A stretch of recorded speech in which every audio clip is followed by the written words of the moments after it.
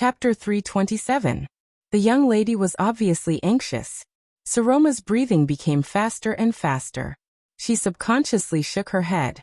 But her hesitation only lasted for a few seconds. The Archduchess raised her head again and spoke in a firm tone. Count Nazir, you don't understand. Her words were somewhat incoherent, but the unyielding attitude in them made Lisban frown. If it weren't for Prince Thales' help, there would be no me, and there would be no Dragon Cloud City today. Thales was shocked. The moment she finished speaking, the entire hall seemed to have turned cold. Count Lisban heaved a heavy sigh, while Nazir's expression was extremely unpleasant. The other counts were not willing to give in.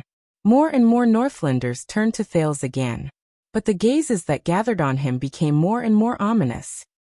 Silly girl. Ian put his hand on his forehead in annoyance. He nudged Thales and whispered, "Yes, perhaps she can protect you from war. But if she has to sacrifice her prestige and power for this, and lose the support of all of Dragon Cloud City, then what is the point of everything we do today?" Thales did not answer. He just chased all the unnecessary emotions out of his mind and quietly looked at the Archduchess, who refused to back down. "Madam, Lady Saroma Walton, you said." Old Count Nazir called her by her full name and narrowed his eyes. "Without him, we wouldn't be here today?" Nazir softly repeated Saroma's words. Saroma took a deep breath. Her face was pale. "Yes, all of you may not know, but Seal knows very well." But the next moment, Count Nazir widened his eyes and suddenly raised his voice. "Indeed." His sonorous voice shook the hall. The old count stood up from his seat. The vassals' expressions changed simultaneously. Saroma was stunned by the count's sudden outburst. Nazir's expression was tense. His tone was stern, causing people to forget his age. "Do you think we don't know? 6 years ago, from Archduke Pofrit's conspiracy, to the calamities entering the city, to King Nuvan's death and King Chapman's coronation. Yes, I know what role those despicable constellations played in that tragedy." Discussions rose in the Hall of Heroes again. Saroma stared at him in a daze. "Count Nazir." Count Nazir stared coldly at Saroma, then at Thales. Madame Kalshan explained it very clearly.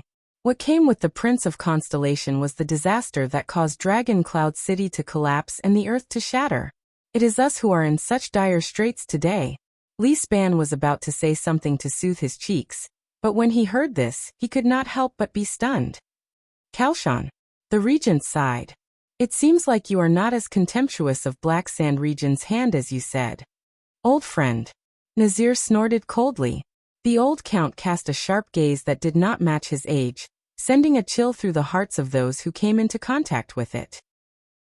"It's been 6 years. And the disasters brought about by this ominous prince have never stopped."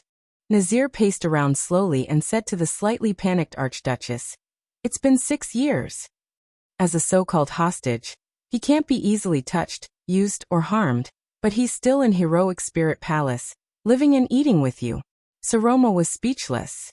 "But that's not important anymore. I don't care how many pieces that prince will be chopped into. Because what I can't stand the most is not those unpleasant rumors, nor is it the prince's misdeeds in Dragon Cloud City." Nazir stared at the Archduchess sharply, then at Thales. His expression was extremely solemn. "It's what I saw today. You, the dignified Archduchess of Dragon Cloud City, actually allowed him to so easily influence your decision, and allowed him to be so deeply involved in Dragon Cloud City's internal affairs?" In the hall, the sounds of discussions among the vassals rose again. Quite a number of people cast their gazes on Thales again, and the prince only lowered his head gently, ignoring Ian's quiet grumbles beside him. "This makes me very uncomfortable. Even Lisban's autocracy did not make me so angry."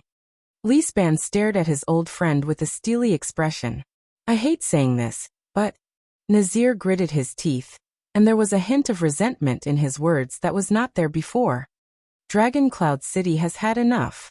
Whether it's the disaster that year, or the current predicament. Whether it's Black Sand Region or Constellations.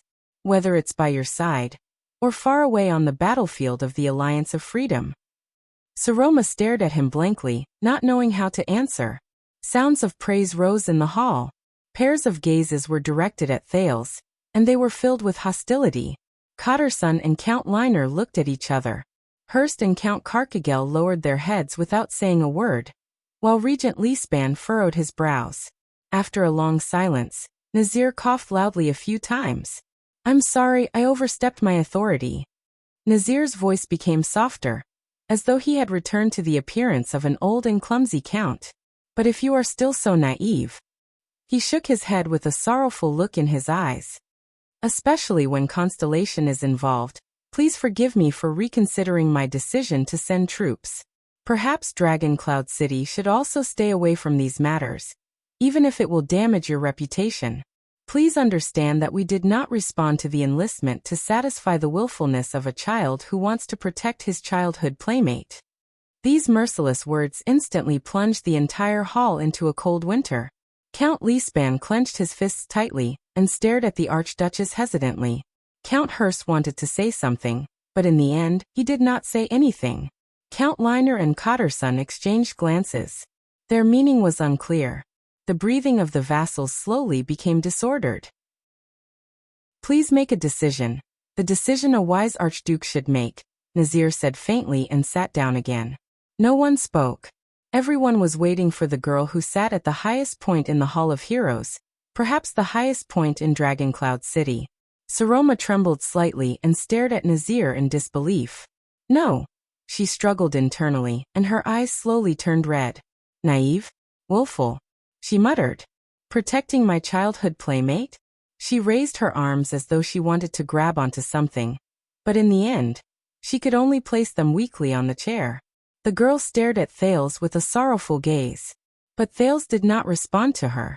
A few seconds later, she turned her gaze back to Nazir and stared at the Count's pained and unhappy expression. The decision a wise archduke should make? Her expression slowly turned into one of anger. "It's easy for you to say, Count Nazir." The girl's breathing gradually quickened. "You weren't there, Nazir." A puzzled look appeared on Count Nazir's face. Saroma took a deep breath. 6 years ago, when the disaster happened. "You weren't there," she said with great difficulty. Count Nazir listened to the Archduchess' words and frowned. Beside the prince, the Viscount of the city of Faraway Prayers tugged at his sleeves angrily. "Did you see her expression? I don't think it's good." Thales nodded expressionlessly. He suddenly had a premonition of what Saroma was going to say. An inexplicable emotion broke through the seal of the sin of Hell's River and surged into his heart. "My lady," Count Nazir sighed. "You are now King Nuvan." Saroma raised her head and interrupted him loudly. "When King Nuvan unfortunately passed away." This name made many of the vassals' hearts clench. Many of them thought of His Majesty and lowered their heads. That blood calamity, when Shield District was destroyed, when the Queen of the Sky descended. During those times, all of you weren't there. With a mournful expression, Saroma slowly curled up the corners of her lips. "More than that. Also, when King Nuvan took Alex away from him. When he put that ring on my hand. When I was captured by that monster. When Lupa appeared and surrounded us, it was as if he was a child." The vassals stared at the girl. Doubt and puzzlement slowly crept into their hearts. "My lady," Leespan coughed and reminded her softly. "Perhaps you should reconsider." But Saroma ignored what he was saying. "How do you know? How do you know?" "So you don't know." The girl gritted her teeth fiercely. At that time, the one who was truly by my side. It's him who saved my life. And gave me a different life." At this moment Thales, who was at the center of the storm, slowly curled up the corners of his lips. The words of the girl and Nazir made him recall what happened in the past. Those things he would never forget. He watched the Archduchess' struggling and hesitant expression from afar, and sighed softly. Saroma puffed out her chest and held onto the arm of the chair. The anger in her eyes slowly turned into relief. The expression on her face also changed from indignation to indifference. "Nazir," she said flatly, "do you think that Dragon Cloud City lacks a true Archduchess?" Nazir's gaze became solemn. He subconsciously felt that something was wrong. "Do you think that with an Archduchess as your leader, it is inappropriate for us to send troops?" Lisbon's breathing became faster and faster. He stared at the Archduchess in surprise. Saroma exhaled and said coldly, "All right, I can do as you say. Choose a husband from the vassal families and give birth to an heir. Even if you get married tomorrow, it will not be a problem. If this can be exchanged for your expedition and your cooperation, then I will do it." The Archduchess flashed a forlorn smile. She heaved a sigh of relief, as if she had just let go of a burden. The Count's expressions changed one after another. Count Lisbon's expression changed drastically. "What?" As if someone had poured boiling water into the hall. The vassals immediately cried out in surprise. "What's going on?" Ian did not seem to be able to react. He pulled Thales in a daze. She. However, in the midst of the surprise and shock, Thales' expression remained calm. He only stared at the girl in silence. That little rascal. It was as if nothing had happened. "But Thales, he is a friend who has gone through trials and tribulations with me." Saroma's cold and arrogant voice was like a beacon in the night. It ignored all distractions and spread out clearly in the midst of the clamor. "As long as he is in Dragoncloud City, he will not be harmed. And I will not treat him as a sacrificial chess piece and send him to the front lines just because I am wary of Constellation." She cast a warning glance at Cotterson and Count Liner. The two counts turned their faces away with unnatural expressions. Monty, the Raven of Death, who was watching from the side, had a solemn expression. However, there was something else in his gaze as he stared at the Archduchess. "This is my promise, and it is also a favor I owe him." Saroma glanced at Thales. There was an indescribable emotion hidden in her eyes. "A favor that is worth repaying with a lifetime." The voices of the vassals became louder and louder. The Count's expressions turned ashen at the same time. Count Hurst even turned his head away with an angry snort. Thales stared back at her quietly. A second later, the prince flashed a faint smile. It was the same smile he had all those years ago. He completely ignored Nicholas' angry glare from beside the Archduchess. As if she had received encouragement, Saroma's expression became lively. The Archduchess raised her head proudly and looked at the entire hall. "Everyone, what do you think of this deal?" Count Nazir stared at her in a daze. He seemed to be shocked by the girl's determination, and was speechless for a long time. "My lady!" Count Lisban could not take it anymore and shouted, "Enough of being willful. Do you know what you're saying?" Saroma slowly turned her head, and looked at the regent who had accompanied and taken care of her for more than 6 years. "She is losing this game, losing her bargaining chip as an Archduchess." Below the hall, Ian stared at the prince with a complicated expression. There was no lack of resentment in his voice. "She is making all our efforts for her go to waste. Just to protect you? I really don't understand." Ian snorted coldly. Thales shuddered slightly. He slowly turned his head. "No." Thales said coldly and interrupted Ian. "She did not lose." In the face of Ian's puzzled gaze, Thales took a deep breath and tugged at his collar, brushing past the symbol of the 9-pointed star. "I can't lose either." At the same time, everyone was either shocked or furious as they waited for the Archduchess's response. It was an important decision that might decide the future politics of Dragoncloud City. The young Archduchess' hands trembled more and more violently, but her gaze became more and more resolute. "Of course I know what I'm talking about, Seal." "Thank you," Saroma said coldly, "but I am a Northlander, and Northlanders never forget favors, even if it comes at the cost of my life." At that moment, all the Northlanders fixed their gazes on their ruler, but everyone's expression was solemn. In the corner, Thales pressed his hand against the pocket on his abdomen. There was a pair of old black-rimmed glasses hidden there. The prince stared at the stone carving of the cloud dragon spear at the top of the hall, with a determined expression. "At least with me around she won't lose," he said flatly to Ian, who was beside him. Ian was dumbfounded. "What do you mean?" Ian seemed to have figured something out.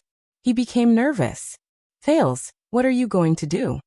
The corners of Thales' lips curled up slightly, revealing a smile. "As I said."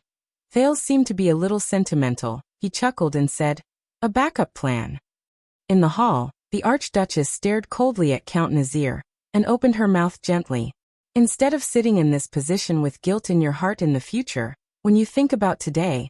However, before Saroma could finish her words, ha ha ha ha, a loud, undisguised laughter rang out in the Hall of Heroes out of nowhere. It interrupted the Archduchess' emotional words. It also broke the solemn atmosphere. Saroma, who was about to speak, was instantly stunned. Ha ha ha ha. The laughter continued. Many of the vassals were also stunned. Lisban frowned.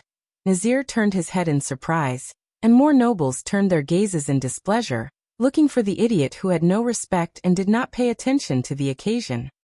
Ha ha ha ha ha. The laughter went back and forth, echoing without restraint. It seemed like something really funny had happened. Saroma and the other vassals frowned together, and looked in the direction of the laughter. The Archduchess was stunned. The others, including Ian, were also stunned. They stared in disbelief at the person who continued to laugh. The people of Dragoncloud City did not react. They let the laughter continue for a while. But the laughter continued. Ha ha ha ha ha. Then, the captain of the Archduchess Guards, the Star Killer Nicholas, who was in charge of maintaining order, shouted angrily. Shut up. The Star Killer's roar drowned out the laughter and echoed in the hall. Finally, the second prince of Constellation, Prince Thales Jadestar, who had been laughing heartily and rocking back and forth, stopped. Slowly he drew back his upraised head. Thales did not care about the angry gazes of the others. He leisurely and contentedly straightened his back on the chair. It was as if this was just an outing. And in the eyes of the Northlanders in the hall, the teenager was narrowing his eyes. With the most disdainful expression, he glared coldly at everyone who stared at him. Young prince, the Star Killer said angrily, shut up, or I'll have someone invite you out now. Save it, Star Killer. Can't you see? Thales snorted coldly and glared at Ian, who was trying to pull him back. In this hall, your roar is the same as the Archduchess' prestige. It's useless. Nicholas was stunned. Then he showed a resentful expression. Thales seemed to be amused by himself. He slowly stood up and laughed again. Ha ha ha ha. Although his shoulders kept trembling, there was no smile in his eyes. They were even cold.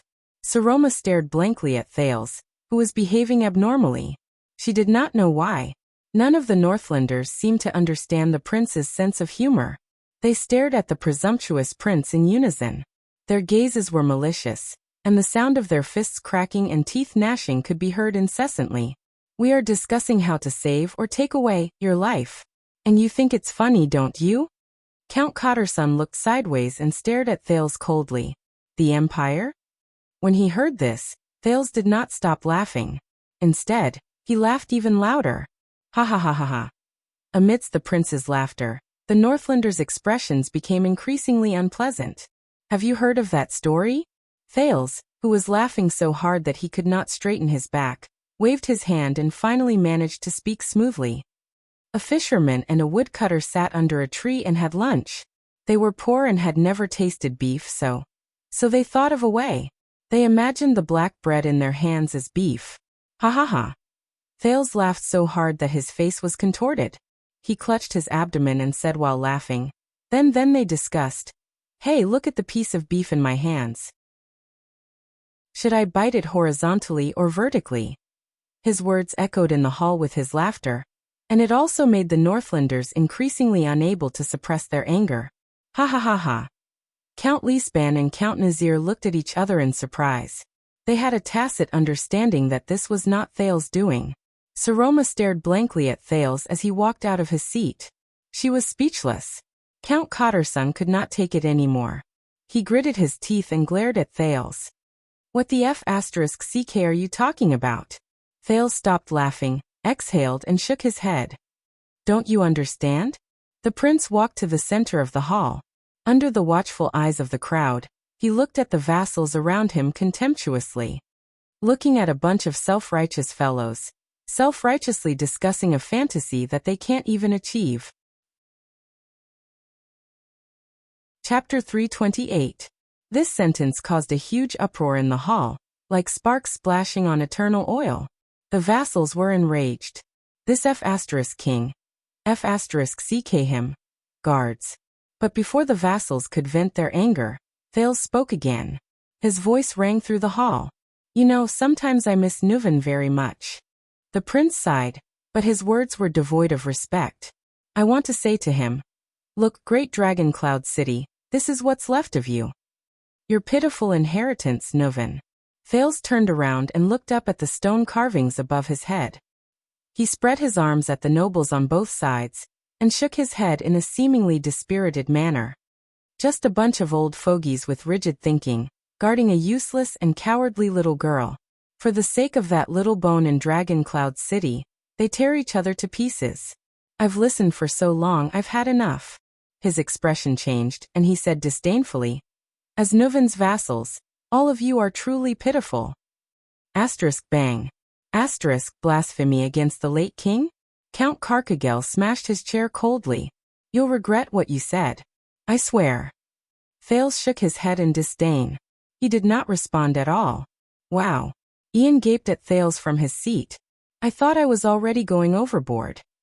If this is your plan, madam, then it's best to stop him before anything happens.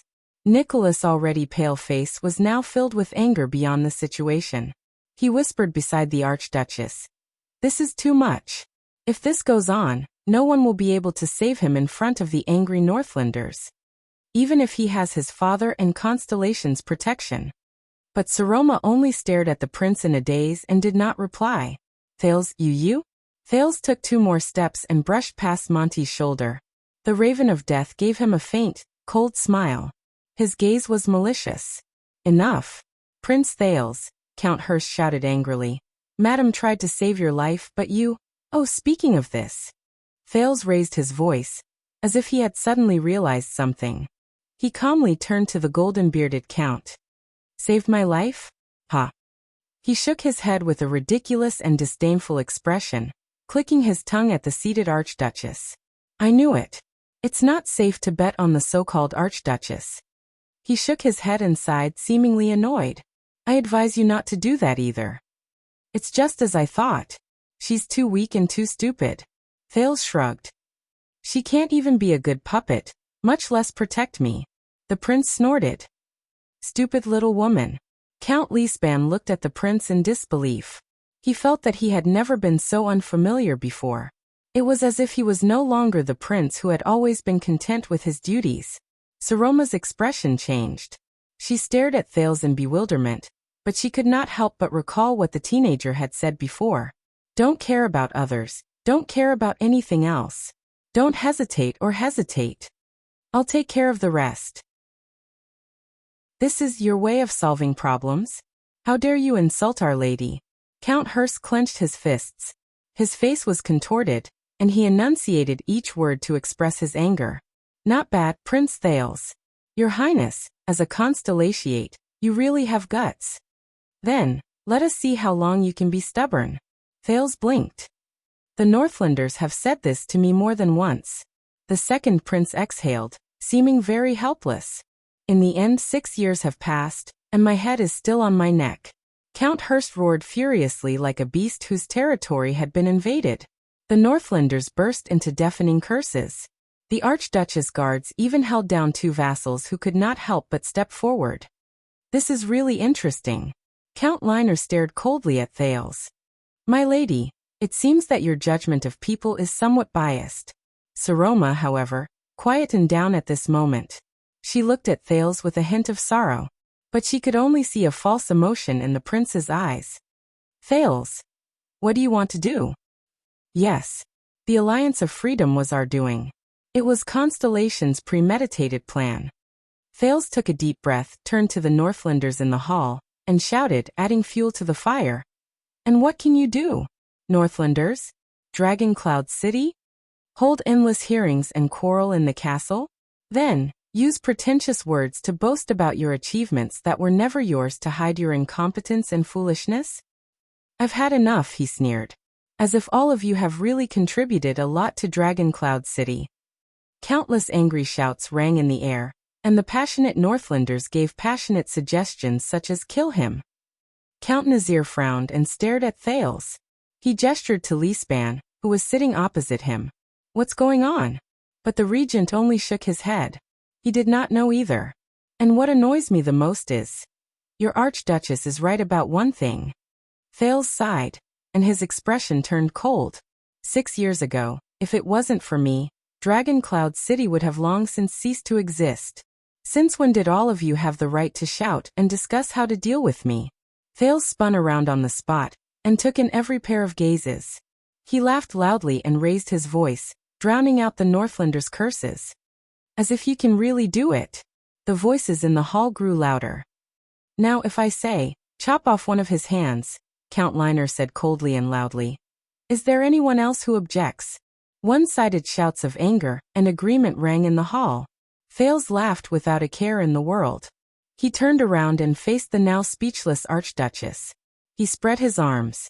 Come, like a brave warrior who was ready to risk everything. He laughed angrily and happily on the battlefield. Everyone from Dragon Cloud City, the second prince of Constellation, Thales Jadestar, is here right now. Take me as a hostage, the teenager shouted. Chop off my hands or feet, it's up to you. 3 Archduchess guards held down the 5th vassal who was about to rush forward, Count Hudson. Thales could no longer remember whether he was Sunset Snow River or Hudson of Spear City. But it did not matter. Thales stared coldly at the enraged Northlanders. It's about time. Ian stared at Thales in the hall and furrowed his eyebrows tightly. What are you trying to do? This is Dragon Cloud City, and you're facing Northlanders. If this goes on, even if you want to be sent to the city of faraway prayers safely, it's impossible. Saroma stared at Thales, who seemed to want to challenge all the authoritative figures in Dragon Cloud City. That's right. At this moment, no one. Talk about marriage, talk about conscription, and talk about the Archduchess qualifications. But you Thales. When she thought of this, she could not help but feel a lump in her throat. Thales roared angrily again. But all of you must remember. Thales waved his arms and glared at every Northlander who was gnashing their teeth. He raised his head and shouted angrily. On that day in the future. On the day I wear the 9-pointed star crown and receive the staff of constellation. Every debt will be settled, and every hatred will be washed away. His words were like a bucket of cold water. The angry shouts in the hall immediately stopped. In the name of Jadestar. This is a promise from the heir to the throne of Constellation. Thales took advantage of the silence to lower his voice and soothe his hoarse throat. He said coldly, remember every single one of you. Remember extensions. He glanced coldly at the vassals in the hall, and found that the anger in their eyes had slowly faded away, turning into hatred that could not be erased for years. Brat. Count Cotterson gritted his teeth so hard that he looked as if he wanted to chew Thales to pieces. Do you think the Northlanders will be afraid of your threat? Thales turned his head around like a thorn and met his gaze. Am I wrong? Look at how scared you were when you faced Constellation.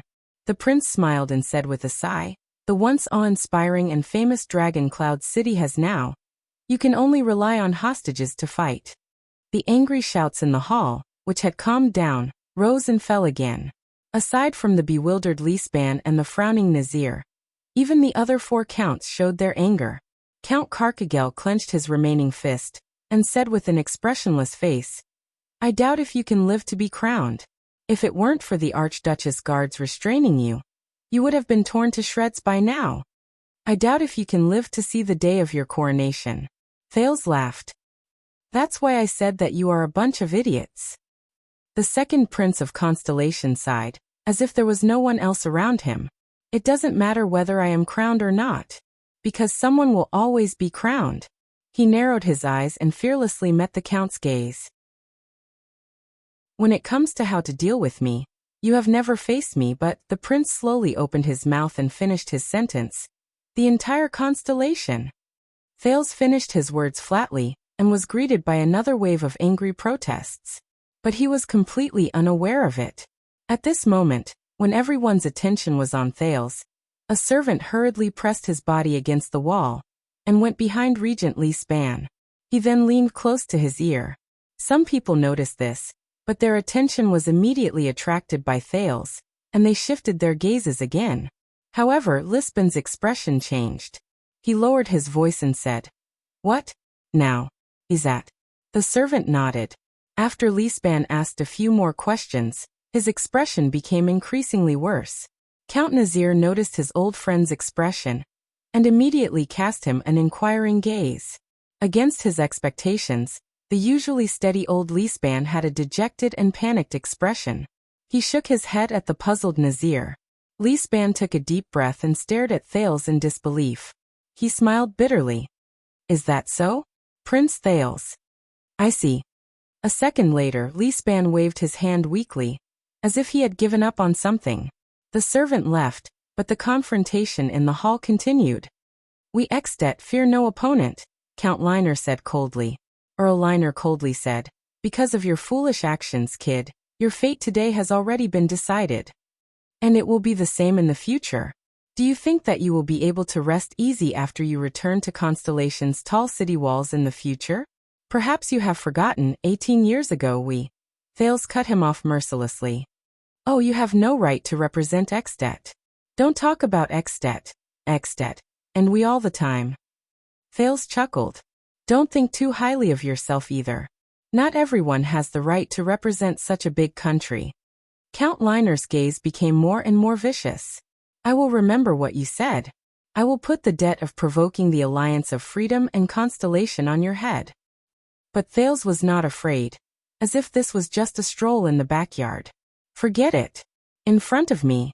It is not up to someone of your rank to speak so harshly. He shook his head in disdain. Count Liner, your rank is still too low to threaten the next supreme king of Constellation. The king's vassal of a country. Liner's face immediately turned livid. At this moment, bang. The main door of the hall was suddenly opened. A deep and sonorous voice rang out in a low voice. I seem to have heard someone say that not everyone has the right to represent Extet. Even a count's rank is not enough to speak to a certain king's heir? The argument in the hall stopped.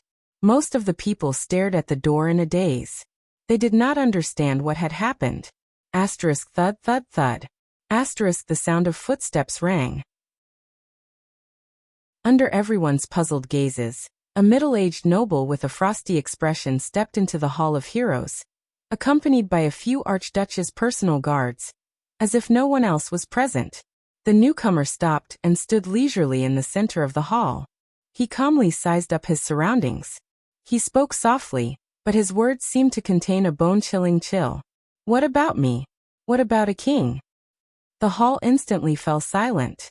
Saroma, Lisban, Nazir, Nicholas, Carcagel, Hurst, Liner, Cotterson, Lord Justin, even Monty and quite a number of vassals, from the Archduchess to the vassals, and even the personal guards and envoys from the city of faraway prayers, all of them froze in an instant. Lisban even had a tired and sorrowful expression on his face. It was as if time in the hall had stopped at this moment, and did not move forward. Their expressions were exactly the same as they stared blankly at the middle-aged noble, who had just walked in. It was as if he was a dead man who had crawled out of his grave. Thales was the only one who looked at the middle-aged noble calmly. Under countless strange or shocked gazes, the middle-aged noble raised his head. The dark golden crown on his forehead shone, and a dark red gemstone was embedded in the middle. When they saw the gemstone clearly, many of them sucked in a sharp breath. In the next second, Chapman I, the 46th common elected king of Extet, and the Archduke of Black Sand region, swept his gaze across everyone in the hall expressionlessly. He said softly, "Good morning." Chapter 329. Thales never thought that when a king appeared before his vassals, he would receive such an interesting response. At that moment, all eyes were on the king. In the silent atmosphere, Chapman Lampard clasped his hands behind his back expressionlessly, and paced at a moderate pace. But he seemed to exude the solemn pressure unique to a king. He furrowed his eyebrows slightly, as if he was deliberately sizing up the floor tiles of Heroic Spirit Palace, as if there were some patterns on them that were worth paying attention to. Behind the king, Viscount Kentvita and Croce stood on his left and right with indifferent expressions.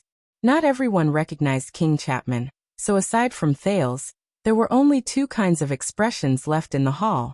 Their faces were solemn, and they were confused. There were also those who were both, such as Lisban and Nazir, and the Archduchess. Extet. Viscount Kentvita stepped forward solemnly. With a sonorous voice and the short, powerful, and gruff tone unique to Northlanders, he announced to the entire hall, "Salute your king." Kentvita's voice echoed in the hall. In the next second, as if a storm had suddenly descended, the originally puzzled nobles instantly erupted into an uncontrollable uproar. What's going on? The Kinslayer is actually in Dragon Cloud City. How did he get in? Could it have been arranged beforehand? No, look carefully at that prince. There were those who were doubtful, those who were shocked, those who were solemn, those who were terrified, and those who were gnashing their teeth in anger.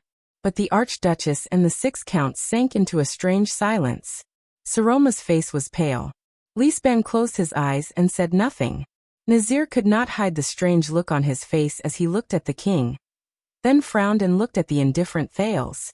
Carcagel's eyes burned, and his breathing quickened. Hurst seemed to be seeing King Chapman for the first time. His solemn and scrutinizing gaze was fixed on the king. Count Liner and Count Cotterson were so shocked that they did not even have the time to exchange glances. Ian from the city of faraway prayers was dumbfounded. He blinked rapidly and sized up the common elected king in the center of the hall in disbelief. From time to time, he cast a puzzled glance at Thales. Is that the ambitious and terrifying Archduke of Black Sand region that my father mentioned? The culprit of the disaster in Dragon Cloud City 6 years ago? How? Thales? Doesn't that mean? Ian's expression became more and more unsightly. At the center of the storm, King Chapman's expression was still calm, and his movements were casual. His left hand lightly rested on the sword at his waist, not caring about the atmosphere around him. The nobles' discussions grew louder and louder. At this moment, the king suddenly raised his head. The nobles, who were discussing among themselves, could not help but stop and hold their breaths. King Chapman's gaze was filled with coldness and deathly stillness.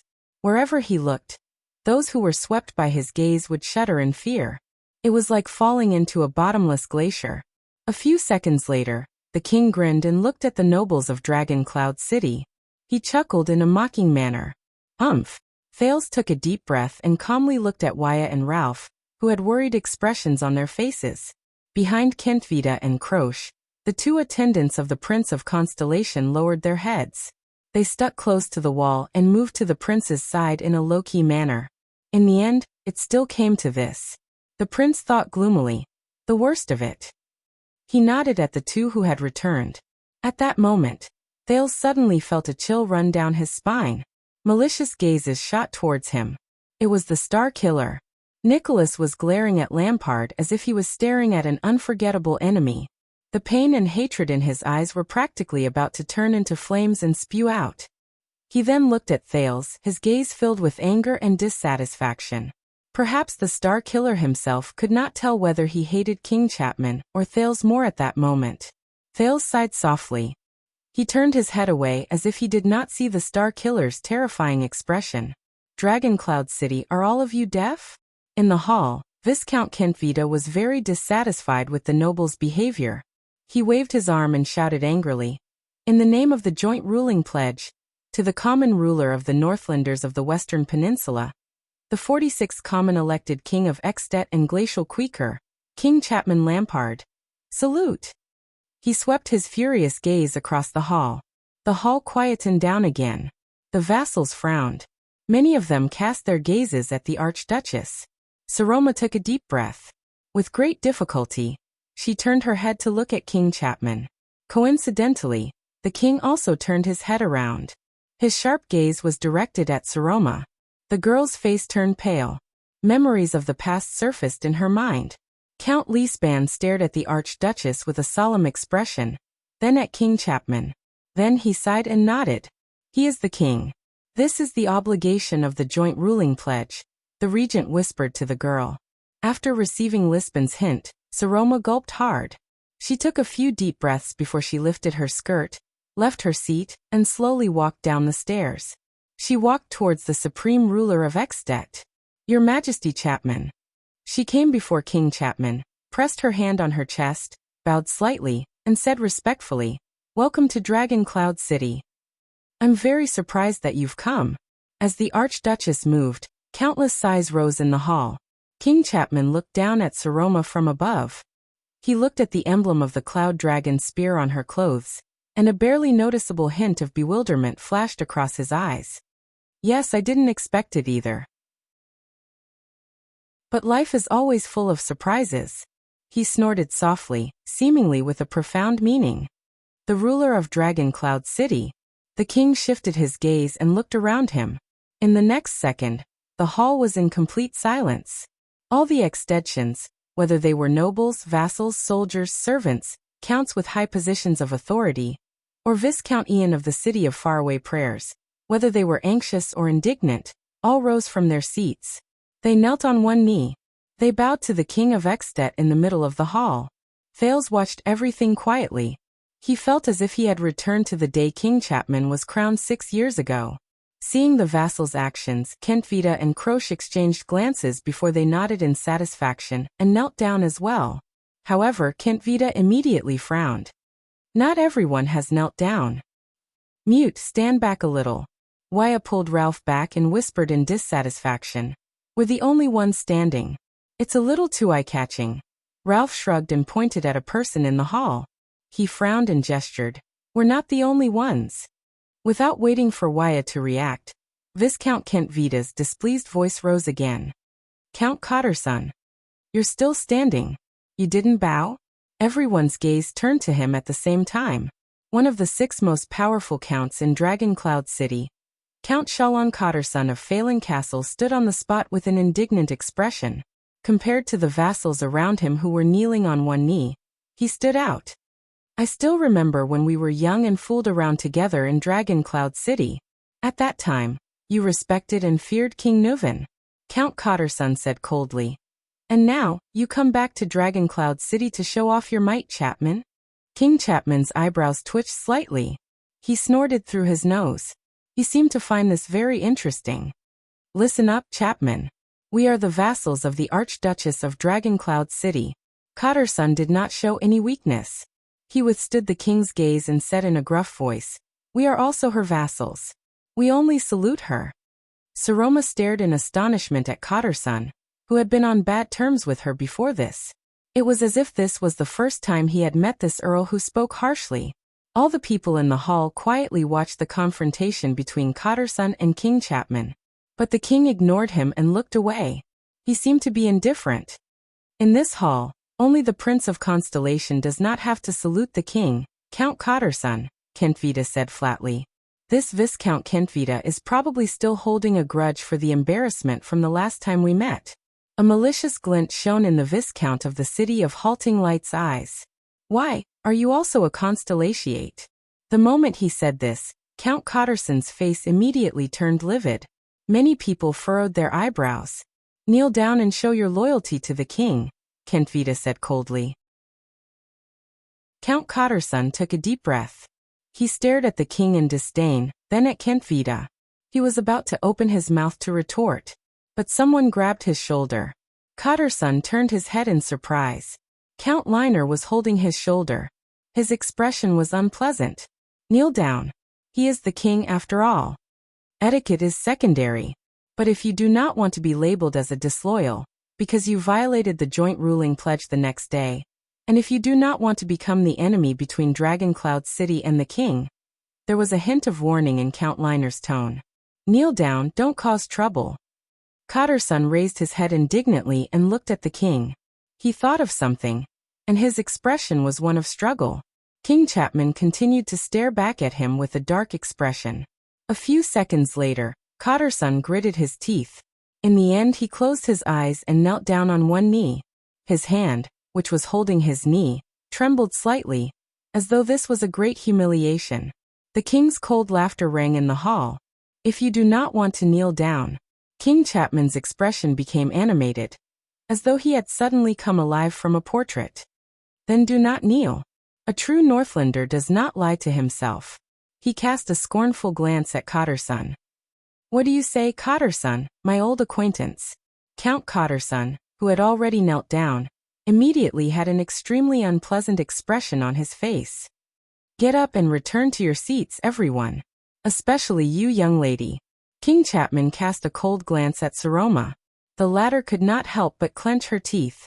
She then looked around. Do not let me ruin the atmosphere. The vassals in the hall slowly stood up. What followed was the sound of many people clenching their fists. Below the Archduke's seat, Count Nazir said in a low and solemn tone. When did he arrive in Dragon Cloud City? You did not know about it beforehand? Opposite him, Lisban sighed. At this point in time, is this important? Nazir glanced at the king, who acted as though there was no one else around him, and snorted softly. I thought you would stop him, be it outside the city or outside the palace, and not allow him to enter as though there is no one around, Your Grace. I was thinking about it, Regent Lisban replied bluntly. Perhaps we could even add a sideshow like, Dragon Cloud City kills the assassin who broke into the palace. But Lisban's gaze then tensed up.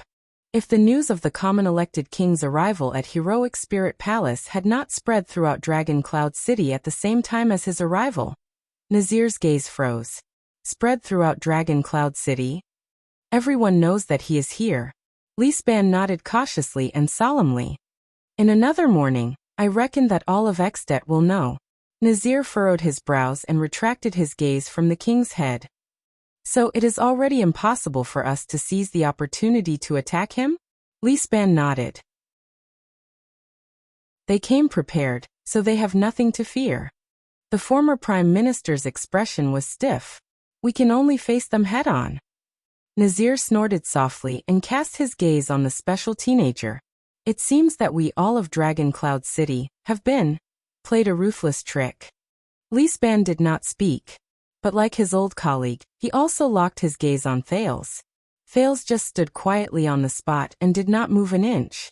He did not seem to care about King Chapman, who was not far away. Beside him, Ian from the city of faraway prayers looked at Thales hesitantly, then at King Chapman, who had suddenly appeared.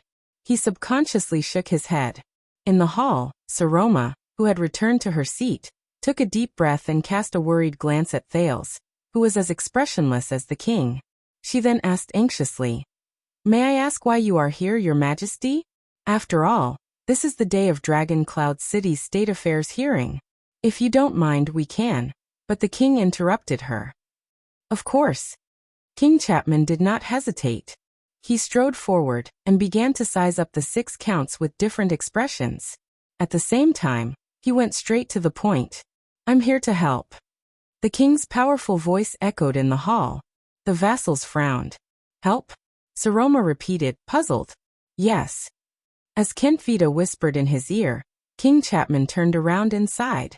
But before that, following the king's gaze, the vassals' gazes turned in puzzlement. In the end, they landed accurately on the air of the city of faraway prayers. Ah, someone from the city of faraway prayers? King Chapman enunciated each word clearly.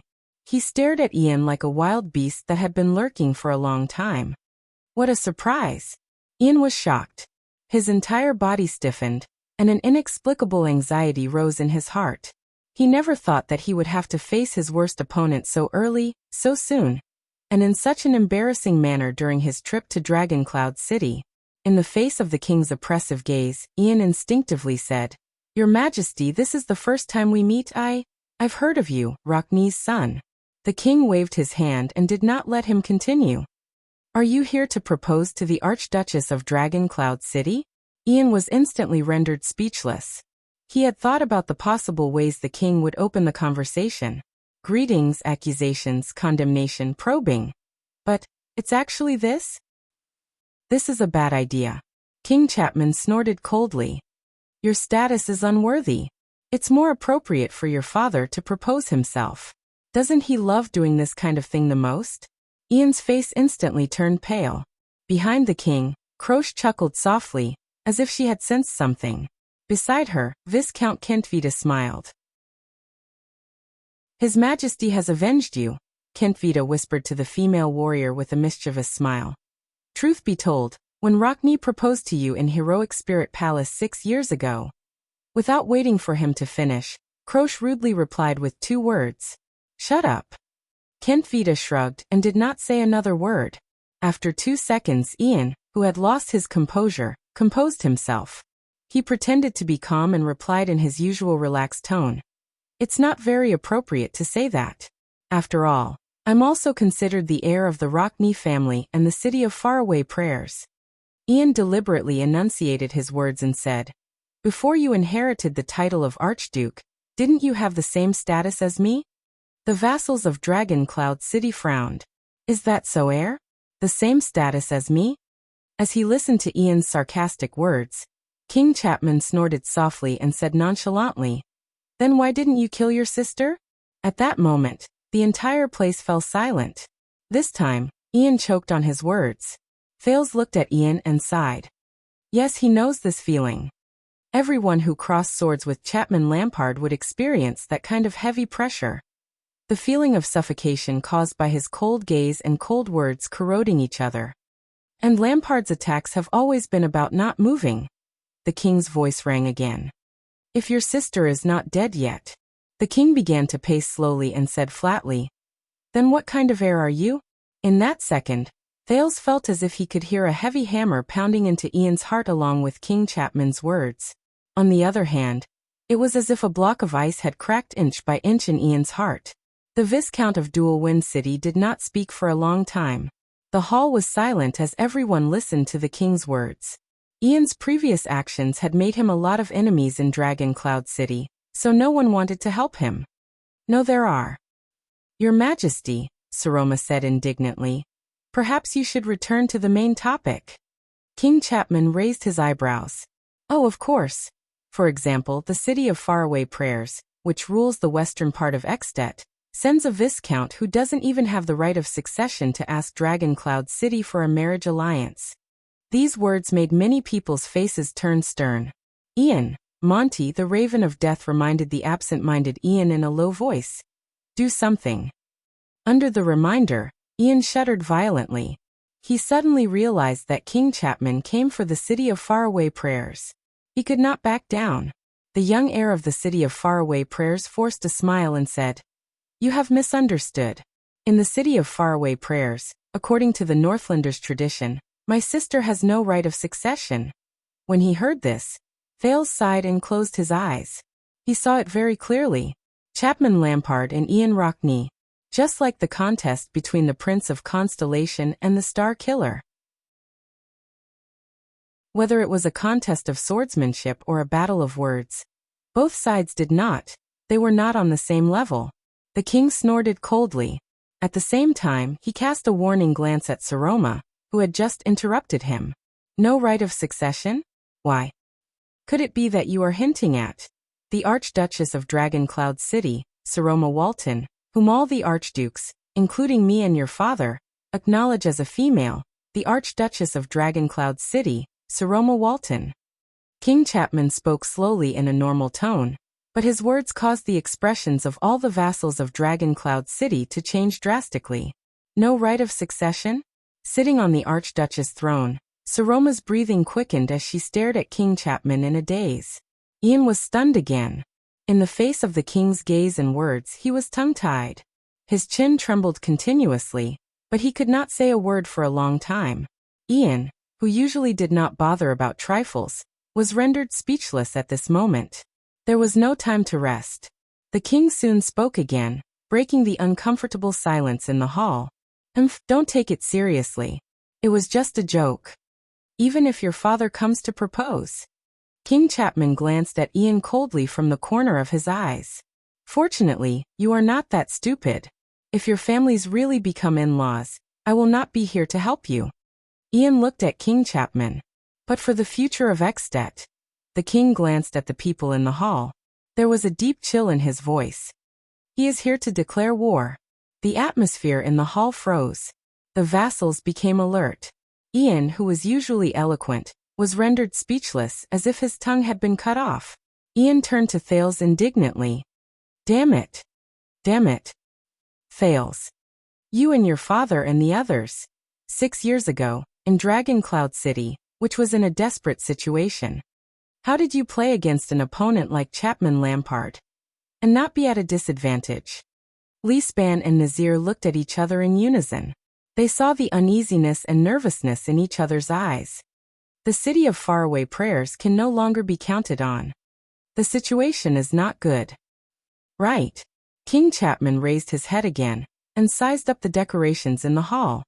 He did not relax in the slightest when it came to Ian's question. I heard that Archduke Rockney has been very close to some of my restless vassals recently. The expressions of the vassals in the hall changed. Not very close. Ian took a deep breath and chased away the discomfort and loss of composure brought on by the king's pressure. He tried his best to force a smile. But under the joint ruling pledge, we pay attention to every noble of the kingdom, especially to ensure that their natural legitimate rights are not violated. Please forgive me. Thales closed his eyes gently. No. Indeed, they were not very close. But the city of faraway prayers is the mastermind behind the scenes.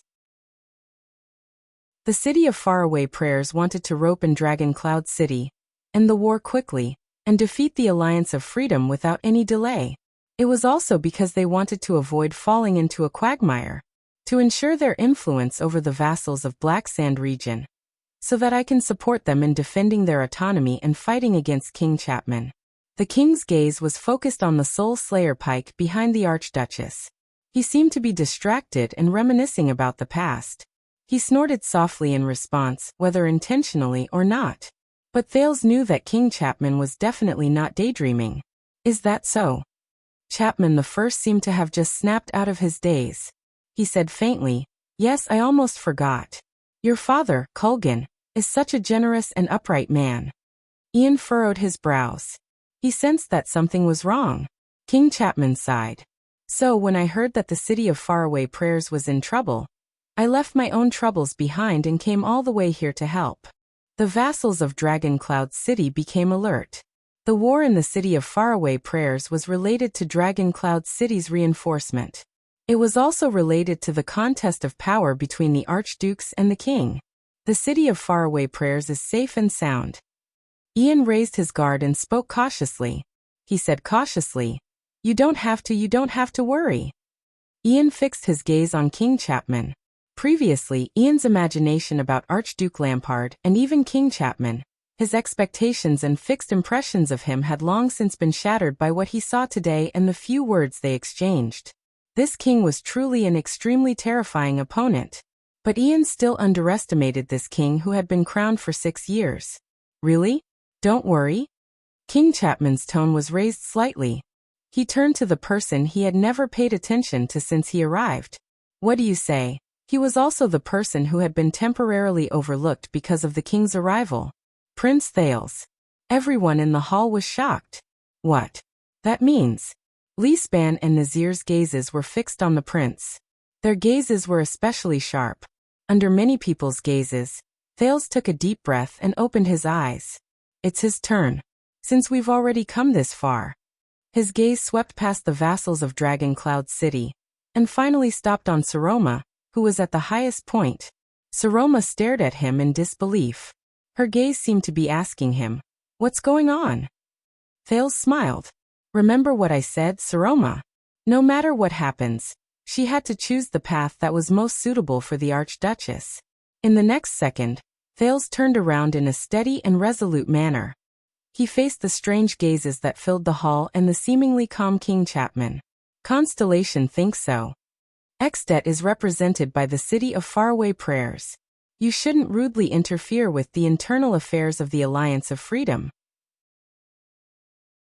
So we sent an army to observe the relationship between the Alliance of Freedom and the city of faraway prayers."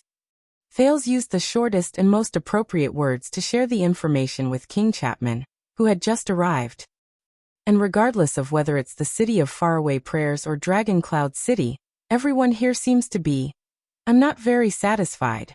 After Thales finished speaking, he pursed his lips tightly. However, this sentence was like a powerful knock that echoed in the hearts of everyone who knew the truth. Saroma stared at Thales in a daze. The puzzlement in her eyes grew deeper. What was going on? Why does Thales want to stand against us? Why does he want to claim that his kingdom is against us? His situation was clearly already. In the face of Saroma's puzzlement, Thales' expression was as calm as still water.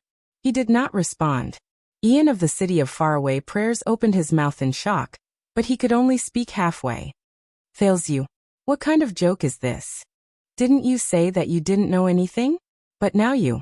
In the face of Ian's questioning, Thales' expression was calm, as if he did not hear anything. On the other side, the star killer, Nicholas, stared at Thales with an increasingly dark gaze. There was even hatred in his eyes. Young prince, are you in cahoots with him?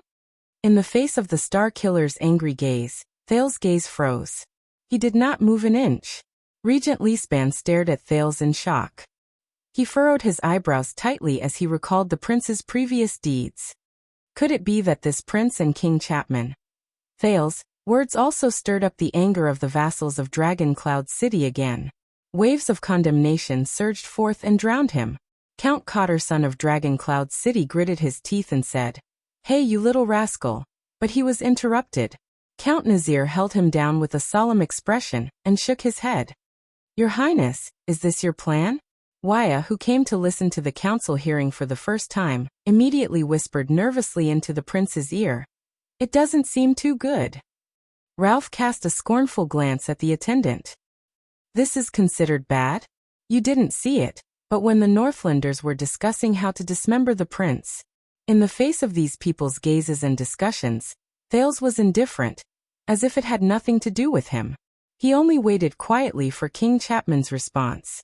King Chapman frowned slightly and paused for a few seconds. He seemed to be digesting the news.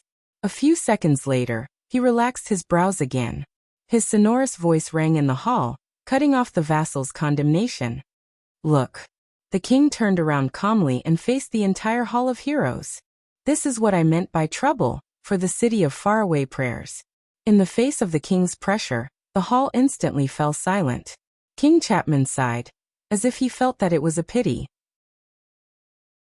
If Constellation really interferes, it will not be so easy for the city of faraway prayers to get rid of the Alliance of Freedom. He pondered and said, "This is indeed a problem." Under the gazes of the people in the hall, King Chapman curled up the corners of his lips and revealed a rare smile.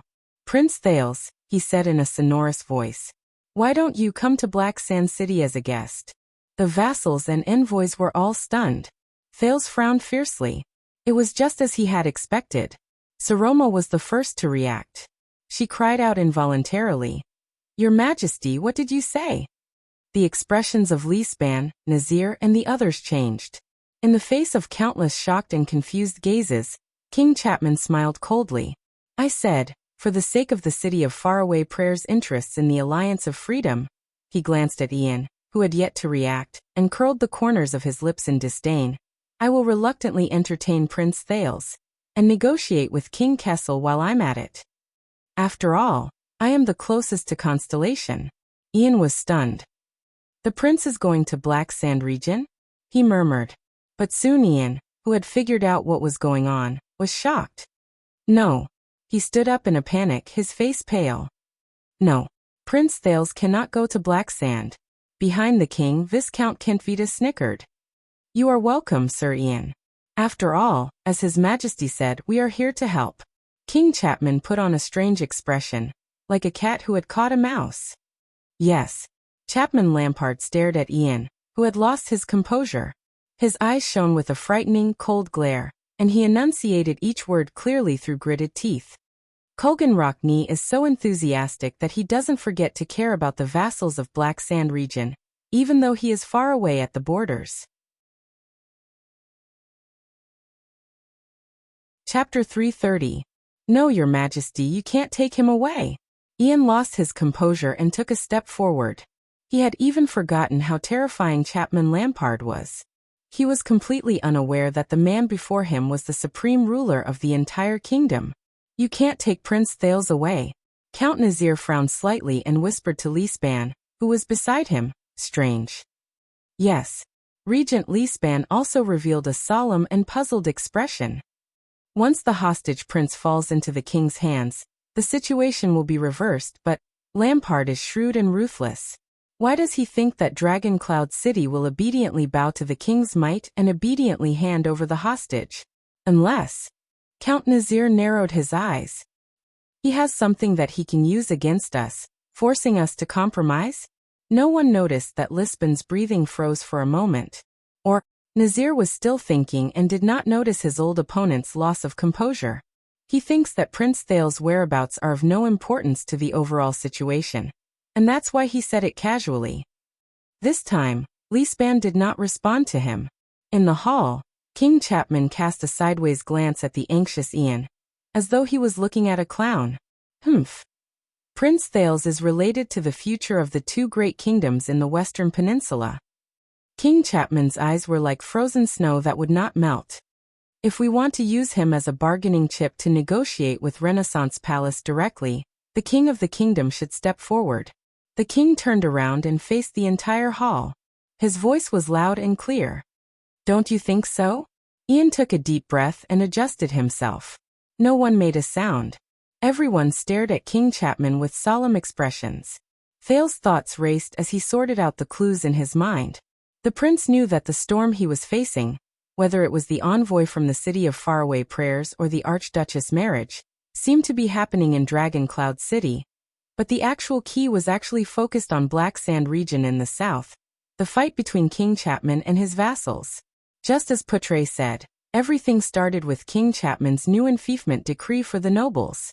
The Archduke of Black Sand region's ambition caused his vassals to retaliate. While King Chapman was in a terrible predicament, he also revealed his biggest weakness. The city of faraway prayers seized the opportunity to attack him while he was down. Both sides of the chessboard had entered the game and began to gradually increase their stakes. In the first round, the external forces led by the city of faraway prayers made the first move. With Rockne as an example, the Archduke supported and instigated the vassals under the Lampard family from behind the scenes, giving them the confidence to continue fighting against the king's decree. They attempted to send the already infamous king of kinslayers into the abyss of complete disgrace and desertion. The second round began with Black Sand region's counterattack. The Alliance of Freedom's strange accident had caused the Rockne family's backyard to be on fire, causing the families of Black Sand region, who had vowed to oppose tyranny, to lose their confidence. Who would dare to count on Archduke Rockne, who was trapped in a long-term war, to fulfill his promise and send troops to support them at the most crucial moment? In the third round of this game, the city of faraway prayers revealed its next card in response to King Chapman. Under Ian Rockne's mediation, Dragon Cloud City, which was the most important city in the kingdom but had been weakened for 6 years due to internal discord, finally reached an agreement. The vassals of Dragon Cloud City gathered under the Archduchess banner and promised to use their powerful military force to launch an expedition to the west to solve the city of faraway prayers' worries.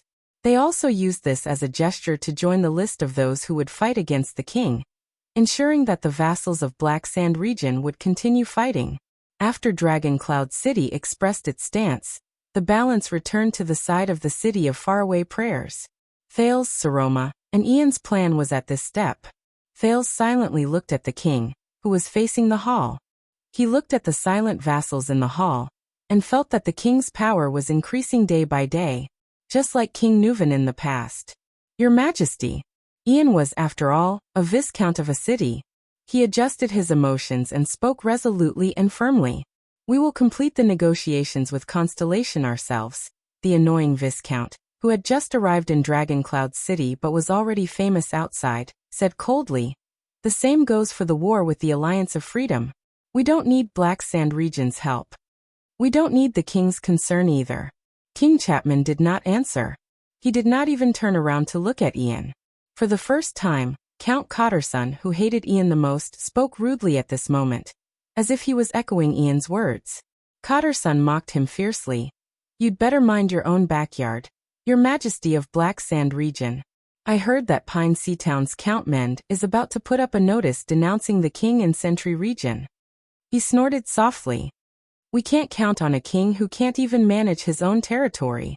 Obviously, the words mocking Black Sand region's internal instability worked. When Viscount Kentvita, who stood behind King Chapman, heard this, he could not help but furrow his eyebrows tightly. King Chapman raised his eyebrows slightly. Your Majesty. Saroma, who had not spoken for a long time, had a tense expression on her face. She could not hide the nervousness in her heart. The ones who have a grudge against the Alliance of Freedom are, after all, Dragon Cloud City and the City of Faraway Prayers. the Archduchess said seriously. This is a battle that only belongs to the Walton family and the Rockney family. For the sake of Eksted's victory, Prince Thales will be more effective in the city of faraway prayers than in Black Sand City. Thales nodded slightly, but his gaze was gloomy. You're right, Saroma. But the last thing King Chapman needed right now was probably a reason that was based on reason. The king stood quietly for a few seconds, as if he wanted to savor the air at this moment. Only then did he slowly turn around and show half of his side profile to the furious Cotterson and Ian, who looked as if he was facing a great enemy. He then looked at the Archduchess and nodded at Thales. All of you really like this boy, don't you? In the quiet hall, King Chapman's pupils shrank slightly, and he let out a rather uneasy voice. All of you are counting on him to force Constellation to intervene? In the face of the king's retort, Ian had no choice but to bite the bullet and reply. This is the city of faraway prayers' internal affairs. It has nothing to do with you. As he listened to the people in the hall fighting over him, Thales could not help but sigh. Be it himself or Saroma, they were now facing an accident that they had not expected. It could also be said that this was the fourth round of the chess game. The sudden entry of Constellation's army made the clear balance of military power uncertain again, and shook the city of faraway prayers' initial overwhelming advantage. Constellation's army was a threat that could not be ignored in the battle against the Alliance of Freedom. Their attitude determined how much trouble the Alliance of Freedom could bring to the city of faraway prayers. This put Thales at the heart of the struggle. Once Thales arrived at Black Sand region, it meant that the bargaining chip with Constellation and the initiative in the war in the west had finally fallen into the king's hands. He could make Constellation retreat and end the war as soon as possible, or prolong the war. This also meant that Black Sand region had the city of faraway prayers under its control. In the face of the undeniable failure of the Rockney family behind the scenes, the suspicious vassals of Black Sand region would lose their confidence and hope and give up resisting the king. Then, the scheme the city of faraway prayers set against King Chapman to ruin his reputation had basically failed. But what was worse was that because of Thales' decision to stay or leave, the prince could not help but sigh. A crack appeared in the relationship between the stubborn Archduchess and her vassals. It also made Dragoncloud City, who had originally planned to send troops, become uncertain again. So he could no longer sit by and watch. Thales stared at King Chapman, who should not be standing there. With a heavy heart he thought, I have to use this final trump card. A dangerous trump card with a price.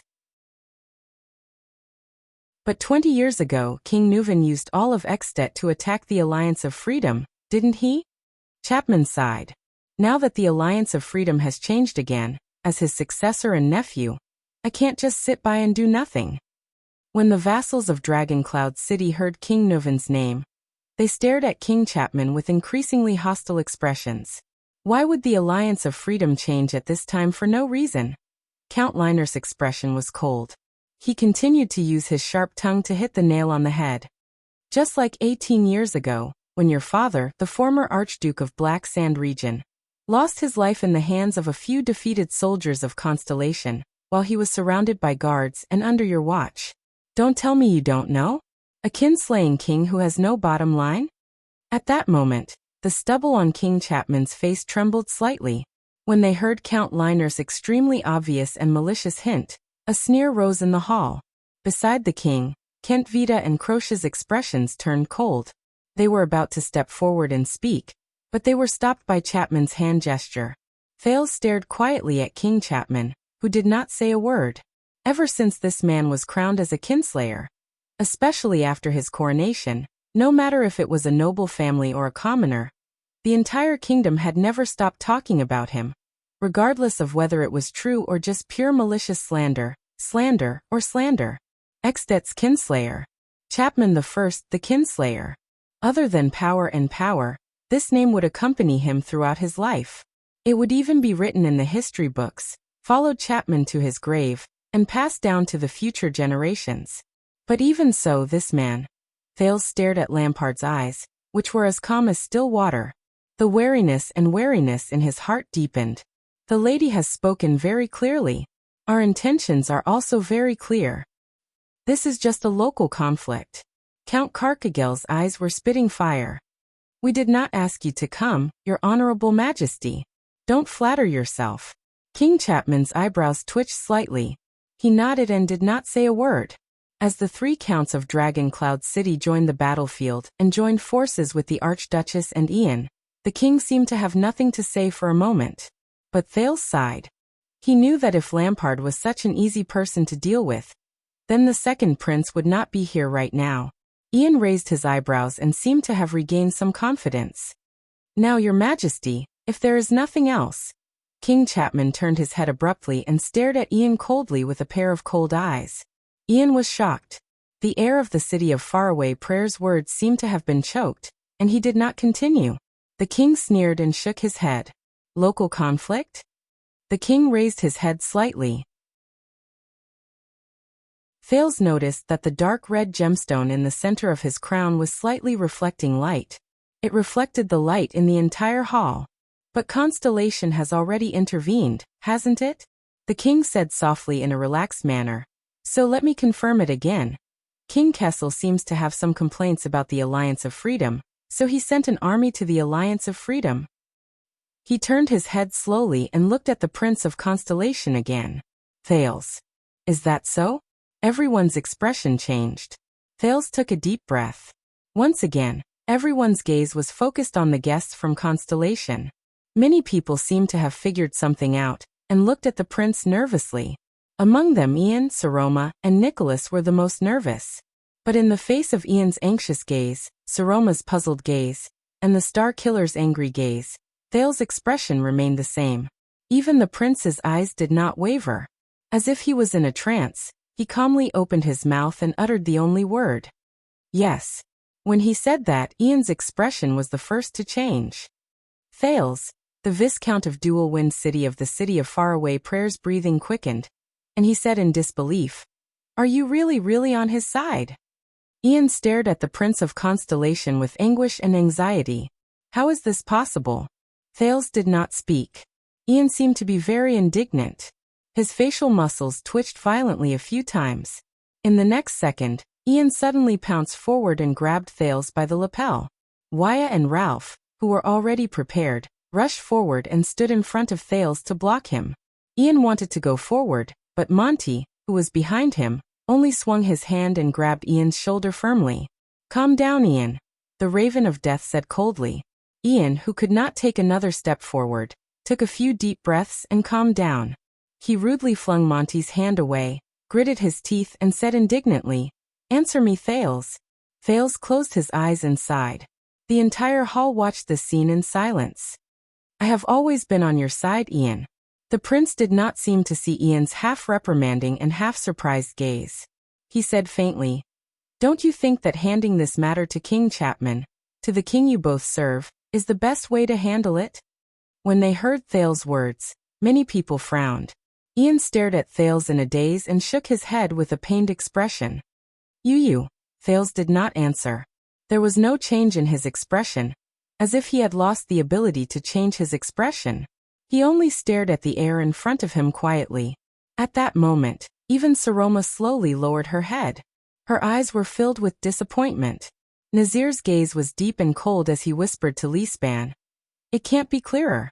We have this hostage, but he colluded with outsiders and played us in the palm of his hand." Leespan stared at Thales from afar and sighed slowly. "So this prince is indeed the king's ally." "How ironic." King Chapman laughed. His voice echoed in the hall again. "So that is the country's action. This is no longer a local conflict.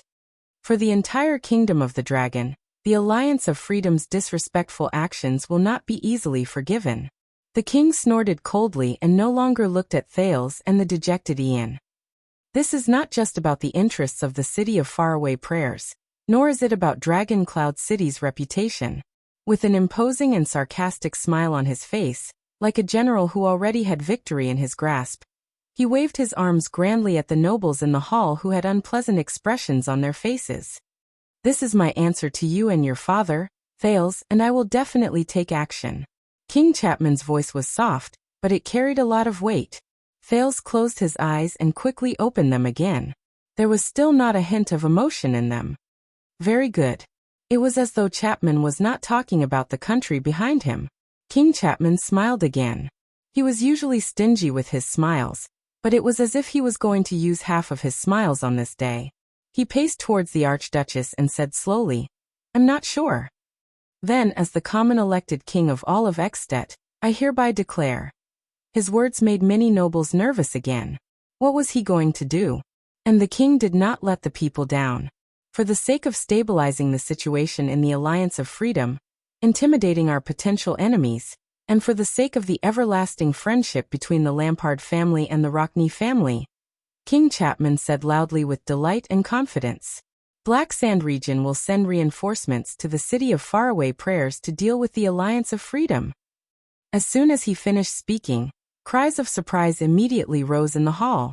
Saroma looked at her regent in confusion, but Lisban only had a bitter expression on his face and tightened his lips. Many of the vassals looked at each other in confusion. They discussed among themselves, but none of them understood King Chapman's actions. Reinforcements? From Black Sand region to the city of Faraway Prayers? Ian muttered. Ian Rockney, who had already suffered quite a blow from Thale's unexpected betrayal, stared at King Chapman in a daze. His mind was a mess. What is he doing? Imitating Dragon Cloud City and righteously earning a reputation? No. What reputation can a kinslayer have? Harming oneself to benefit others and help us quell the Alliance of Freedom? Impossible. Or is he trying to conquer the city of Faraway Prayers with violence? That's even more impossible. Thales was also puzzled. Black Sand region will send troops to the city of Faraway Prayers? At that moment, Thales frowned and thought hard. His mind spun madly. Wait. What does Lampard want the most right now? What's the most pressing problem? Of course it's. In the next second, Thales, who had figured out the inside story, opened his mouth wide in shock. Very soon, he would not be the only one. Because King Chapman's sonorous voice spoke again. As I said, we are here to help. Very soon, from the northern plains to the tributary of Sunset Snow River, from the Sighing Hills to the eastern and western pine forests. Every village, every castle, and every noble in Black Sand region will receive my summons. The king looked at every noble in the hall with a gloomy expression. He especially cast a special glance at Lisban and Ian. For Ekstedt, my vassals will stake their reputations, offer their wealth, recruit warriors, and send their children to the west to witness the unbreakable friendship between Black Sand region and the city of Faraway Prayers through the Alliance of Freedom's foolish actions and ultimate failure. They will also witness how we love this great kingdom together. When he said this, the shrewd and ruthless vassals, Lisban, Nazir, and the others were shocked. They looked at each other in shock. They already understood the king's plan. No way? The hall slowly quietened down. Ian took a few deep breaths before he frowned. Stake our reputations and offer our wealth? A surge of anger immediately rose in the Viscount's chest. Impossible. Ian's face contorted. He could not help but shout at King Chapman. Do you think that by using the name of assisting the city of Faraway Prayers, you can make the world believe that we have secretly made peace with you and are in cahoots with you? That you can make the vassals in Black Sand region, who have been opposing you, waver? That will destroy their confidence in fighting against your tyranny? That's impossible. The Viscount trembled slightly. The indignation in his eyes was plain to see. The entire Black Sand region despises you, spits on you, and opposes your Bullsh *T decree. Ian glared at Thales angrily, as if he still bore a grudge against Thales' betrayal. The Viscount of Dual Wind City turned to the king again and said rudely, Assist us? Humph, at this moment, who can you order around? No one in Black Sand region will care about your summons. Tyrant who doesn't respect tradition. Beside the king, Viscount Kentvita snorted coldly. He seemed to be very dissatisfied with the other's disrespectful tone. Thales frowned and stared at King Chapman. It's been 6 years. Your methods are still as terrifying as before. In fact, they're even more terrifying than before. Old friend. Regent Lisban coughed softly. Sir Ian, Count Lisban, who had seen through something, said solemnly, Do you still not understand? This is exactly what he wants, disobedient vassals. Ian was slightly taken aback at first, but then he gradually came to a realization. Disobedient vassals? Ian looked as if he was struck by lightning. His indignant face first turned from red to white, then from white to green. Chapter 331.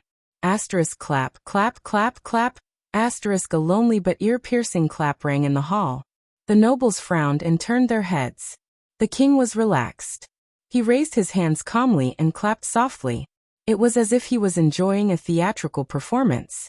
Thales felt a wave of discomfort in his heart. He remembered the bloody dawn 6 years ago. At that time, Lampard was the same.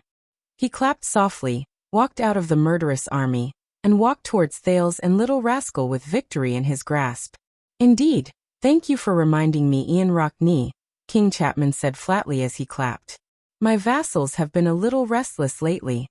Many people have nowhere to vent their energy. The king inhaled and exhaled slowly. His gaze was cold. So this is the best opportunity, isn't it? I will provide them, who can't suppress their passion, with a chance to serve the country. This is the right time. Behind the king, Kent Vida crossed his arms and chuckled. Ian slowly came to his senses and stared at the king in a daze. He seemed to have expected it, but he still refused to believe the facts he deduced. What do you mean? King Chapman did not speak. He only curled the corners of his lips and revealed a vulture-like cruel smile. Viscount Kent Vida, the second assistant advisor of Extet's Imperial Conference, stepped forward gently, just as His Majesty said. From the moment the Prince of Constellation opened his mouth to confirm. No, it should be from the moment the Constellation Army appeared. This was no longer a local conflict. In fact, it's no longer about who the Alliance of Freedom, who broke the treaty, is loyal to. It's no longer as simple as a dispute between Extet and its tiny affiliated kingdom. He grinned and revealed a bright and relaxed smile, but his words contained a message that made the nobles frown. What the city of Faraway Prayers is facing is the honor and humiliation of all of Extet. It's our national dignity in the face of our mortal enemy, Constellation. As I said to the Archduchess in this hall a few weeks ago, Kent Vida said slowly, in the face of Extet's honor and humiliation, our internal disputes become insignificant. Saroma recalled the meeting a few weeks ago, and her face immediately turned pale. Kent Vida snorted softly and said, regardless of whether it's a small misunderstanding between archdukes or the vassals' small dissatisfaction towards the king, they should all be put aside, shouldn't they? He gently spread his hands. This is the supreme name, the war of the country, and the unavoidable righteousness of the joint ruling pledge. Some of the vassals of Black Sand region, in the face of righteousness, if they dare to reject His Majesty's conscription order, if they are unwilling to recruit soldiers, if they are unwilling to mobilize, if they are unwilling to obey orders, if they are unwilling to come. Viscount Kent Vida seemed to be very happy to see the people from the city of Faraway Prayers suffer. He shrugged and deliberately chuckled in a low voice. Ha ha ha. Bang. Behind Kent Vida was Croche, who had disliked him since a long time ago. She mercilessly knocked on the assistant counselor's head. Speak properly. Viscount Kent Vida rubbed his head indignantly, and did not say anything else. But no one was paying attention to them anymore. King Chapman's voice rang out again, and this time, it was especially chilling. Northlanders don't need cowards. Especially those people. Those who refuse to put aside their internal disputes, their dissatisfaction towards the king, their passion to go to war, and their willingness to die in the face of the righteousness of the country are cowards. The king looked around at the people in the hall. His eyes shone with a cold glare. What other reason do they have to occupy the name of nobility, the benefits of titles, and drag out an ignoble existence in the world? And as their suzerain, what other reason do I have to be soft-hearted towards them? Sighs rose and fell in the hall, along with exhales of indignation. Thales watched all of this coldly from the sidelines. His heart was heavy, using the name of defending against foreign enemies to eradicate dissidents. As a ruler, you're really straightforward, Lampard. At least the rulers of other places would put an effort to whitewash it a little. Saroma thought about her current situation, and then thought about the king's current situation. She could not help but be shocked when she understood something. Ian's expression froze for a moment. The next moment, he swayed violently, as if he was hit head-on by a carriage weighing 1,000 pounds. The Raven of Death frowned and supported him. No. Ian's breathing quickened. He was drenched in cold sweat. Why you want to use this war against the Alliance of Freedom to purge your vassals? Is this the purpose of issuing the draft order because of Constellation's interference? No, Ian thought in despair. It can't be. How can it be like this? At the other end of the hall, the diplomat group from the city of faraway prayers was immersed in sorrow. The 6 counts of Dragoncloud's city stared at King Chapman. The cautiousness and wariness in their eyes had never been seen before. But in the next second, Ian suddenly raised his head. His eyes were filled with anger. Do you think you will succeed, Lampard? Your vassals, they are all nobles, elites among men. It is because of their support and loyalty that the Lampard family can sit firmly in the Archduke's position. He gritted his teeth so hard that he almost crushed them. He did not even care about how he addressed the king. But now you want to attack them. Do you think they will sit quietly and wait for the Lampard family's army to storm their castles, rob them of their wealth, and strip them of their titles? Do you think the warriors who are loyal to you can really handle the entire Black Sand region? However, what interrupted him was the king's faint sneer. Ha ha ha ha. At this moment, King Chapman turned his neck slightly and looked at the Archduchess on the stairs. The Star Killer frowned. He blocked Saroma's path without showing any sign of weakness. The hatred in his eyes never diminished. When he saw that Saroma looked as if she was facing a great enemy, King Chapman narrowed his eyes and shook his head. He said in a mocking tone, "Didn't I tell you? The Archduke of Reformation Tower has already expressed his stance. If Constellation really interferes with the Alliance of Freedom, then he will definitely not stand by and do nothing." His words made many nobles tense up again. Porpheus Trentida is a man of great righteousness. He will be very willing to send troops to aid the city of faraway prayers. He and his army will come to Black Sand region and meet up with me and the warriors of the Lampard family. King Chapman spoke very slowly, almost enunciating each word softly. Then we will see which traitors in Black Sand region are unwilling to serve the country. Ian was stunned again. What? Reformation Tower in Black Sand region? That means that if Lampard wants to get rid of the nobles in my region, whether it's in name, strength, or timing, it's already. Reformation Tower, Trentida? Ian remembered something and sighed. In the end, he closed his eyes in pain. That bastard. Reformation Tower is the closest to us, Kentvita added with a smile. Of course, they will understand our intentions the best. He remembered the cunning noble with the bowl cut, the glint in his eyes, and the provocative words he used. The Archduke of Reformation Tower. Porpheus Trentida. Even during the most critical moment in Heroic Spirit Palace, when the battle between Rockney, Alcius, and Lampard was on the verge of breaking out, the Archduke only held a short knife and hid safely in the distance. Him. Has he already sided with Lampard? You've planned this from the beginning, haven't you? Ian's face was ashen. When you issued the new decree and the families of Black Sand region first objected, King Chapman and his 2 subordinates stared at him coldly.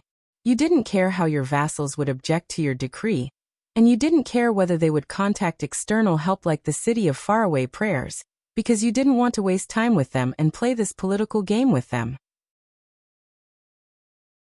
Ian said sadly, in fact, the Alliance of Freedom's move was not to hold the city of faraway prayers back, nor was it to weaken the opposition's confidence in external help. King Chapman stared at the people in the hall with a focused expression, as though he was watching an interesting play. You didn't even care whether Dragoncloud City would send troops, didn't care about the outcome of the war, and didn't care whether the city of faraway prayers could end the war quickly. From the beginning, you made up your mind. Ian muttered to himself. You wanted to use the most direct, brutal, and simple method to get rid of those disobedient old vassals. What you lack is just a name, a reason, a grandiose excuse written in the joint ruling pledge that will not incite the people's anger, and that will have the least consequences. He said his next sentence with a pained expression, such as, Constellation. Ian looked at Thales in despair, but the prince only shook his head. The Viscount slumped into his chair in dejection, and no longer looked at anyone. He was like a defeated fighter in a coliseum. We, the city of faraway prayers. We foolishly roped in the archdukes and prepared to condemn the king together. We naively made promises to the inferior nobles of Black Sand region, hoping that they would destroy Lampard's prestige and destroy the king's authority. We turned him into an empty king. Now, from the looks of it, we lost this game from the beginning? Beside Ian, the Raven of Death sighed softly. He glanced at Thales with a deathly still gaze. Leesban heaved a long and heavy sigh. So, if your vassals were to accept the conscription, it would mean a huge expenditure and countless manpower. And the expedition to the west would mean handing over the population, combat power, heirs, supplies, and rear to you. These nobles' lifelines would be handed over to you. Perhaps by the time they return, their territories will have been turned upside down. Perhaps they will never be able to return. Don't make it sound so bad, Viscount Kentvita said, as if he was having a headache. At the end of the day, His Majesty is only conscripting the army in his territory to go to the Alliance of Freedom to regain his dignity. Leesban shook his head. However, if His Majesty's vassals refuse to be conscripted, you have the right and reason to use the combined might and military power of the Lampard family and Reformation Tower, to deprive them of their titles, and even purge their families in the name that no one can object to. You will truly turn Black Sand region into your own territory. The regent sighed in a low voice. Isn't that right, Your Majesty? Thales looked at Ian's absent-minded expression and at Lisbon's face, which seemed to have aged a few years in an instant. He felt dejected. Yes, I know this feeling. I have experienced it before, and I will never forget it. The argument earlier was just an appetizer for Chapman Lampard. But the truly terrifying thing about the Kinslayer was his methods. The bloody siege in front of Broken Dragon Fortress, the terrifying attack on the night of disaster. As always, he was as swift as lightning, direct, violent, cruel, decisive, and effective. What was left for the enemy was only shock and regret. King Chapman snorted softly. It's not that they don't have a choice. King Chapman turned his gaze and met the old Lisbon's eyes. They can choose to be loyal to the king, obey the decree, choose to continue loving Extet, and everyone will be happy, the king said coldly. His sharp eyes seemed to hide an unstoppable blade. Wherever he looked, the nobles averted their gazes. Instead of secretly interacting with the forces of power other than their vassals, hoping to escape their inevitable fate. Of course, this is also a warning to those who stick their hands into my territory and meddle in other people's business. Know your place, or I will come for you. As he said this, King Chapman swept his cold gaze over the people in the hall again. He was like a fierce beast patrolling its territory. The iron fist emblem on his outer robe that represented the Lampard family was very eye-catching at that moment. Aside from the noble's indistinct breathing that varied in speed, the hall was silent. Thales quietly watched the dejected Ian, and a chill rose in his heart. Regent Leesban sighed softly before he said with a solemn expression, You have no intention of holding back at all, and neither do you have the shame and bottom line of a noble, right? Leesban, the former prime minister of the kingdom, faced the king's gaze, which was even more powerful than before, and called out his name without fear. Chapman Lampard. In the face of those traditional families who oppose your expansion of power, you not only faced the difficulty head-on, but also counterattacked. Mend Devonson, Pruno IKA, these Northland families in Black Sand region that we are familiar with. These are illustrious surnames that have been loyal to the bloodline of the Rebellion King and the Lampard family since Rikuru's era. They have a history of hundreds and thousands of years, Leesban said in a pained tone. They thought that they could force the suzerain to retract his decree by working together to force the king to abdicate, as they usually did. But times have changed. In the face of your cruel methods and your merciless conscription order, they either have to acknowledge your decree, lower their heads, compromise and obey your orders, or they have to shed rivers of blood and be reduced to ashes. With a hint of melancholy and hatred, Lisbon's words also caused the nobles to feel anxious. Thales exhaled slowly and sank into deep thought. In Dragoncloud City, Saroma trembled with fear because of her status as an archduchess. She struggled to maintain what little prestige she had in exchange for the vassals' cooperation and obedience. In Black Sand region, however, Lampard bore the infamy of a kinslayer and a reformer. He was merciless and used blood to clear his path, leaving the vassals to lower their heads and obey him. Which side is better? King Chapman's left hand pressed on his old saber and he sneered. There are many people who want to serve the country, and most of them do not have fiefs or titles. Even though it was midsummer, the king's voice seemed to be as cold as a cold wind.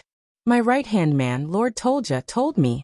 He faced all the nobles in the hall and said something that made them shudder. In this world, there are still too many people who occupy high positions but do not do anything. It's not without reason. Lisben closed his eyes and did not answer. The hall was quiet for a long time. The counts of Dragoncloud City had solemn expressions on their faces. Even in the face of the Archduchess' willfulness and recklessness, they did not show even a hint of it. My God, what a king stands there, said the Earl of Hurst pale. And what a king it is. The worst kind. Count Liner clenched his fingers tightly. The worst kind. Humph. Cotterson shook his head in disdain, but his eyes were filled with wariness. What a scum. Count Nazir stared at the king silently, but he would occasionally cast his gaze at Prince Thales in the corner with a contemplative look. Dragoncloud City, do you understand now? King Chapman did not care about the people in Dragoncloud City discussing his words. If the City of Faraway Prayers really prepared an open letter, and asked all of you to sign it, instigating some unwise idiots in my territory to continue opposing me. The king raised his head and looked at the highest seat. The girl who had been staring at him quietly without saying a word for a long time. What a pity. The corners of King Chapman's lips curled up in delight. Because it's meaningless now. Ian lowered his head and stared at his knees. He did not seem to notice the gazes around him. King Chapman shook his head. I even want to suggest that there is no need for you to get involved in this war. Black Sand region has already taken over. There is no need for you to send troops. At that moment, the three people from Black Sand region stood proudly in the hall, as if this was their home field. The vassals of Dragoncloud City clenched their fists again. Indignation and indignation burned in their hearts. Because no matter how long the Alliance of Freedom's war lasts, the king's expression was a little ferocious. The outcome on the chessboard has already been decided. Thales shook his head. So, as expected, you seized the opportunity, Lampard. You got what you wanted. Then, from this moment on, Thales fixed his gaze on King Chapman. Where is your reward? In the next second, King Chapman seemed to have sensed Thales' gaze. He turned his head and looked at the prince, who gradually became more cautious from his expressionless face. He frowned slightly. Thales still stared at him coldly. The king pursed his lips a little. King Chapman exhaled a long breath. As for this prince, don't bother sending him to the City of Faraway Prayers. Send him to Black Sand region. As the person who truly mediates with Constellation, it is only natural for me to entertain Prince Thales. Thales closed his eyes and heaved a sigh of relief in his heart. At that moment, even though he was in the Walton family's heroic spirit palace and Rikaru's Hall of Heroes, King Chapman acted like a true master and arrogantly spoke to the vassals in the hall. Is there anything else? No one answered. Are we really going to Black Sand region? Wyatt's expression changed drastically as he looked at Ralph. This. Thales chuckled softly in the corner, and comforted the two people behind him in a low voice. Calm down, it's not over yet. I called him here, the prince silently thought. I'm not planning to be a guest in Black Sand region. But he also noticed that Nicholas' gaze was getting colder and colder. Since just now, the Star Killer's gaze had never left the prince. It was as if he knew Thales' role in this. The hall was very quiet. No one spoke. In the chill brought by the king, everyone was thinking about the consequences of this sudden accident. The outcome of the game between the City of Faraway Prayers and Black Sand region seemed to be in sight. What should Dragoncloud City do? Then, a clear and pleasant voice suddenly rose into the air. Yes. King Chapman's expression changed slightly. He turned towards the direction where he originally thought there would be no accidents.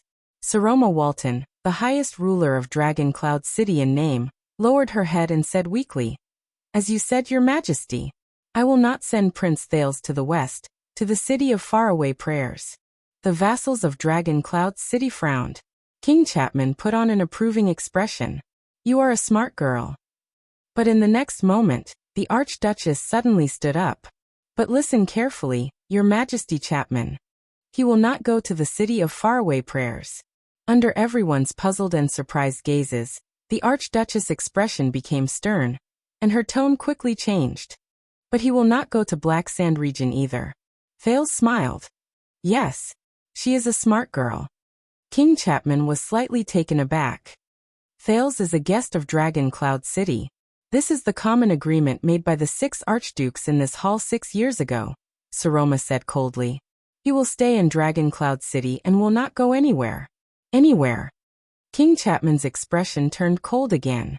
Just like 6 years ago. But against the king's expectations. The girl who still trembled under his gaze 6 years ago now had a steady expression and a determined gaze. In the silent confrontation, Viscount Kentvita furrowed his brows, but Croce smiled. "The common agreement made by the 6 archdukes?" King Chapman snorted softly. "You are very mischievous, girl. You have a lot of ideas. Not only that." Saroma shook her head without showing any signs of weakness. "You need to know one more thing. Regardless of the City of Faraway Prayer's attitude, regardless of your attitude, Dragon Cloud City will send troops to conquer the Alliance of Freedom, just like how my father and grandfather personally pacified the Alliance of Freedom 20 years ago. This is the responsibility of the Walton family, and it is the dignity of Dragon Cloud City." With a taut face, she said unyieldingly, "It will not change because of one person, regardless of whether he is a king or a beggar." The atmosphere in the hall turned completely cold. The counts watched the confrontation between the king and the Archduchess with complicated emotions.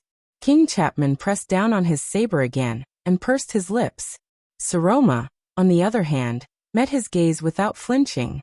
Finally, after a few breaths, the king laughed coldly. "An unmarried little girl is going to shoulder the honor of the dragon spear?" King Chapman looked around. "Do your experienced and powerful vassals also agree to this?" Saroma took a step forward. Her expression did not change. "My vassals, every single one of them, support my decision." Under the king's gaze, the vassals of Dragon Cloud City frowned and looked at each other. At this moment, Regent Leespan took a step forward without hesitation. "The Archduchess will is our mission," Count Leespan said coldly. "She said that Prince Thales will not go to Black Sand region." "Then he won't go." His old colleague Nazir sighed softly. "The problem is solved." Count Cotterson also snorted coldly. "The lady also said that we are going to help the city of faraway prayers, Kinslayer." Cotterson grinned savagely. "Then we will sharpen our axes and bring our swords." King Chapman frowned. He raised his head to look at Saroma, who was standing high above. The Archduchess was still staring at him with a determined expression. Her gaze did not waver in the slightest. Count Hurst stared at the Archduchess and nodded heavily. "The lady's attitude is Dragon Cloud City's attitude. It doesn't matter what kind of *T order that *T king gave us. If that king has the guts, he can bring his army and his lackeys to Dragon Cloud City to deprive us of our titles," Count Liner said sarcastically. "Who knows, maybe I will obediently hand it over." Carcagel's gaze was cold. His words were short and clear. "Welcome to Dragon Cloud City, Your Majesty." As the Archduchess and the Count spoke, the vassals of Dragon Cloud City reached a consensus as they stared at each other. With the same cold and hostile gaze, they stared at the king. "You heard what they said." Saroma still stared at King Chapman coldly. "Do you have any questions, Your Majesty?" For the first time, King Chapman looked at the young girl seriously. It was as if he was sizing up a weapon. "Not bad at all, girl," he said softly. With a deep chill, King Chapman said softly, "But regarding the agreement made by the 6 archdukes 6 years ago, you are still wrong about one thing, girl." In the next second, King Chapman turned to Thales and revealed a strange expression. Thales could not help but tense up. Saroma was stunned for a moment. What? King Chapman swung his arm, turned around abruptly, and faced the puzzled gazes of the entire hall. Why do I remember?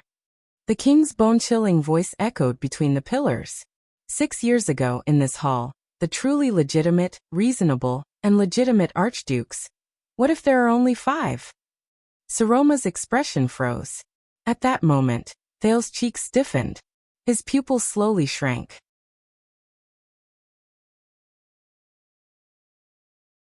Chapter 332. What do you mean by this? Count Hurst stared at the king with an unfriendly gaze. He was not the only one. All the nobles in the hall were enraged by the king's provocation. Except for a few. Thales pressed down on his slightly trembling fists and stared at King Chapman's terrifying gaze. What is he trying to do? Exposing Saroma's identity at this time? Does he not want to be king anymore? When he thought of this, Thales glared at King Chapman. His eyes were filled with warning. King Chapman noticed Thales' gaze. Before the angry or puzzled expressions of the nobles in the hall, the king snorted softly with an ambiguous meaning. No. When he saw this, the prince suddenly understood. Thales saw King Chapman carefully scrutinize the few people at the top of Dragon Cloud City. Saroma, Leespan, Nazir. The king took in their expressions and revealed a mysterious smile. No, he doesn't look like he's going to fight to the death and injure both sides, Thales thought to himself. As he stared at Saroma, who was puzzled and nervous on the stairs, Thales suppressed his desire to speak and interrupt the king. His identity was sensitive to begin with. The more he said, the more mistakes he would make, and it would only attract unnecessary suspicion. Because the 6th person left is not an archduke. King Chapman said coldly, but his words strangely stopped there.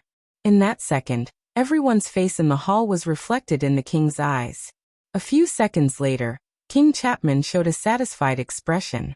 He changed the topic at the perfect time. But an archduchess? Saroma frowned, not knowing how to react. It felt like a person who was usually so serious that his jaw almost fell off suddenly trying to be humorous. Thales' tensed heart relaxed, and he breathed a sigh of relief. At that moment, the teenage prince swore that aside from himself, the sin of Hell's River had given him extraordinary hearing ability. There were at least 4 breaths of different speeds that exhaled in a barely noticeable manner after the king's words. Saroma, Leespan, Nicholas. Wait, who's the last one? But Thales' attention was immediately captured by another matter. Lampard isn't trying to fall out with me. He's testing all of Dragon Cloud City, and he's warning me. The disdainful snorts of the nobles rose in the hall, showing their displeasure at the king's senseless joke. The archduchess stared at the king stiffly. Her lips trembled slightly, but she eventually fell silent. Archduke and archduchess? This joke is not funny. Count Liner's expression was gloomy. It only shows that our king lacks respect for Raikuru's bloodline. Be careful, Chapman. Regent Leespan had been wearing a cold expression just now. As the most suitable person to speak at this moment, he retorted rudely. If you make too many jokes, one day, you will die because of one of them. King Chapman gently caressed the hilt of his sword by his side.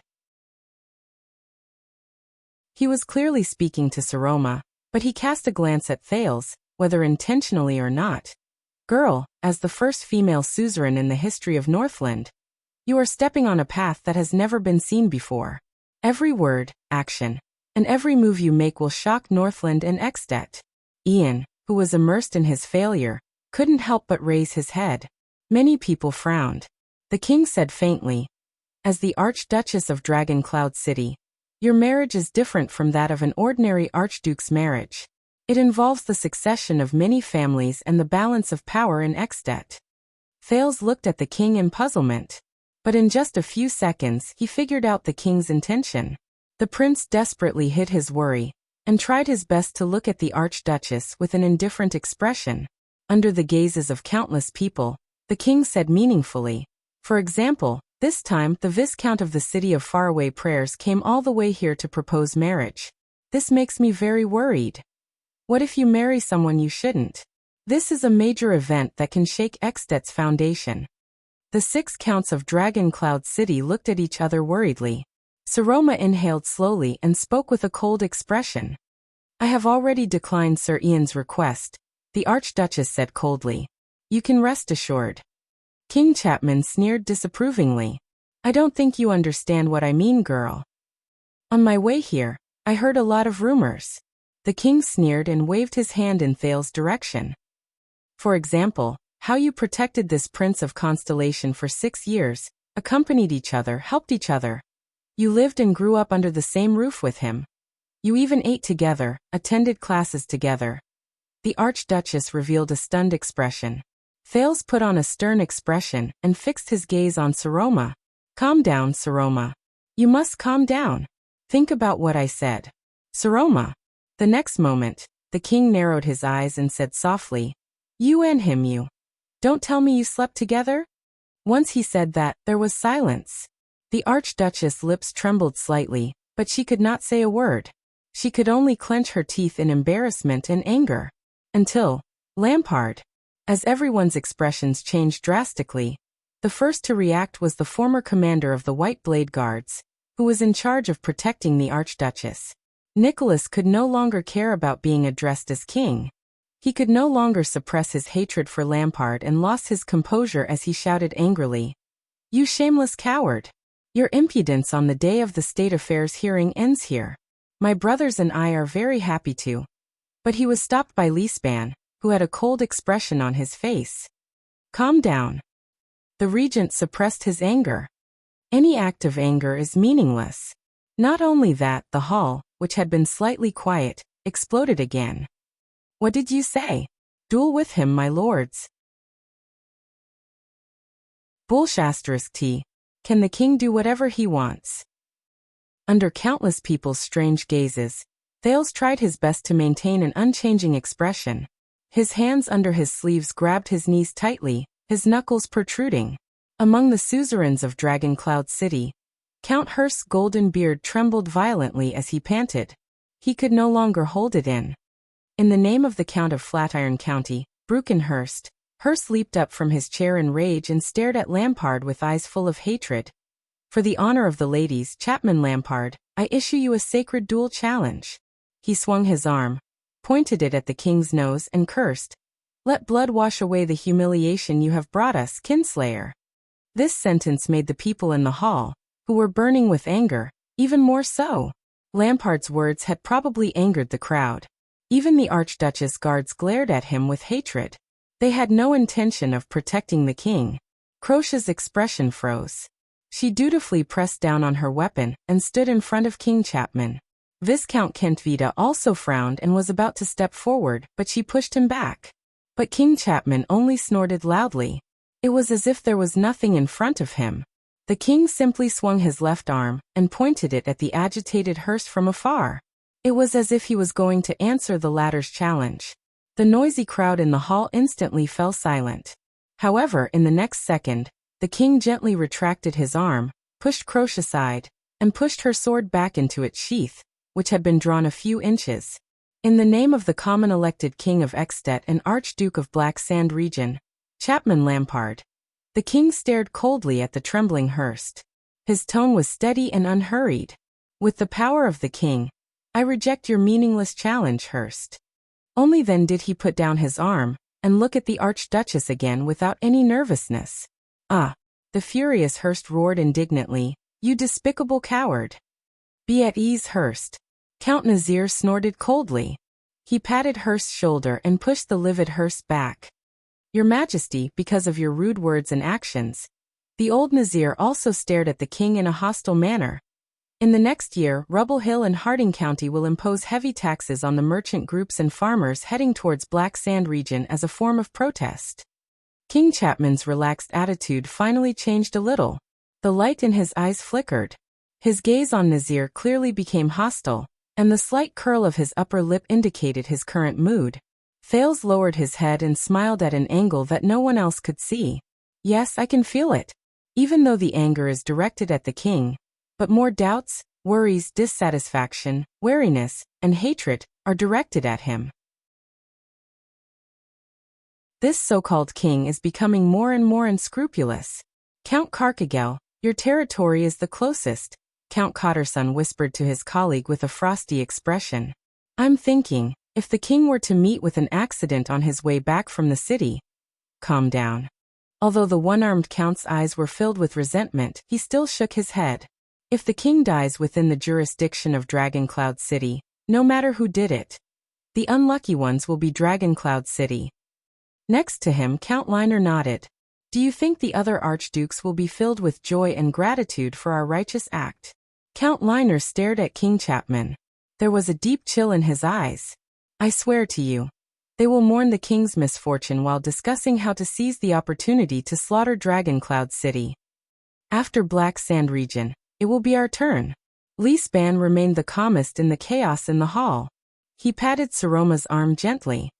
My lady. The Archduchess took a deep breath and managed to suppress her emotions with great difficulty under the regent's cold gaze. Your words just now are enough to bring about generations of hatred between the Walton family and the Lampard family, Your Majesty. King Chapman shrugged. Look at your vassals' reactions. This is what I am worried about. Sometimes a marriage between two people is enough to destroy two countries. The king looked around and said slowly, some things have serious consequences, and they must be stopped before they happen. He turned around and his gaze became stern. Otherwise, with the age of all of you here, I am afraid that many years later, Dragoncloud City, and even all of Ekstedt, may not have the ability to stop a supreme king of Constellation from assuming the position of Dragoncloud City's regent. These words made many of the vassals' breathing become heavier. Thales snorted coldly and rudely, attracting a few hostile gazes. This was the condition King Nuvan gave him back then. But now it was being used as a means and a bargaining chip by Lampard. Your vassals might be ashamed to speak up, but as an elder who personally watched you ascend to the Archduke's throne, I can no longer pretend to be refined and polite. King Chapman stared at Saroma, who was so angry that she could not speak. As a king, I must act while I still have some power, and my words still have some effect. Saroma was so angry that she could not even speak. Saroma took a deep breath. You mean, Saroma Walton? A fierce glare flashed in the king's eyes. In the name of the common elected king, I hereby order you to hand over Thales Jade Star to me. For Ekstedt, and for your Dragoncloud City. The hall became silent again. Saroma stared at the king with widened eyes. King Chapman raised his head and said softly, So what is your answer? My answer? The Archduchess sensed that everyone's gazes were directed at her.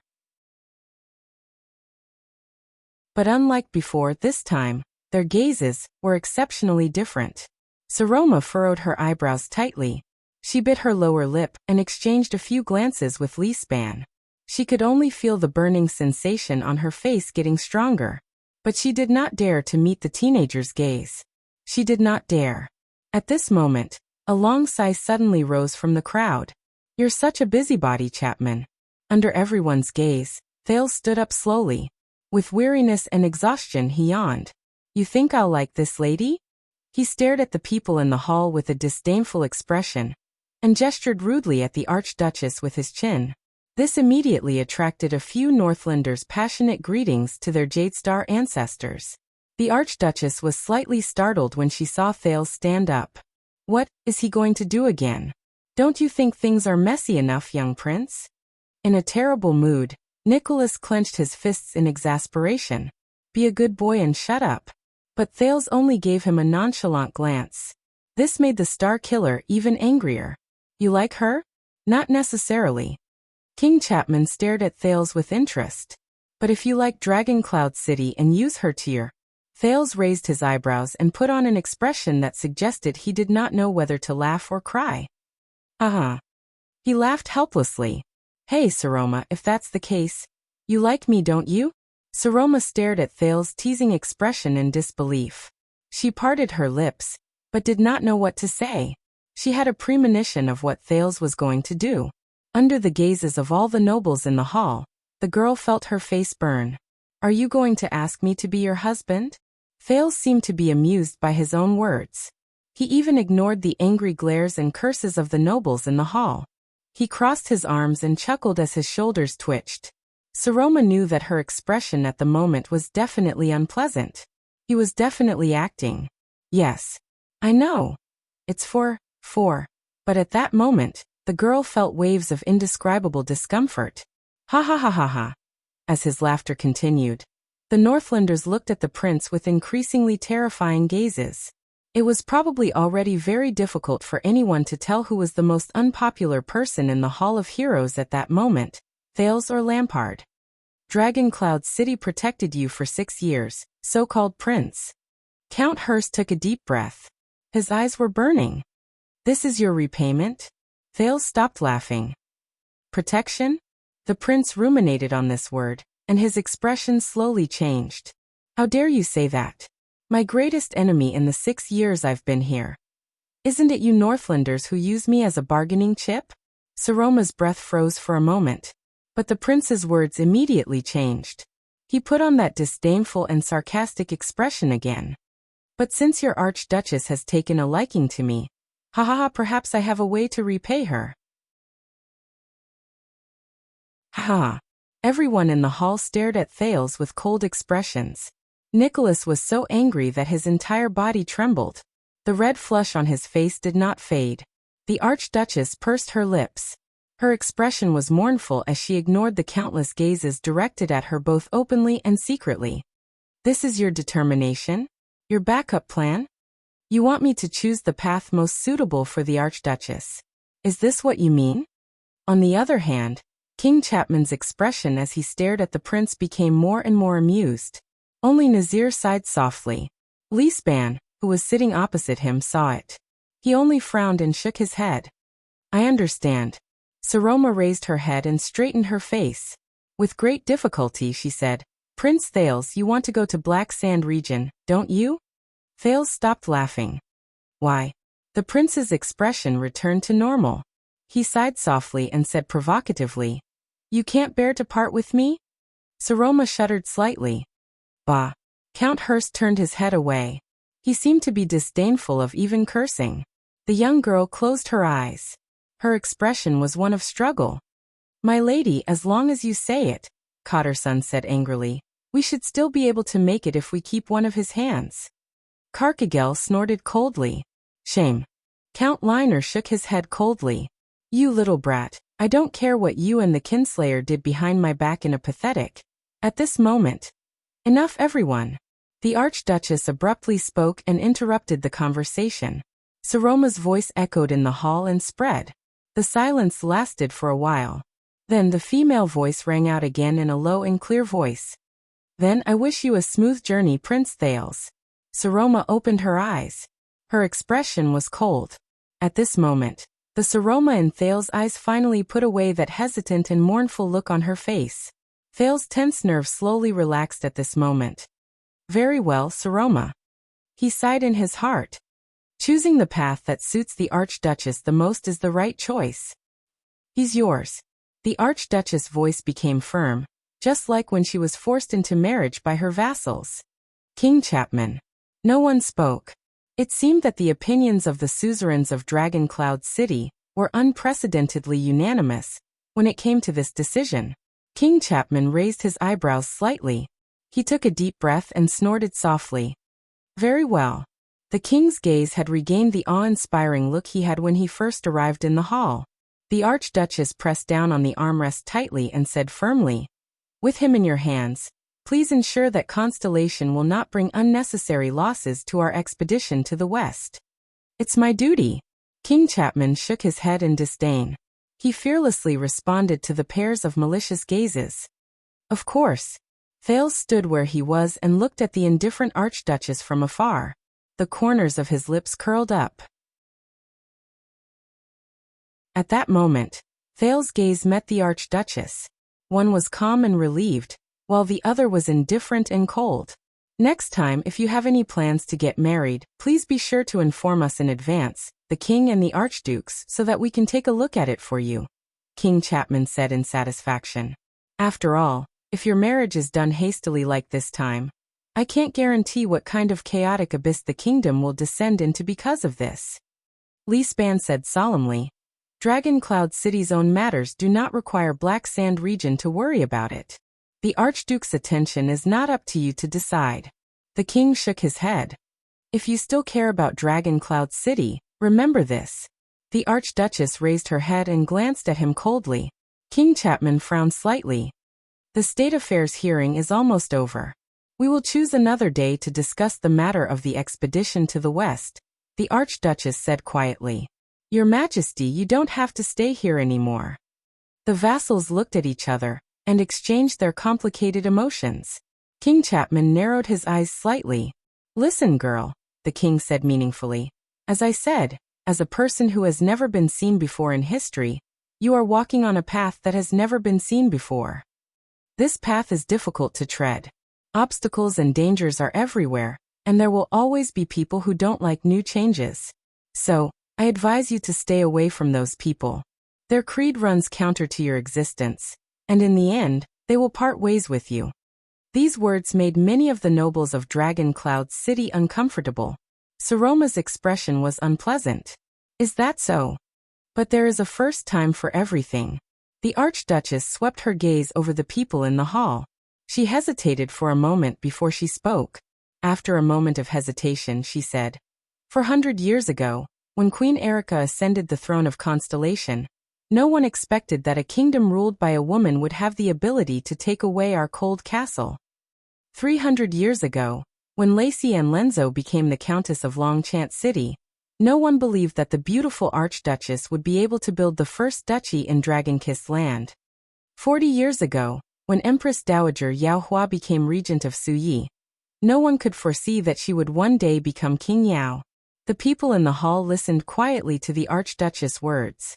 Such things happened in Constellation, in Suyi, and even in Anlenzo Duchy. Saroma's voice was very soft, but there was an indescribable force in her words. As for Northland, I believe that the people will eventually get used to it. Thales noticed that behind the king, Croce was staring at the surprised and bewildered Archduchess on the stage with a complicated expression. King Chapman seemed a little surprised. But a few seconds later, he nodded and revealed a satisfied expression. I will remember today. Of course. Saroma nodded and avoided Thales' gaze. She said in a low voice, just like how Dragon Cloud City will also remember today. The vassals furrowed their brows. The feelings in their hearts were indescribable. In the next moment, the Archduchess slowly stood up. Everyone, let's call it a day. With different expressions and breaths, more than 20 vassals of Dragon Cloud City also stood up. With complicated emotions, they looked at the Archduchess on the stage, then at King Chapman and Thales. Today, the Archduchess lowered her voice and sighed softly. Meeting adjourned. The vassals raised their right fists respectfully and hit their chests together. Asterisk thud. Asterisk, but this time, compared to the start of the meeting, this dull thud was unprecedentedly uniform, as if it was made by a single person. The door opened. The vassals bowed and left one after another. King Chapman, who stood in the middle of the hall, ignored the gazes the vassals cast on him before they left. Thales, on the other hand, lowered his head and looked at the floor, completely unbothered. It's over. At least, this round. Ended.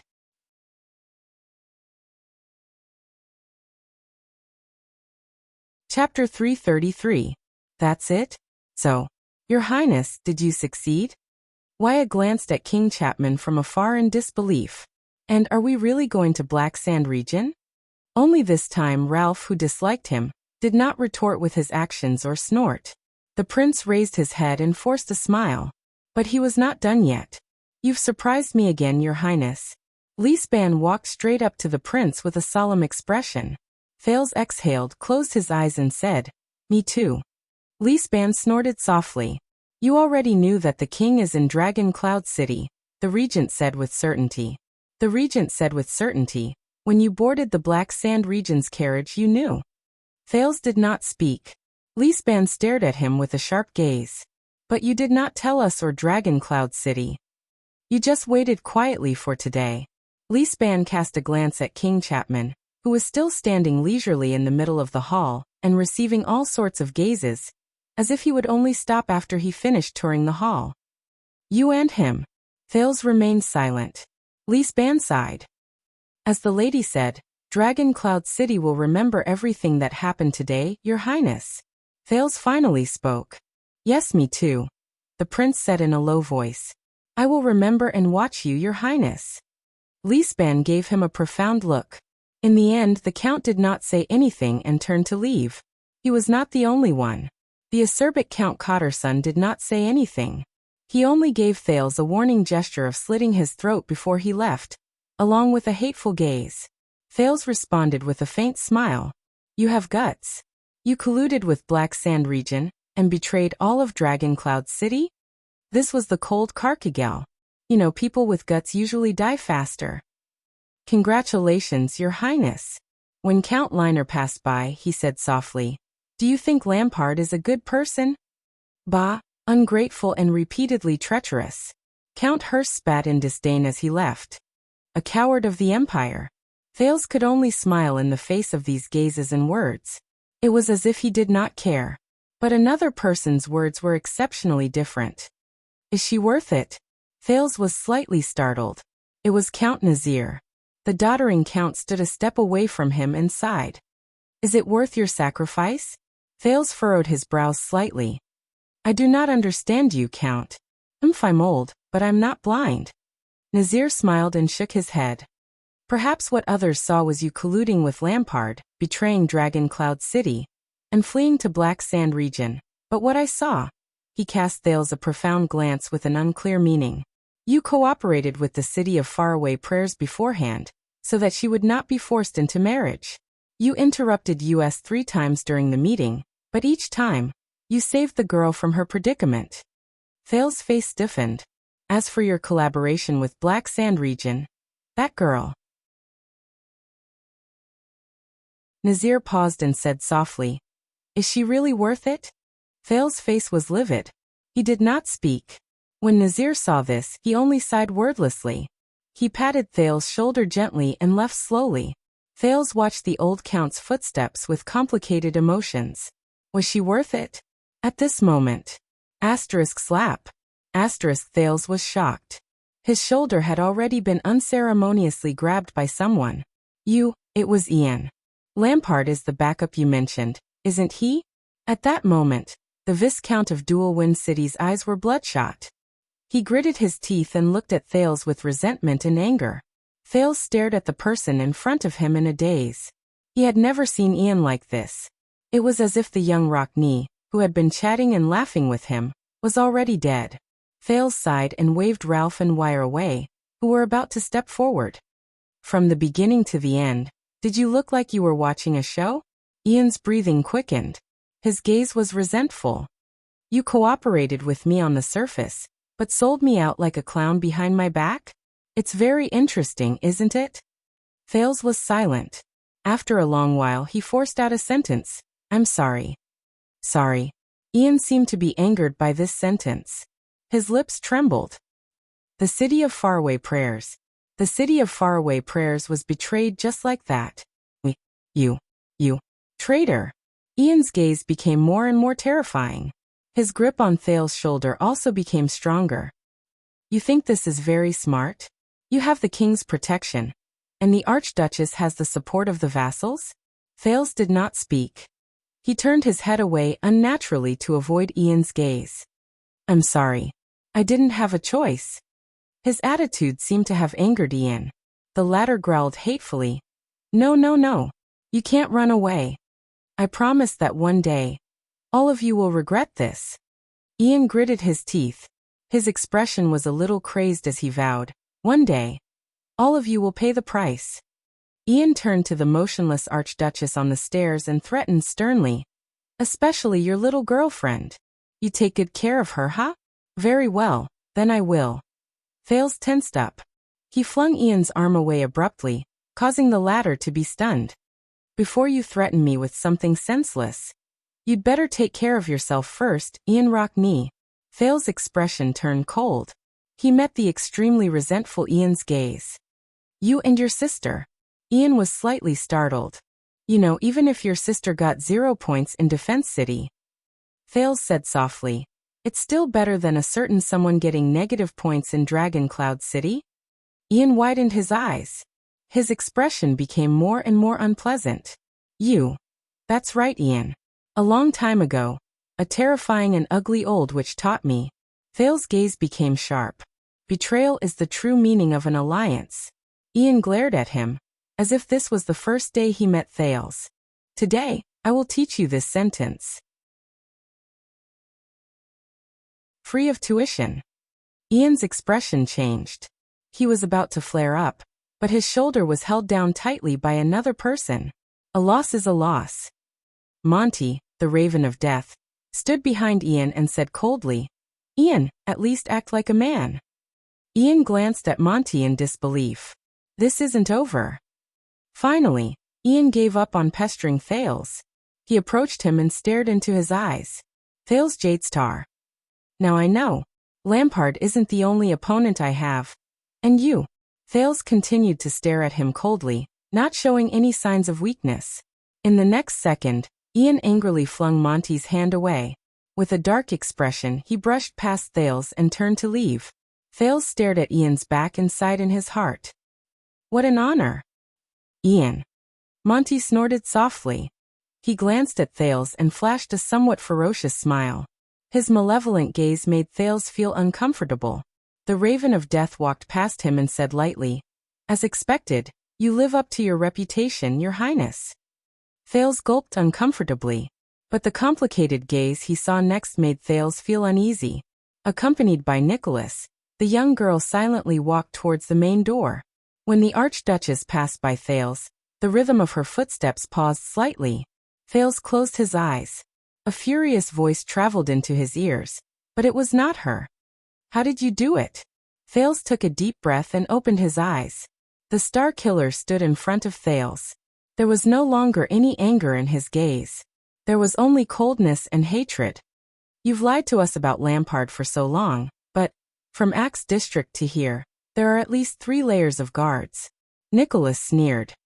How did Lampard arrive at the entrance of the hall without any obstruction, and then appear at the right time to cooperate with your act? Thales had no choice but to wave his hand again to signal Waya, Ralph, and the others not to come forward. Saroma stood not far from them and did not turn her head around. Thales exhaled. At this moment, he truly felt a heaviness in his heart.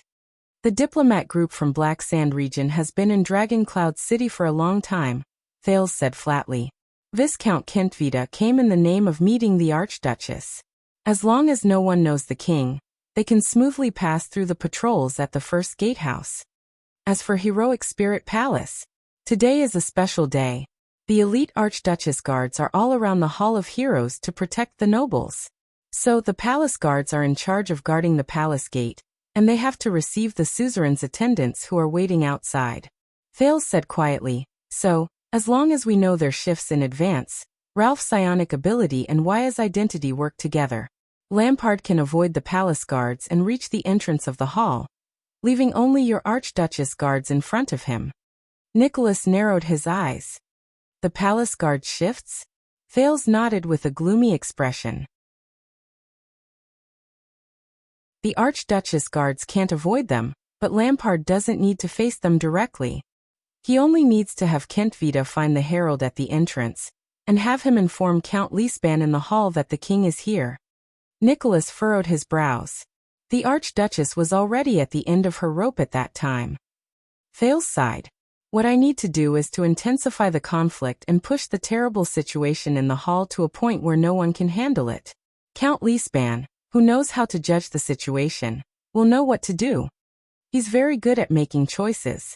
Not far away, Saroma's shoulders trembled slightly. Thales finished speaking. Nicholas stared at him coldly. The palace guard shifts? Nicholas' voice became more and more terrifying. Every word he uttered was laced with danger. That's a secret that is rearranged every month. Which rat betrayed us? There's no need to disturb the others. Thales shook his head. That head chef's son, Joseph. Do you remember him? Nicholas furrowed his brows, as if he was trying hard to search for this name in his mind. He's very lonely in the palace. Thales flashed a bitter smile. I often practice my sword skills with him when he comes to the courtyard to deliver food. Nicholas seemed to have figured something out. His face turned pale. The scullery? Of course I can't get my hands on the monthly shift arrangements. Thales nodded slowly. But the palace guards also need to eat. The scullery's daily cooking arrangements are fixed. For example, when they need to make bread for a small team, where exactly to send it? Nicholas' expression became more and more unpleasant. Don't make things difficult for Joseph. Thales shook his head. His tone was flat. He's still young. He thinks it's just idle chatter during sword practice. So some of your actions in the palace over the past 6 years, whether it was skipping classes to read books in various corners, talking to animals out of boredom, lowering your status to meddle with the servants' work, or chatting with the servants and guards in a friendly manner. The star killer let out a faint sneer, but for some reason, it made people feel a chill run down their spines. Were they all to gather information, or to test our defenses? And you've behaved yourself for the past 6 years. All of it was an act? In the distance, Saroma's back stood still. The Archduchess guards waited respectfully around her. Thales' breathing froze for a moment. Nicholas and Thales were silent for a few seconds. Most of the nobles in the hall had left. Only the stern King Chapman, accompanied by Kentwider and Croche, was watching from afar with interest. I talked to animals because I was really bored. As for the rest, the second prince inhaled and squeezed out a gloomy smile. I have no choice. No choice. Thales turned around and stared at the Soul Slayer pike on the shelf. He could not help but sigh as he reminisced. It's been 6 years in Dragon Cloud City. Every letter I wrote had to be opened and checked. Every destination I went to had to be searched beforehand. Every person who spoke to me had to be interrogated 3 times. Even the paper I used in class had to be inspected. Every book I touched had to be recorded by someone specially assigned to record it. If there was anything wrong with my daily schedule or actions, Ulisban or Madame Gings would interrogate me. Then, I would be grounded. Saroma's back trembled slightly. Thales sighed and said, my every move was under your surveillance. If it weren't for the Archduchess' special permission, I wouldn't even be able to step out of Heroic Spirit Palace. As for Waya and Ida, every constellatiate who leaves the palace, not only do they have to be searched, but there are also scouts following them. Even if they throw a copper coin to a beggar, you will catch the beggar and lock him up for 2 months. Even the diplomatic groups from the kingdom who come to visit me are restricted and monitored. Nicholas still stared at him silently with a terrifying gaze. I know that you used King Chapman's name to lock me in this palace, cut off all contact with the outside world, cut off the normal education I should have received, and expect me to muddle through a meaningless life, to become a canary that can only cry in a cage. Nicholas was silent. Thales lowered his head and said dejectedly, Constellation, the Secret Intelligence Department, and I did bring you great trouble and even disaster 6 years ago, but at least we fought side by side. Is this necessary? This time, the silence lasted for a long time. Nicholas let out a cold laugh. Not only is it necessary. In my opinion, this is far from enough, he said resolutely. Justin is still too lenient with you. He should never have let you come into contact with the people from Black Sand region. That's why you got the chance to betray us. You betrayed all of us. Did you think that you would be safe after escaping to Black Sand region? Nicholas' gaze was cold. Remember this well, little prince of the empire. Thales furrowed his eyebrows slightly. With just you? Forget it. The prince shook his head slightly. Don't overestimate yourself just because someone calls you the star killer, dead face. You and I were never on the same level. Nicholas' expression froze. Very well, the star killer said hatefully. Be careful, you better not fall into my hands. When that time comes, you won't even have the chance to regret it. Nicholas gave him a fierce glare, caught up with the Archduchess team, and strode away. Thank you, dead face. I will be careful. As always. The Archduchess did not stop. Her figure stepped out of the main door. She did not look back. As he listened to the footsteps leave his ears, Thales sighed. There was an indescribable heaviness in his heart. Aren't we leaving? As he watched wave after wave of important people make harsh remarks, Waya, who came up to him, did not even dare to breathe loudly. Your Highness? Thales shook his head. No, there's still one more. Finally, the sound of heavy footsteps approached. Wyatt and Ralph immediately felt as if they were facing a great enemy. How do you feel? King Chapman's deep and slightly hoarse voice rang out. Compared to his earlier awe-inspiring tone, his tone was now less domineering and more playful. But Thales did not answer directly. He gestured for Wyatt to step down. You reacted very quickly. Thales turned to the king and sincerely sighed with emotion. I only mentioned a little about Constellation sending troops to the Alliance of Freedom, and you seized the opportunity. King Chapman snorted in disdain. Same here. The prince faced the king and took a deep breath. But just now, you said that you have already won against Black Sand region and those vassals who oppose you? The king's gaze shifted slightly. Why? Thales narrowed his eyes. You also said that Archduke Trentida will send troops with you to deal with them? King Chapman raised his eyebrows. Thales stared at him, his gaze unwavering for a long time. After a while, the prince laughed out loud. Stop joking. Thales shook his head and said, We all know him, Trentida of Reformation Tower. Will he help you? What's the big deal? King Chapman snorted softly.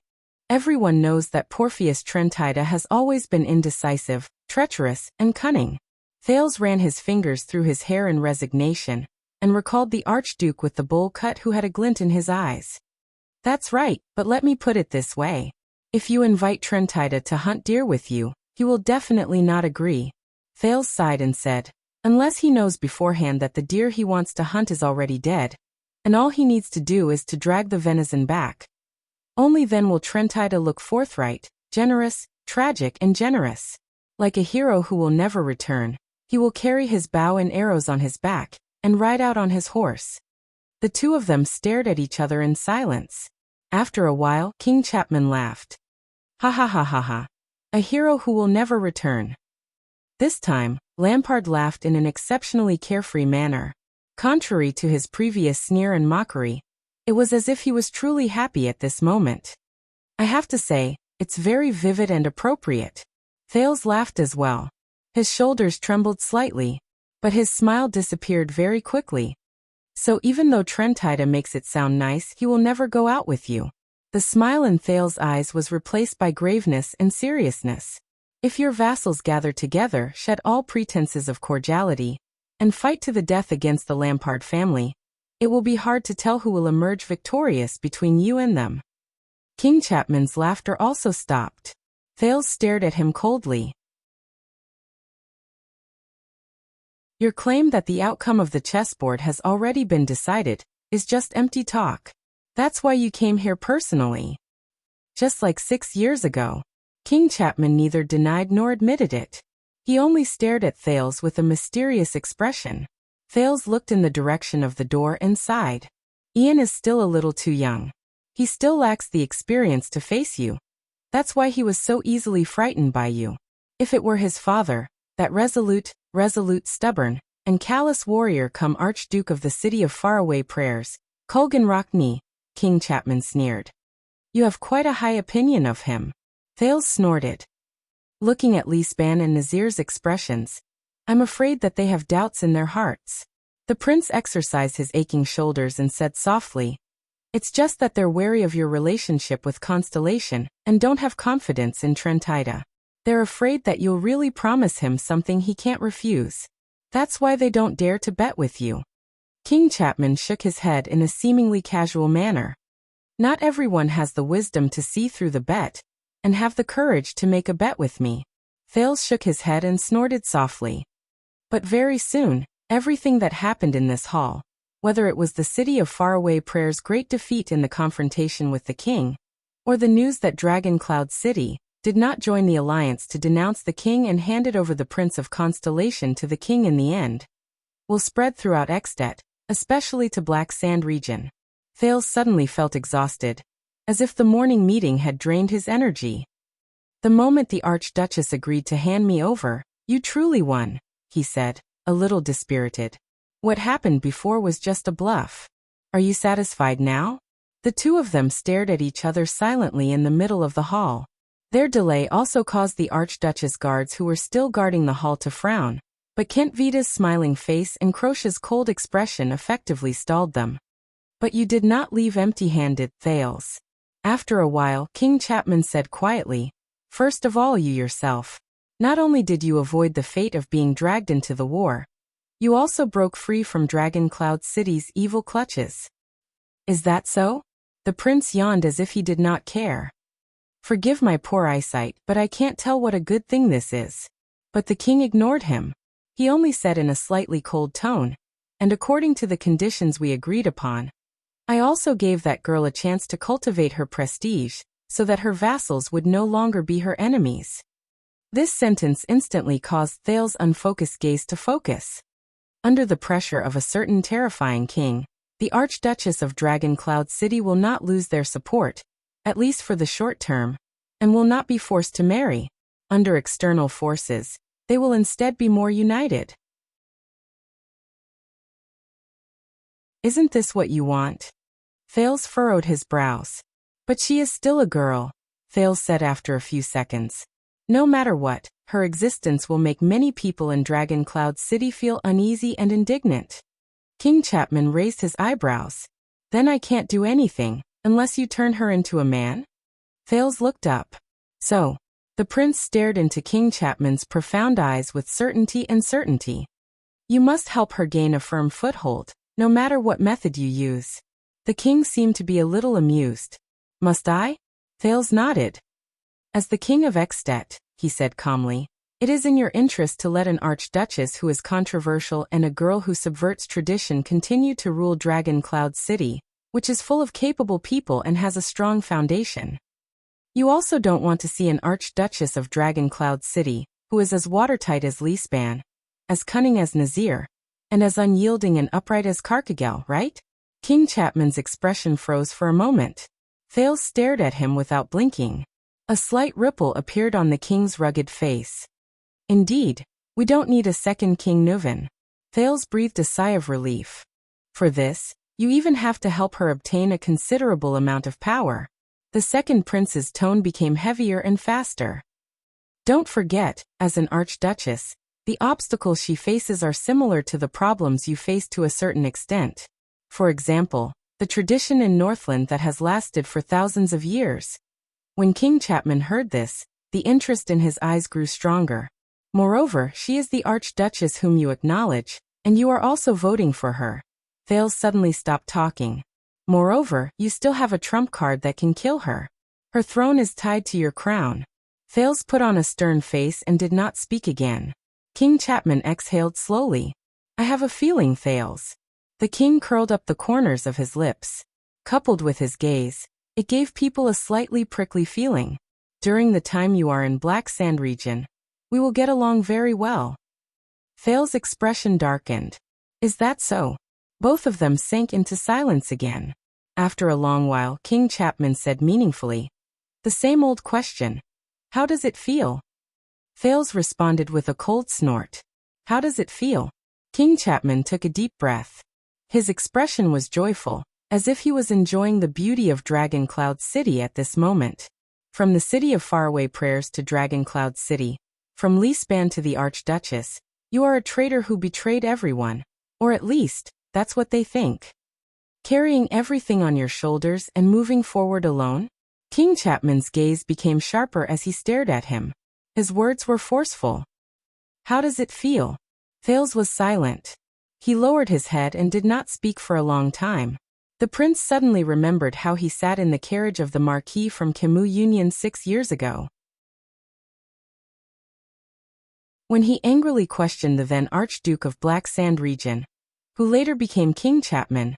The other party's cold reply, child, you don't know anything.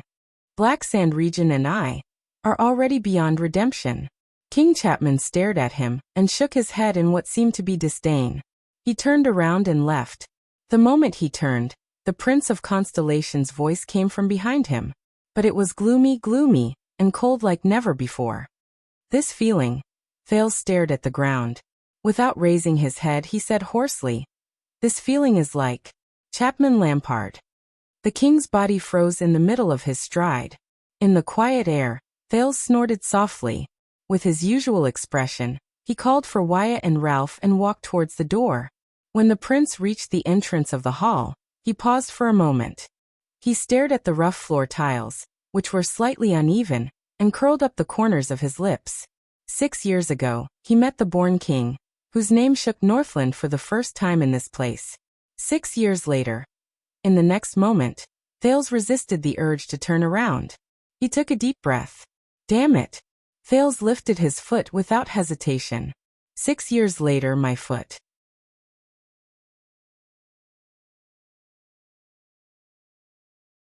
Chapter 334. Accompanied by his attendants and guards, Thales walked on the way to the stable. When the few palace guards standing guard at the palace gate saw the Prince of Constellation, they snorted in disdain. It's him.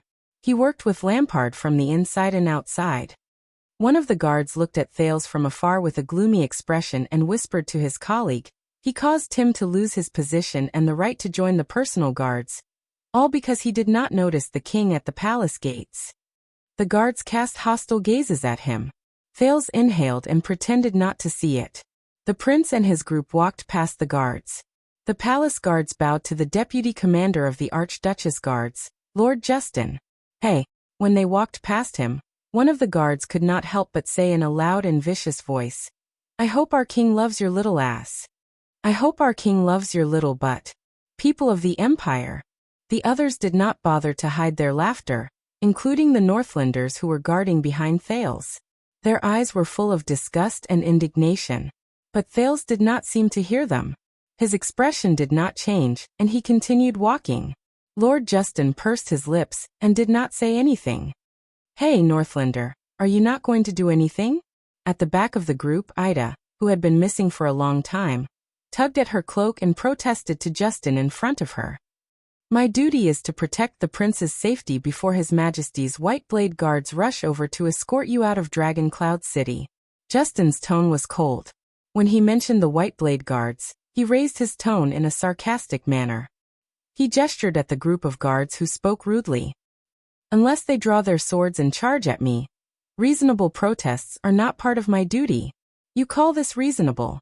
Wyatt was about to retort, but Ralph, who was beside him, stopped him in time and shook his head.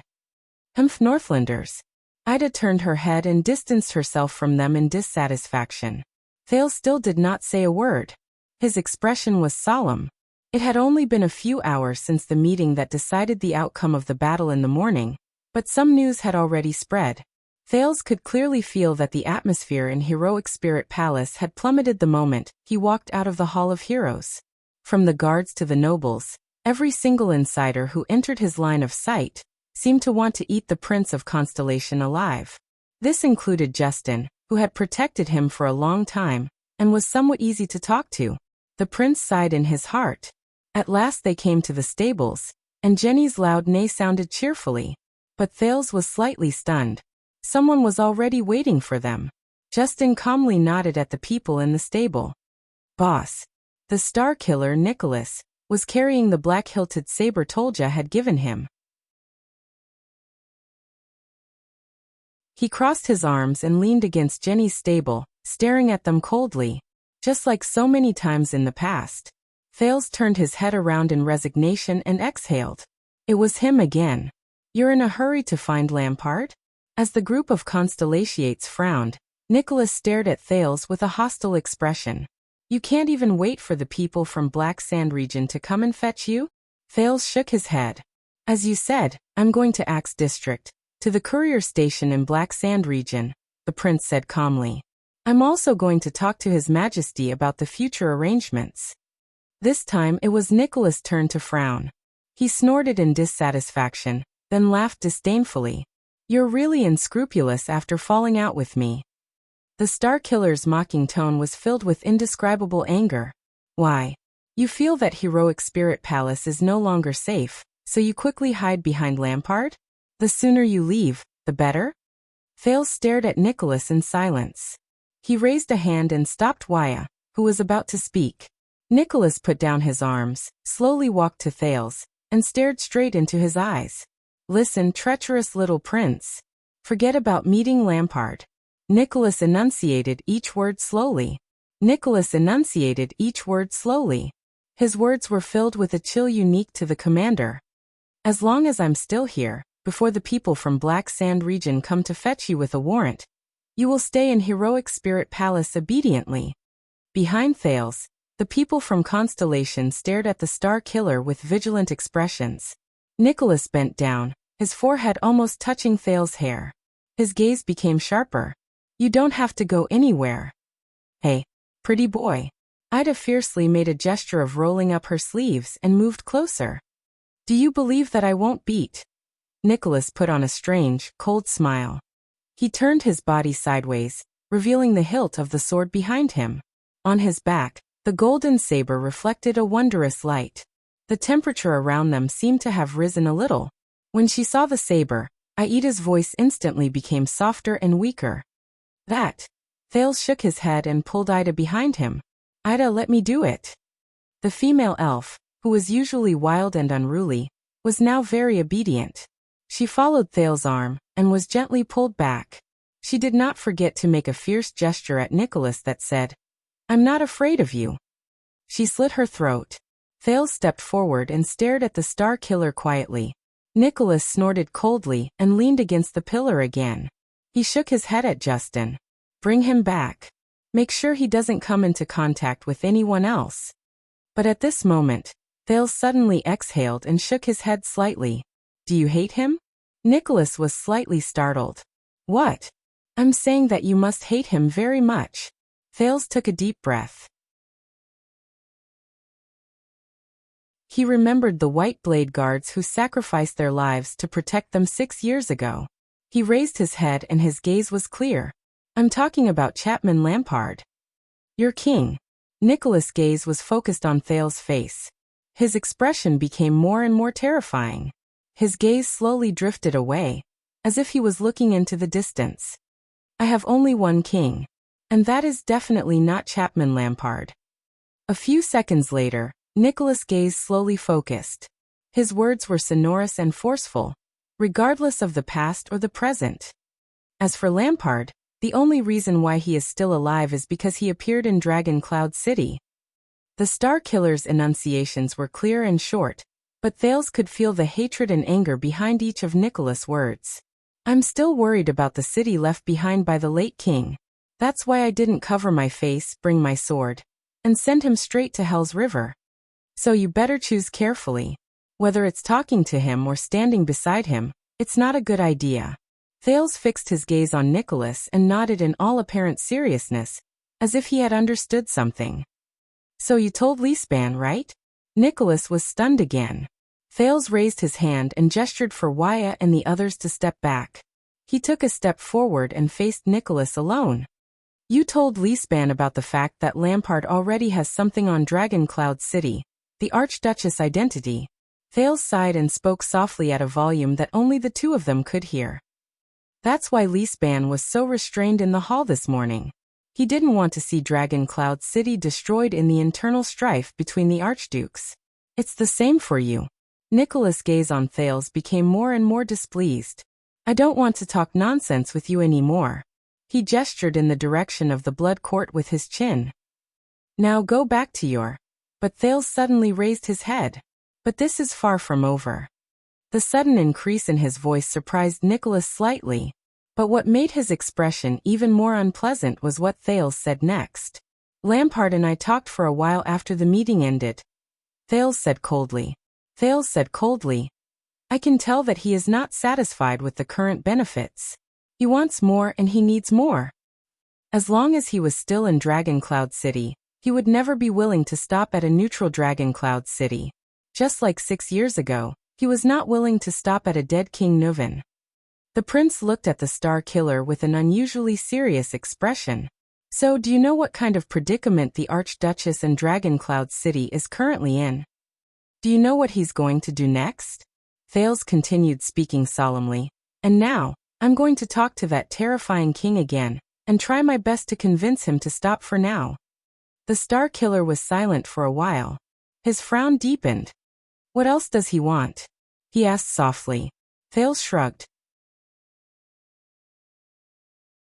When he recalled the king's methods, he felt a headache coming on. It's obvious that he's very dissatisfied with me keeping the threat of Black Sand region from the Archduchess. The prince lowered his head, looking rather gloomy. I think he'd rather meet the Archduchess directly and place his bargaining chips and threats in front of her, so that he can turn Saroma into his puppet. Nicholas did not speak, but his already frightening face became even paler. Thales raised his head. His gaze was burning. And I'm going to convince him that there's no need to force the Walton family to pick a side, that there's no need to secretly contact the restless vassals of Dragoncloud City, and that there's no need to be greedy enough to tear off another piece of meat from Dragoncloud City. I'm going to convince him that the Archduchess's position is not in conflict with his interests. I'm going to convince him that there's no harm in giving the Dragonspear family some support when necessary. I'm going to convince him that Dragoncloud City will not be a threat to him in the next few years. With every word Thales said, Nicholas' expression became more unpleasant. I'm also going to convince him that I'm the only person who will be negotiating with him. There's no need for him to look for the innocent Saroma, and then cruelly and mercilessly place that matter in front of her to coerce her into making a choice. Now sorry Nicholas, the star killer who guards Dragoncloud City. You can let me go to Lampard now. Thales raised his head and took a step forward. He stared at Nicholas with a piercing gaze, almost touching the other party. Or you can think of ways to delay my schedule and cause me trouble. And then wait for him to personally look for Saroma again. To look for Dragoncloud City. The prince finished speaking. The air became quiet again. Nicholas' gaze became colder as he stared at Thales. Under the canopy of the stable, the Star Killer and Thales stared at each other in silence. The others, whether it was the attendants of Constellation or the guards of the Northlanders, all quietly waited for the results of their negotiation. The atmosphere was tense. Then Nicholas sneered and shook his head. As he smiled, the air, which had almost reached the freezing point, seemed to have become much warmer. You know you have to thank Count Leespan, Nicholas said faintly. Even though you lured Lampard here and almost destroyed the day of the council hearing, he still seems to believe that you have no ill intentions towards Dragoncloud City. Thales was slightly startled. Leespan? The Star Killer continued. Even though you slandered him and said that he secretly colluded with the Red Witch and Lampard to betray Dragoncloud City. Thales slowly exhaled. Is that so? Also, you have to thank her. Nicholas sighed. I believe that she is also one of the reasons why Leespan believes in you. The moment Thales raised his eyebrows, Nicholas turned his head and looked in another direction. Thales was stunned as he followed his gaze. In the distance, accompanied by guards and maids, the Archduchess of Dragoncloud City stood quietly under the setting sun. She looked at Thales with a complicated gaze. Golden light shone on the girl's body, making her look even more dazzling. Thales could not help but sigh deeply. She's waiting for you. Nicholas turned and walked away. Before he left, he looked at Thales with a profound gaze. Don't be too slow when you say goodbye. Know your limits. Staring at Nicholas back, Thales closed his eyes. Complicated emotions filled his heart. The next moment, he opened his eyes abruptly and took a resolute step towards the Archduchess. Saroma's expression was calm. She also walked forward slowly. Gings, the female official, followed behind her. The prince and the Archduchess finally faced each other again. Thales forced a smile and nodded at the female official. Thank you, Madame Gings. However, Madame Gings did not move in the face of the hidden meaning behind his words. She continued to stare at him coldly, and did not say a word. Then Saroma smiled at her reluctantly and nodded. The female official's almost frozen face moved a little. She bowed to the Archduchess in a standard manner, turned around respectfully, and left. Even at this time, she still doesn't like me. Thales scratched his head in a very unnatural manner. How sad. Obviously, his lousy opening did not have the desired effect. Saroma still stared at him. The inexplicable emotions behind the pince-nez made Thales rather uneasy. So you're going to Black Sand region now? She asked very directly. Thales exhaled, avoided her gaze and nodded. Yes, I want to get used to it sooner. But at that moment Saroma seemed to be very calm. You didn't expect it either, did you? Thales raised his gaze with a slightly puzzled look. I thought about it later. You said that you wanted me to choose the path that was most suitable for the Archduchess, and that you would solve the rest of the problems. Chapman Lampard. The Archduchess' expression was calm. He should be the solution to your remaining problems, and also your last and worst trump card, right? Thales did not speak. He exhaled through his nose and nodded. The Archduchess' expression was a little gloomy. If everything had gone smoothly, if I had chosen not to be so stubborn, if I had chosen to disregard your life and death, and calmly obtain the vassal support, if Dragoncloud City could successfully dispatch their troops, if we could form an alliance against the king. Her voice trembled slightly. Then you wouldn't have gone to Lampard, and you wouldn't have betrayed Ian, and you wouldn't have sold yourself to Black Sand region, right? Saroma seemed to want to smile, but in the end she failed. You know, the moment you spoke up in support of Lampard, I kind of didn't know you anymore. Thales wanted to say something, but stopped. So just like 6 years ago. The Archduchess turned her head and no longer lingered on this topic. You took the risk and took the final step to save me. Thales could only close his eyes. You shouldn't have been so stubborn, Saroma. There's no need to for a hostage. Put yourself in a dangerous situation where you're deserted by everyone. The Archduchess suddenly raised her head. Her gaze was resolute, as if she wanted to argue. But you're not a hostage, Thales. No matter what others think. At least in my eyes you're not. She seemed to have remembered something, and immediately lowered her head.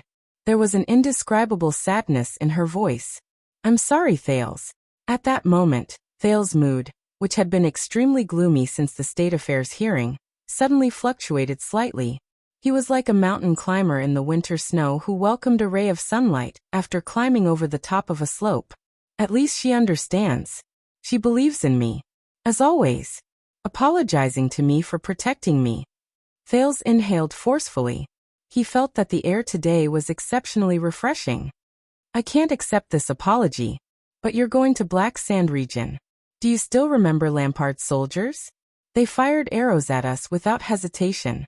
The girl's voice was a little sad. Can you imagine what you'll have to face in that man's territory? If I want to count on Lampard's help, then this is the price I have to pay. Thales sighed. Wish me luck. Is there anything worse than being tied up on the battlefield, or being chopped into pieces? But Saroma's expression was still very stiff. Thales opened his eyes and took a deep breath. Hey, listen to me. It's not your fault, Saroma, alright? It's Constellation who interfered. I mean, it's my father. The second prince shrugged. He caught me off guard, and I could only adapt to the situation. Both of them were silent for a while. That's great. Saroma forced a smile, and forced herself to joke. I've never known what it feels like to have a father. The prince looked at the bitter expression on the Archduchess' face, and flashed a bright smile. So, do you want to exchange identities with me? Thales seemed to be in a good mood. Anytime, Princess Saroma of Constellation. Both of them laughed. But Saroma's laughter only lasted for a few seconds. Princess, she subconsciously repeated. Princess Saroma, Princess Selma? Thales realized that something was wrong. He took a deep breath, turned his gaze away and coughed loudly. Then, the prince's expression became serious. Listen, at least in the next few years, Lampard will not be your primary threat. The fight between the king and the archdukes will only become increasingly intense, and the extent and methods used will gradually exceed our expectations. Saroma looked at him quietly and nodded quietly. It was as if both of them were back in the library and in the classroom. Under the rule of the Archduchess, Dragoncloud City, which appears weak on the surface and is internally divided, will instead be ignored by them, whether intentionally or unintentionally. You may even become the target of their enticement. You can even stand in the position of a third party and reap benefits from both sides during their confrontation. Just like this time, be cautious when they extend their hands, but do not place your bets rashly. Thales was extremely serious. At this time, sit firmly in your position. This is your top priority. Be a competent, qualified, and even outstanding Archduchess Saroma. The Archduchess smiled. Her expression was a little forced. King Nuvan left you a good entourage. Thales recalled the scene during the hearing. Nazir is wise, astute, and skillful. Karkagel is a man of few words but has quite a bit of prestige. Even the seemingly annoying Cotterson and Liner, and even the people who are not part of the 6 counts, they will all be useful to you. If you show them the boldness and skillfulness that an archduchess should have, prove to them that you are indispensable to this territory. As for Liesban, when Thales said this, he could not help but pause for a moment. In the end, he sighed and said, he is an excellent regent, but perhaps you should consider the feelings of the other vassals, and the balance of Dragon Cloud City. Saroma frowned. You don't like him? Why? Thales shook his head. Your enemies will still be within you. When the prince thought of this, his heart became a little heavy. Perhaps they will appear in various forms. The dissatisfaction of the vassals, the contempt of the people, the obstruction of tradition, sinister rumors. But at the end of the day, the biggest enemy is yourself. Saroma snorted softly. Her gaze was still fixed on Thales. It was as if this was the last time they would meet. She smiled and said, the biggest enemy is yourself. Humph, it sounds like the pretentious, empty, rubbish encouragement in a knight's novel. Thales could not stand her gaze. He had no choice but to lower his head. Because you are a girl, Saroma. Saroma was slightly taken aback by his words. Thales let out a long sigh. There was a strong sense of sorrow in his words that could not be dispelled. You are a girl. That means that in most games in this world, not just in Northland but also in Northland, you have to pay a higher price than men. You have to work harder than men and achieve better results than men. Only then will you be able to obtain rewards, results and recognition from the outside world that are comparable to theirs. In other words, if the Archduchess can't come up with a better answer than the late King Nuvan, or even just be on par with King Nuvan. The prince gritted his teeth and looked at Heroic Spirit Palace, which was boorish, imposing, thick and gave off a heavy, oppressive feeling. Then you will forever be that little girl. Saroma was silent for a long time. Her mood was gloomy. Finally, the Archduchess sneered expressionlessly. It's really not fair. I know it's not fair. Thales frowned and looked at her. He could not hide the worry in his eyes. That's why you can't give up. Do you know what will happen if you don't fight back against the beggars who beat you when you're surrounded by beggars? Saroma raised her eyes. They will continue to bully you, beat you, ridicule you, and isolate you. Thales seemed to have thought of something. He unconsciously tensed up. They will repeat this scene over and over again, forming the impression that you deserve to be bullied. The Archduchess thought of something. She remembered the story of the prince who was born in the lower city district that Thales had told her before. I know. The prince stared at her, his expression was unpleasant. But this is not the worst. The worst is that other people, everyone, whether they are new or old, whether they beat you up or not, will gradually get used to this scene. They will take it for granted. Thus, as they live and eat among the beggars, this impression will be deepened and spread into everyone's consciousness. Until intentionally or unintentionally, they treat this situation as part of the rules. They make up and derive **t reasons such as born this way, the strong prey on the weak, there will always be bullies, and there will always be people who will be bullied. So that everyone, whether they are new or old, strong or weak, and even the bullied yourself, will subconsciously believe that this is the environment, this is the rule, this is the norm, and you can't change it. So, the best choice is to accept it, adapt to it, acknowledge it, and go along with it. Then, when you are beaten up again, you will suffer less. This idea of everyone subconsciously getting used to the environment and the rules is the worst. In the prince's mind, the hazy sea of memories rippled slightly. At that moment, Thales' gaze became a little unfocused, as if he was staring into the distance. It will make you forget that individuals and society are united and inseparable. Your actions are also one of the factors that shape the environment and the rules. He exhaled and brought his thoughts back to reality. It may be a little complicated, but... Thales looked at the girl in front of him, who had a puzzled look on her face. He pursed his lips. If you don't dare to change and choose to respond in silence, or even exile yourself, then the unfair environment will never change. The prince said softly, "Girl." Thales looked at the gradually silent girl and sighed softly. "You're right, Saroma. I shouldn't have treated you as a weakling waiting to be rescued." He smiled again. "And you have to learn to grow on your own, learn to believe in yourself, learn to listen to the old crow's lessons," Thales said quietly. "Even without me." "Your Excellency Archduchess. Take care." Once he finished speaking, Thales could not bear to look at the girl's expression anymore. He turned around and left. At this moment, "Thales!" The girl suddenly cried out involuntarily. There was great worry hidden in her voice. "Be careful." Thales' footsteps paused slightly. He did not turn around. He only smiled. "Yes, I will." But Saroma interrupted him regardless of the consequences. "No. On the eve of the council hearing, Count Liesban came to me in private." Saroma seemed to be very anxious. She subconsciously looked around. "He came to advise me that it would be best to stay away from you and the ominous Jadestar family. In order to convince me, he told me some secrets in advance." Thales was stunned. He turned his head sideways. "What secrets?" In the next second, the words that came out of Saroma's mouth made his heart tremble. "Calamities." Thales' expression froze slightly. "What?" At that moment, no one knew what exactly he felt in his heart. He slowly turned his head around, maintaining a normal expression.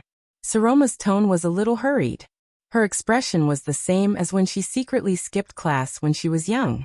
In the countries built by the people who participated in the Battle of Eradication, such as Ekstedt, even though each family's inheritance is different and has different versions, at least the descendants of the 10 knights and at least the heirs of the 10 archduchy families will be told some secrets about the Battle of Eradication when they come of age.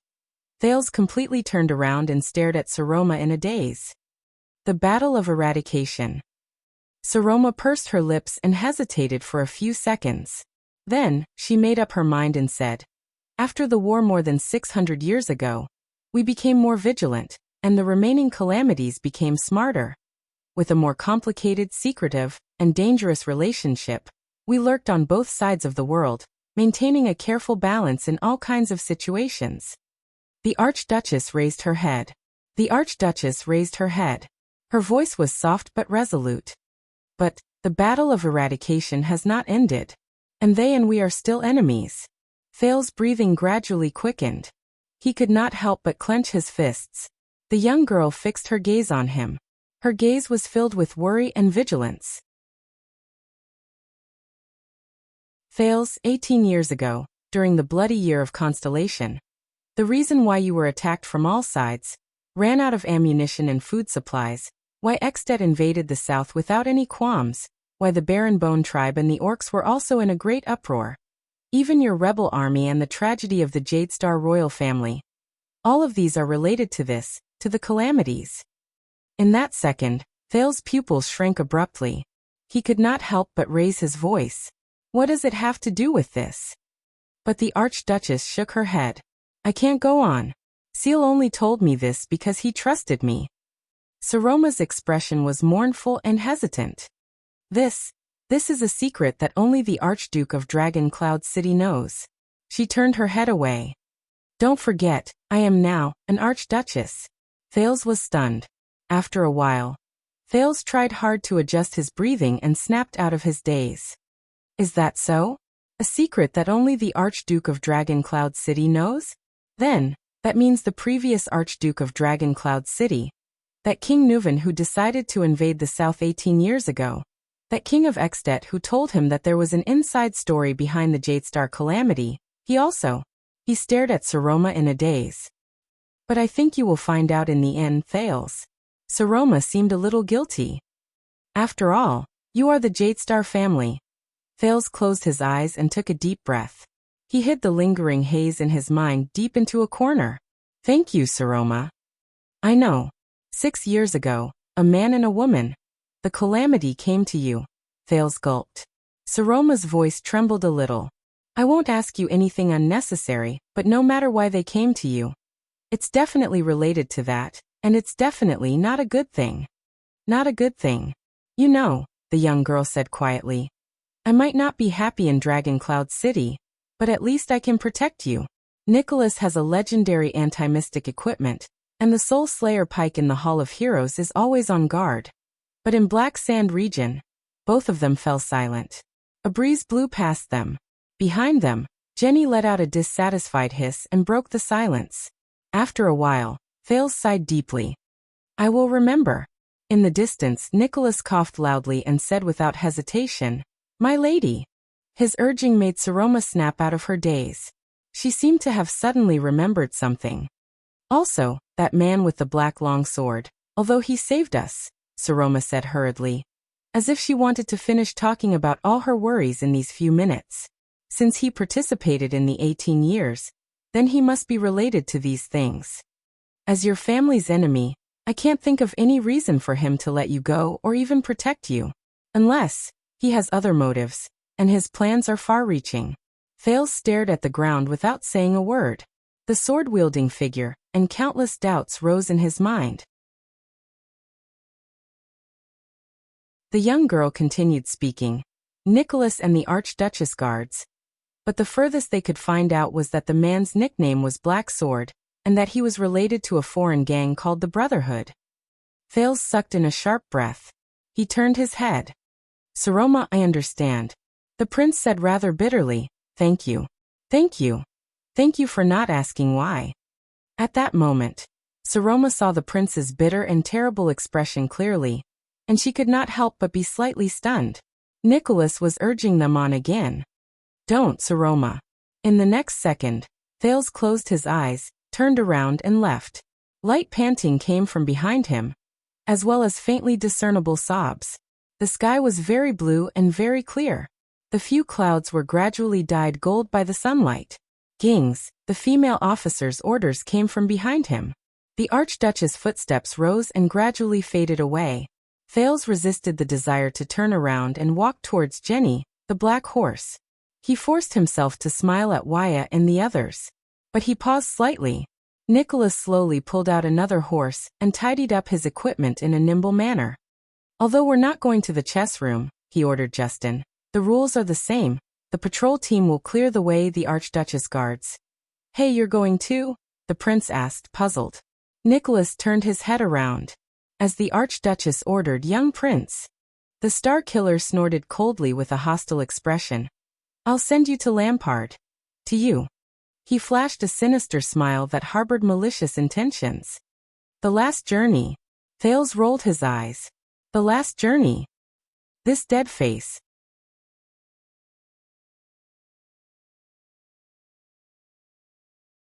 Chapter 335.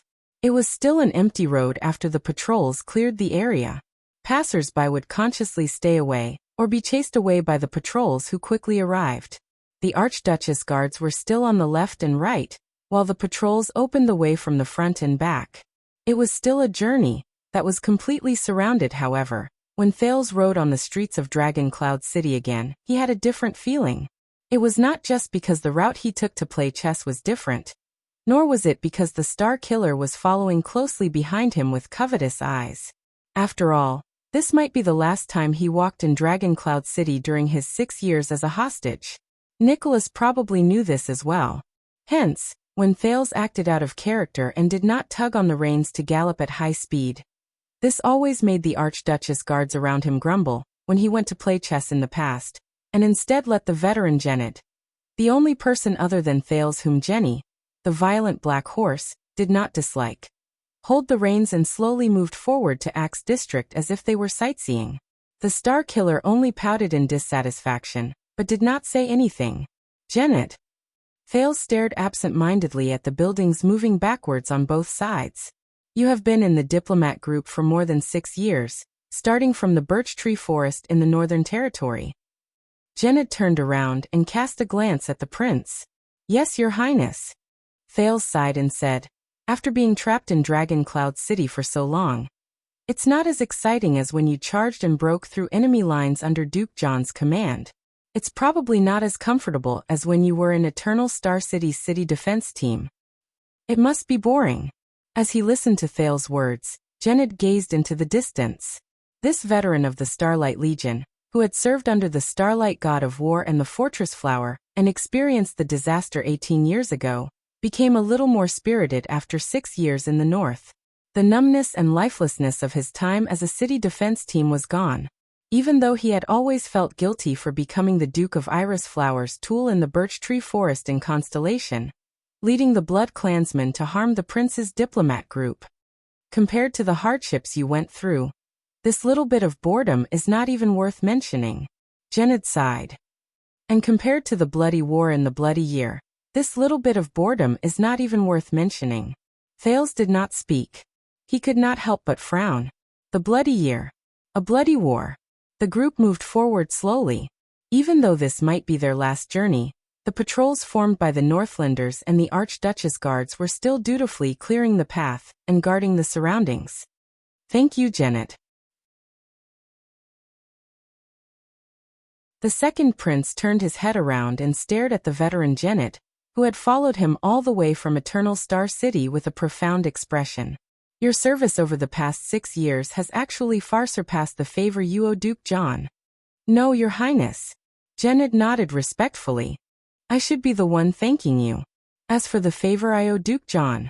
His expression darkened, and pain that could not be erased rose between his brows. He subconsciously turned his face away.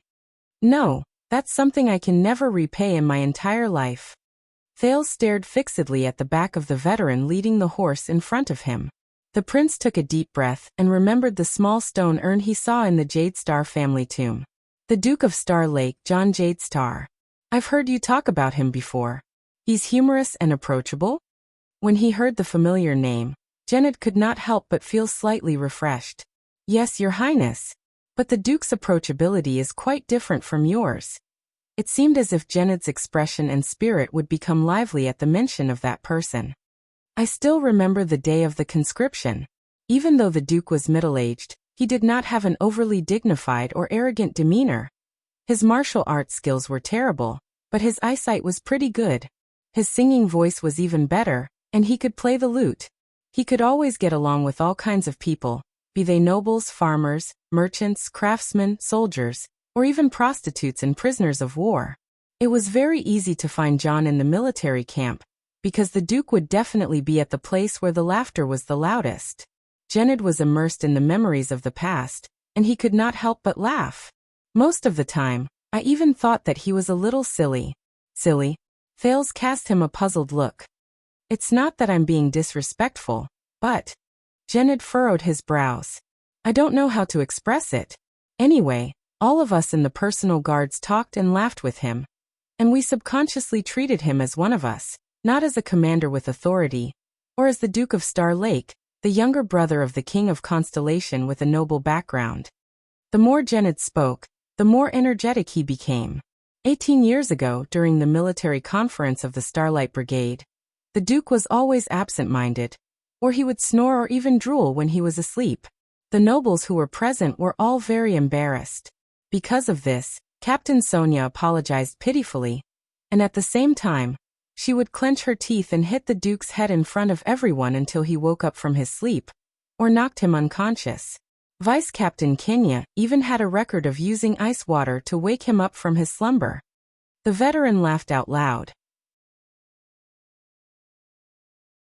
Even though the Duke looked aggrieved every time, and he would explain pitifully that he was not sleeping, but thinking of countermeasures in his dreams. What? Sleeping during a military conference? This is the Starlight God of War who quelled the rebellion? Thales was stunned when he heard that. He could not help but scratch his head. It sounds really special. Of course, it just sounds ridiculous. After all, if he was really an idiot, he would not have the title of Starlight God of War. Genid cast Thales a profound glance and sighed. Thales frowned slightly. What about you, Willow? Willow, a soldier with a long gun and a short gun strapped to his back, walked behind Thales' horse. He was caught off guard when his name was called. He was shocked. Me? Over the past 6 years, this new recruit, who was saved by Thales from the gallows in Broken Dragon Fortress, had mostly gotten rid of his childishness after going through the trials from Black Sand region to Dragon Cloud City, even though the veterans in the team still liked to make fun of him. How did you feel during the past 6 years in Dragon Cloud City?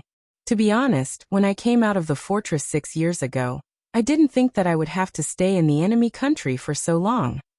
Under Janet's reminder, Willow quickly adjusted his expression. But he frowned.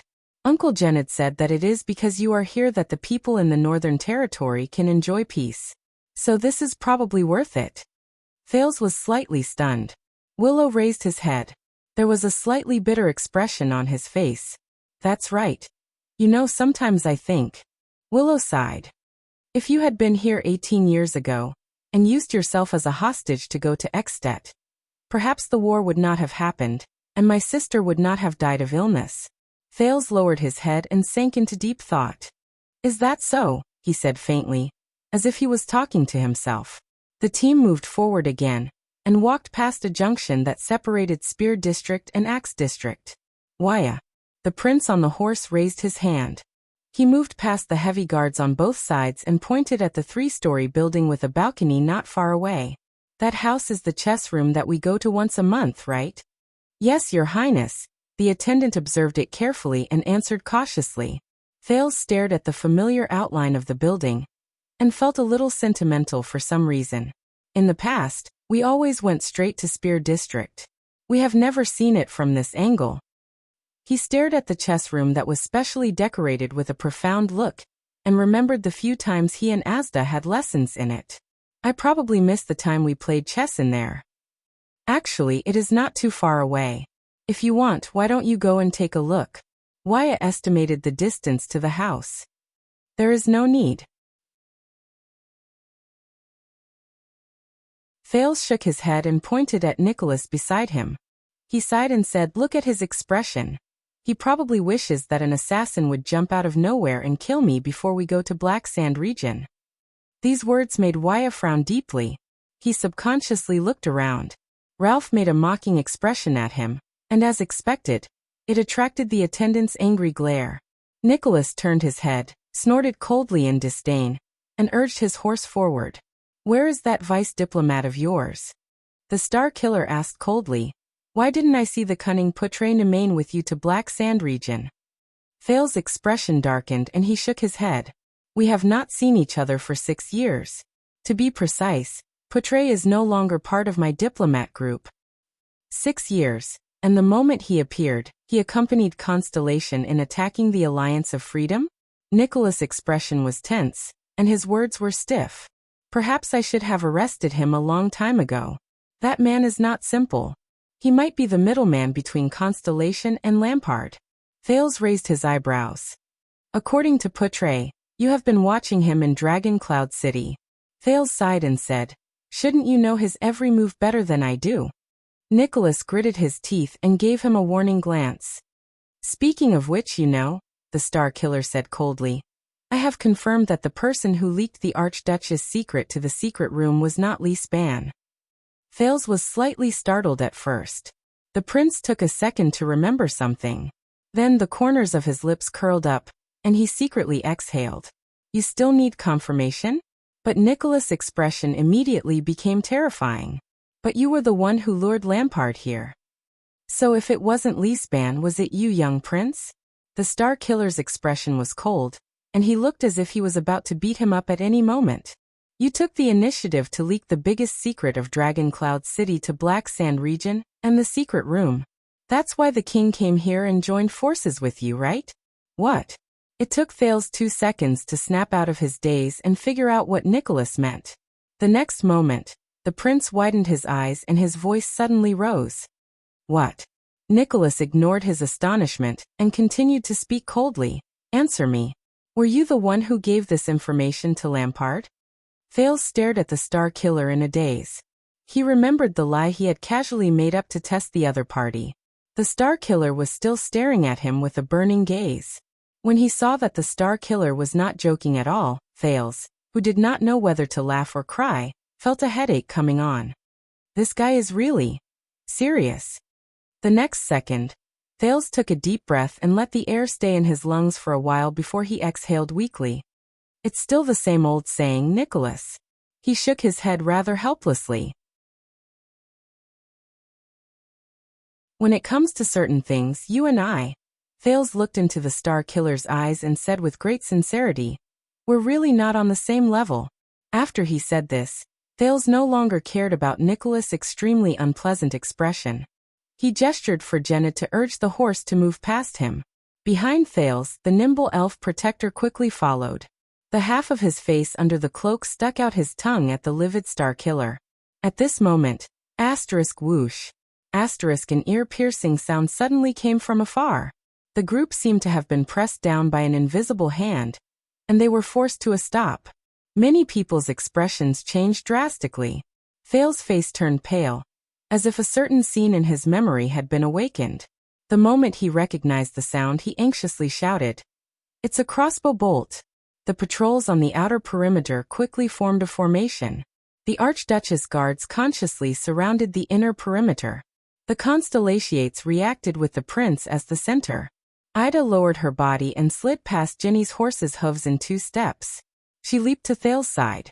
Janet habitually stood in front of the black horse. Willow gritted his teeth and pulled out his twin pistols. Wyatt instinctively wanted to pull Thales down from the horse, but he was held down by Nicholas, who was beside him. Everyone, calm down. The Star Killer pushed Wyatt away with an unpleasant expression and reprimanded his attendant impatiently. This is just a signal arrow from Dragon Cloud City, and it's not nearby. The tensed Nicholas nodded at the people beside him. The Northlanders who had formed a protective formation immediately spread out in a well-trained manner. They had a clear division of labor, and were ready for battle. A few soldiers from the patrols in front of them nimbly climbed onto their horses, and set off towards different streets to gather information. Only then did Wyatt snap out of his daze. He looked at Thales, whose face was also pale. What's going on? Thales was bewildered. Listen to the sound. It's in front. It was Ralph's sign language. This is the whistling arrow from the patrols. Nicholas stared at the empty street in front of him. They need reinforcements. Thales frowned slightly. Reinforcements? Boss. Lord Justin stared into the distance with a serious expression.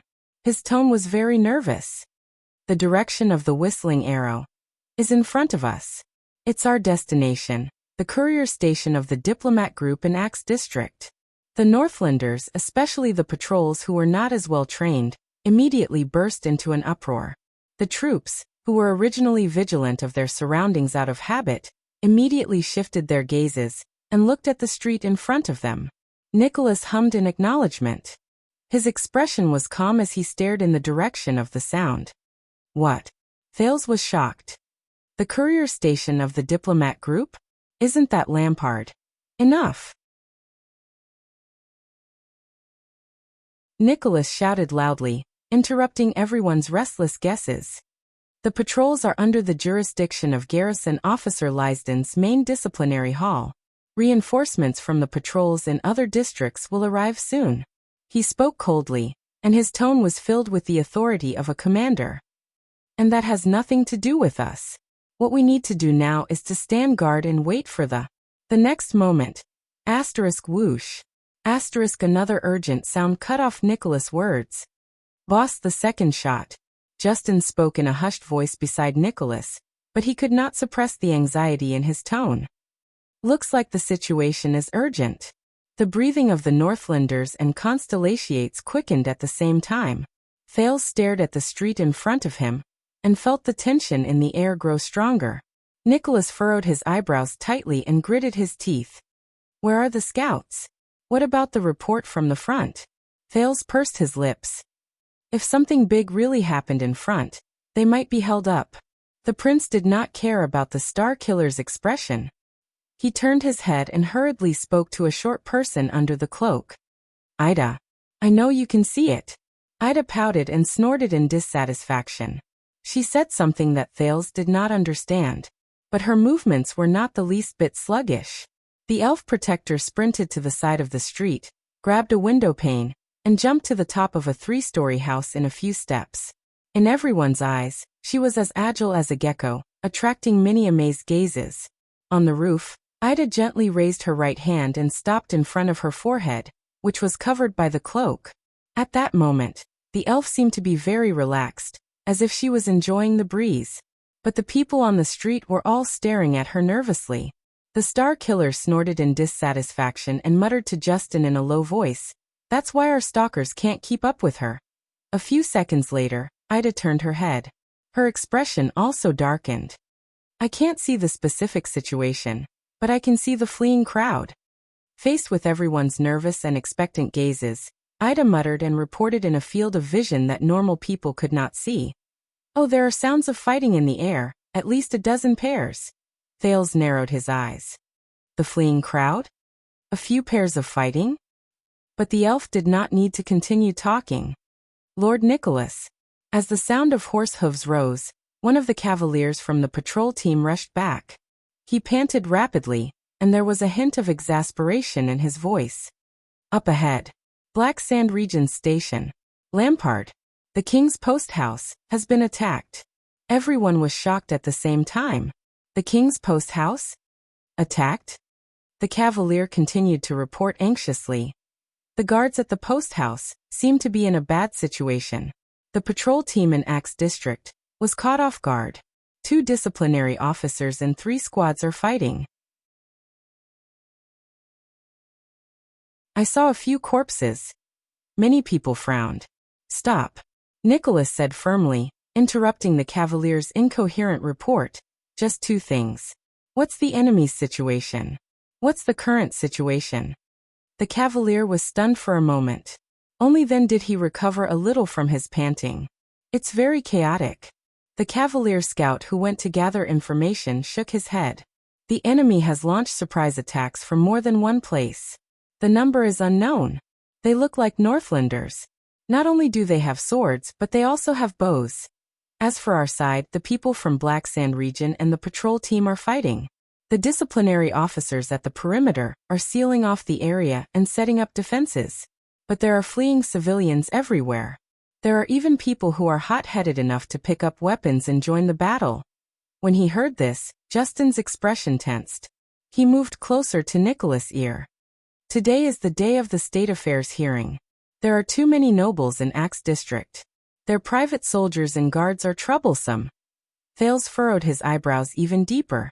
Nicholas' expression looked as if it had just been covered in a layer of frost. He nodded. "Continue to investigate. Send people to report to the palace and Regent Leespan." The Star Killer turned his head around. He first glanced at the Archduchess guards. When he saw that most of them were calm and collected, he nodded in satisfaction. They actually dared to attack in a noble district like Axe District on the day of the state affairs hearing. Nicholas looked at the sky in front of him and snorted softly. There was a hint of schadenfreude in his words. No matter who the enemy is, they must hate the king to the core. He turned his head around and clicked his tongue at the prince, who had a worried expression on his face. "Looks like we'll have to postpone our trip to Axe District to seek refuge with Lampard, young prince." Without waiting for Thales to reply, Nicholas gave a loud order. "Everyone. The patrol team who will open up the path, when the next wave of scouts returns, immediately stop advancing. Set up a defense line and seal off the flow of people coming from Axe District. No one is allowed to pass through, be it our own people or others." The patrol team immediately took action when they heard the order. Ever since the accident 6 years ago, the patrol team in the first gatehouse had been like the palace guards. From then on, they listened directly to the orders of the Archduchess or the Archduchess guards. Nicholas' voice was very decisive. As for the Archduchess guards, archers spread out on the spot and fill in the defense. Clear the high ground on both sides of the street to ensure visibility. Kill any unidentified targets moving at high speed in this direction. As for us, change our direction and return to Heroic Spirit Palace. Justin, lead the 4th team and form an intercepting formation. You'll be in charge of bringing up the rear. Watch out for any threats coming from that direction. The Archduchess Guard's actions were faster and more efficient than the patrol teams. They immediately moved from the rear to the front and retreated. Lord Justin's team almost formed a human wall and sealed off the path leading to the chaotic district. Many archers climbed up the houses on both sides of the street, drew their arrows, and aimed in that direction vigilantly. When he heard the other party's orders to seal off the area and retreat, Thales sighed. He knew the Star Killer's attitude now. Hey. Thales turned around and reminded the Star Killer indignantly. I know you want to see him die, but if Lampard dies here today, are you sure this is a good thing for Dragoncloud City? Nicholas shook his head in disdain. My current responsibility is to transport you back to Heroic Spirit Palace in one piece. I don't care about anything else. Thales took a deep breath. All right. The prince spread his hands. Think about it. King Chapman died mysteriously in Dragoncloud City, which is under the Archduchess rule. If I were the city of faraway prayers or Defense City, I would definitely righteously criticize Dragoncloud City, which did not protect me well, and was even more suspicious of me. Then, in the dirty deals of the King's Selection Congress, the Star Killer froze for a moment. He turned his head to look at Thales with a cold expression. Thales shrugged in resignation. For Dragoncloud City? At this moment, the sound of the third whistling arrow came from afar. The atmosphere became even more tense. After a few seconds, Nicholas snorted angrily and turned around while he cursed. Son of a b***sh, he yelled in dissatisfaction. Gale, bring the 5th and 6th teams to the post house to reinforce the patrol team over there. We've practiced this kind of situation for the past 6 years. You know what to do. A veteran Archduchess personal guard nodded and smiled with pity on his face. He brought half of the Archduchess personal guards to reinforce them. Nicholas was obviously in a bad mood. The rest of you, retreat according to the original plan. In the terrible atmosphere, the group of people turned around with complicated feelings and went back in the direction they came from. They hurriedly retreated for a few minutes until they returned to the border between Axe District and Spear District. When they saw the familiar chess room, the tense atmosphere in the group slowly subsided. Damn it. Waya's expression was tense as he spat. Why do we always run into this kind of thing? Calm down, Waya, Thales said with a gloomy expression. Remember my words. Don't panic. But Thales was also adjusting his breathing on the horse's back as he thought about what happened just now. On today's State Affairs hearing in Axe District, where nobles gathered. Attack, no, assassinate Chapman Lampard? Who is it? And if Lampard dies here? When he thought of this, Thales clenched his fists and gripped the saddle tightly. He stayed in the middle of the retreating group with a solemn expression. Hey, young prince. The Star Killer rode to Thales' side and said coldly, you know, if we had maintained our usual galloping speed and arrived at Axe District earlier, we might have been caught up in that attack. Thales frowned. What do you mean? Nicholas shook his head. I mean, your head might not be as valuable as Lampard's life. Thales thought of something and felt his skin crawl. You're saying that group of people might have wanted to intercept me? Nicholas snorted in disdain. The second prince subconsciously looked around. The streets were quiet. Ida was running on the rooftops vigilantly, observing the surroundings from a high vantage point. The Northlanders group was also normal. Thales turned around and said with a face full of suspicion, I'm not that unlucky, am I?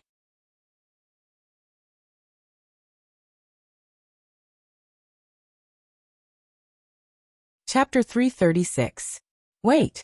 While Thales and Nicholas were talking, Ida, who was watching from the rooftop, suddenly lowered her head and exclaimed, I'm below. In the next second, a loud sound was heard. Bang.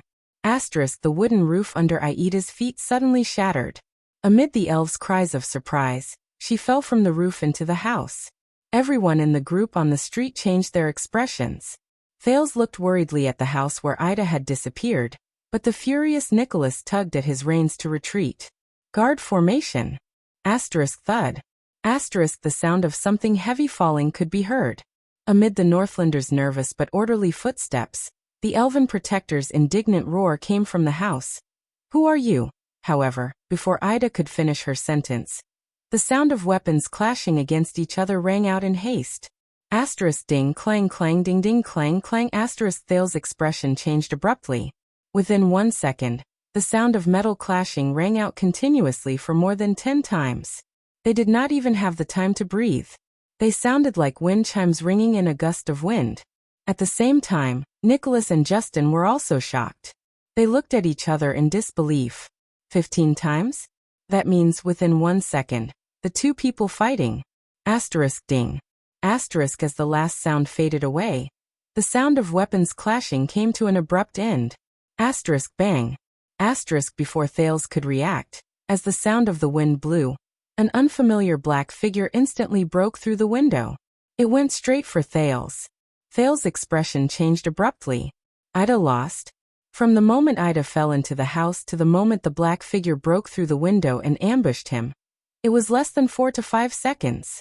Moreover, from the moment the sound of weapons clashing started, it was only 1 second of contact. Ida lost? A chill rose in Thales' heart. At that moment, he remembered the terrifying assassin who broke through the layers of encirclement 6 years ago. Bennett Charlton. But there was no time for Thales to think. Under Nicholas' angry roar and the Archduchess Guard's orderly formation, the figure who ambushed him landed on the ground. Since they had already cleared the perimeter before they came, Nicholas placed most of the guards at the periphery. Instead, he relaxed his guard against the intruder who popped up on the way back. The black figure staggered when he landed, but when he stood up shakily, he was only a few meters away from Thales. His body was long and narrow, and he was even a head taller than Nicholas, who was of average height. His entire body was wrapped in a dark black robe. His face and skin could not be seen. It was like the purest night. However, he was holding 2 narrow swords in his hands. The blades were not even 2 fingers wide. Do it! Nicholas got down from his horse resolutely, and was the first to attack with a shout. The rising sun saber was unsheathed from his back, and he slashed with all his might. Justin, who had rushed over from behind, also had a weapon in his hand and attacked furiously. The 6 Archduchess guards who surrounded Thales blocked his way. Right at this moment, following an explosion, thick gray smoke suddenly emerged from the intruder's body. It's an alchemy ball. Back off. Nicholas' enraged roar came from the gray smoke that obstructed their vision. Protect the prince and seek cover. I'll deal with him. The surrounding Northlanders surrounded the assassin and surrounded him. Some of the Archduchess guards protected the prince as they retreated to the other side of the street. As the smoke became thicker, Thales felt his vision blur. He could barely see the black figure and Nicholas back. Your Highness. Waya used all his strength to pull Thales off the horse. Together with Ralph, he dragged Thales backwards. Willow, Janet, and the other Constellations blocked the front and stood firmly behind the Archduchess guards. Thales' feet were firmly planted on the ground. He broke free from Waya's grip, which was too tight. Get into formation first. At this moment, through the blurry vision of the smoke, the prince could barely see the black-robed intruder raise his 2 swords. At that moment, Thales only had one feeling. Is it raining? Asterisk clink, clink, clink. Asterisk it was as if an endless storm was violently beating against the fragile eaves of a house in a terrifying gale. Asterisk clink, clink, clink. Asterisk it was pleasing to the ears. It was hair-raising.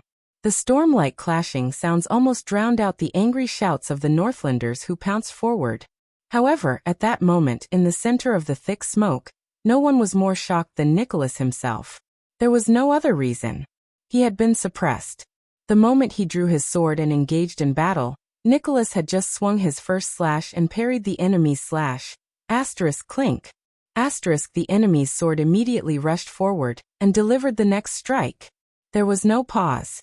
Nicholas' heart clenched. The unique twist of fate instantly surged from his joints. At the critical moment when the momentum of the attack was exhausted, he immediately bent his blade upwards and blocked the second strike. Asterisk clang. Asterisk but it was not enough. Because the enemy had just withdrawn his first slash, and without the need for a buffer, he delivered the next slash. Asterisk clang. Asterisk the twist of fate was activated again. Nicholas' face turned red as he blocked the third slash. Not enough. The enemy's fourth slash broke through the thick smoke from his other hand, and came at him again. Asterisk clang. Still not enough.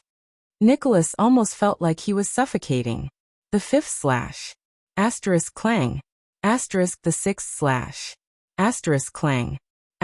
Within a second, the enemy's 2 swords attacked alternately at an unbelievable speed. And Nicholas realized to his shock that he could not keep up with the speed of the enemy's attacks. The 7th slash. The 8th. Clang. All the Star Killer could do was to continuously use his power of eradication to suppress his body, and try his best to keep up with the speed of the enemy's swords in the thick gray smoke. In the gray smoke, which already affected his vision, his face contorted. He could barely see the enemy's movements. Clang. As he listened to the multiple sounds that traveled into his ears at the same time. Nicholas was suddenly shocked. No, he was not the only one. At that moment, Justin was also fighting against the invader in the thick smoke. He was on the other side of the enemy, and just like Nicholas, he gritted his teeth and persevered. Nicholas and Justin were 2 of the Archduchess guards who had been through hundreds of battles. One of them was even in supreme class. But they were suppressed by the enemy's alternating sword speed, which was as terrifying as a rainstorm. Clang.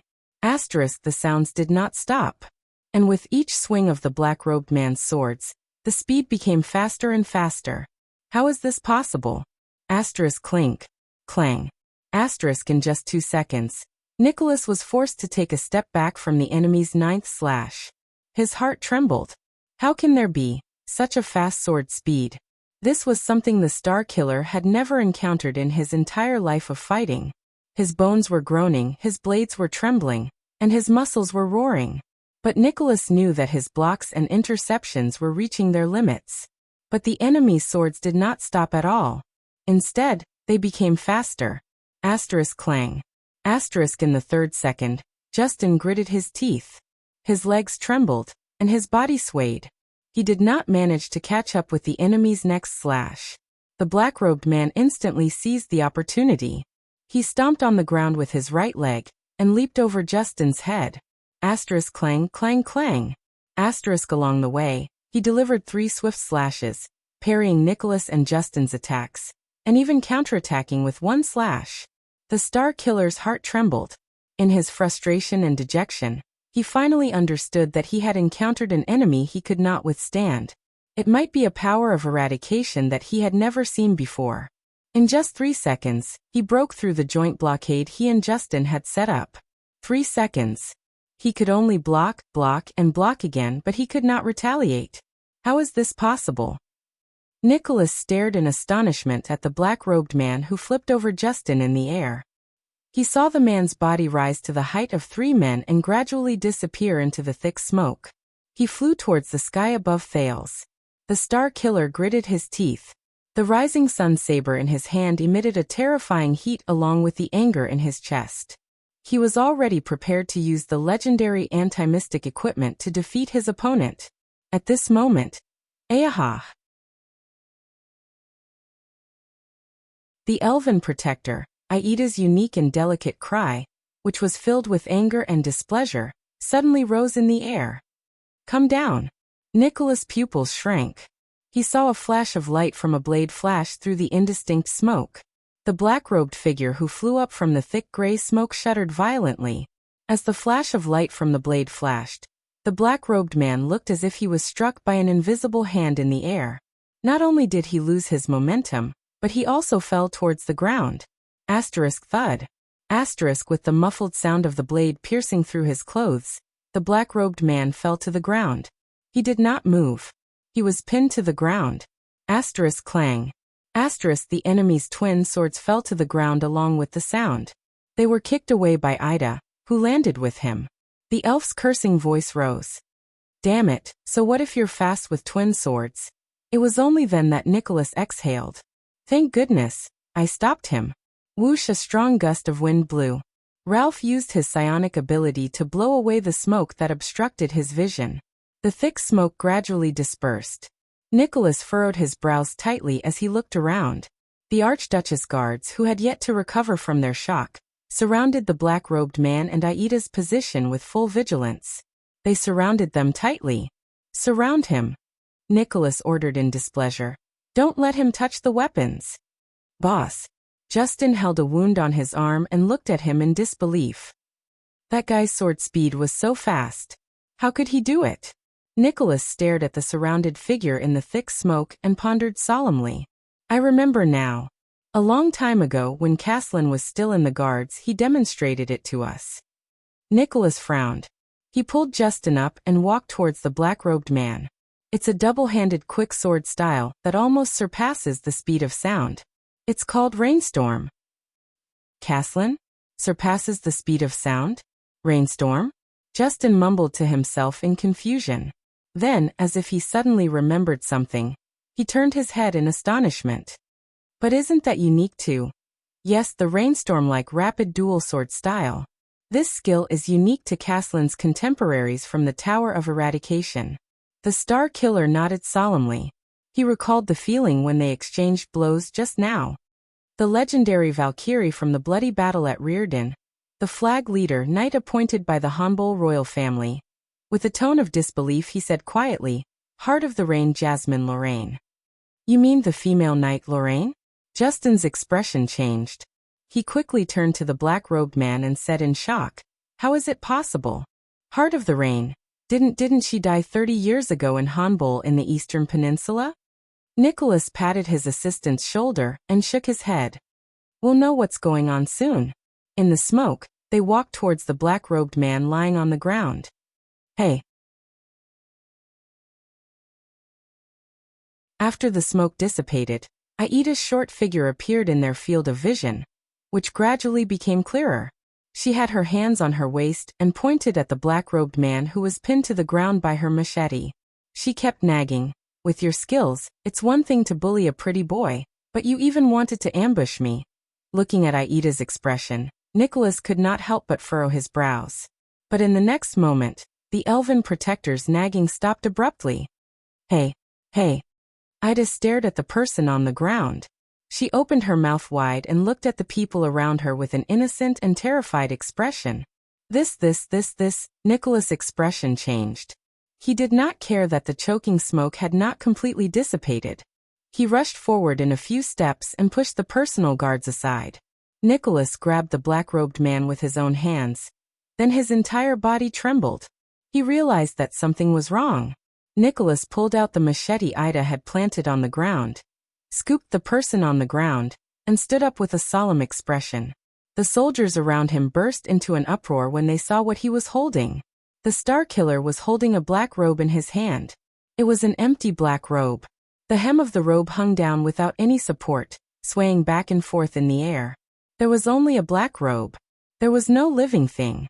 Nicholas stared at the black robe in his hand for a few seconds before he widened his eyes and cast an inquiring look at his assistant.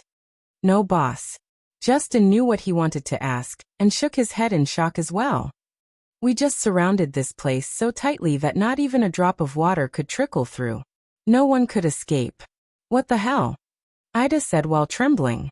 She pressed her hands tightly against her chest and looked around nervously, as if she had seen a ghost. "I clearly threw it. Why is it gone?" Nicholas widened his eyes in disbelief. He looked at the black robe, then at the confused and surprised faces of the soldiers around him.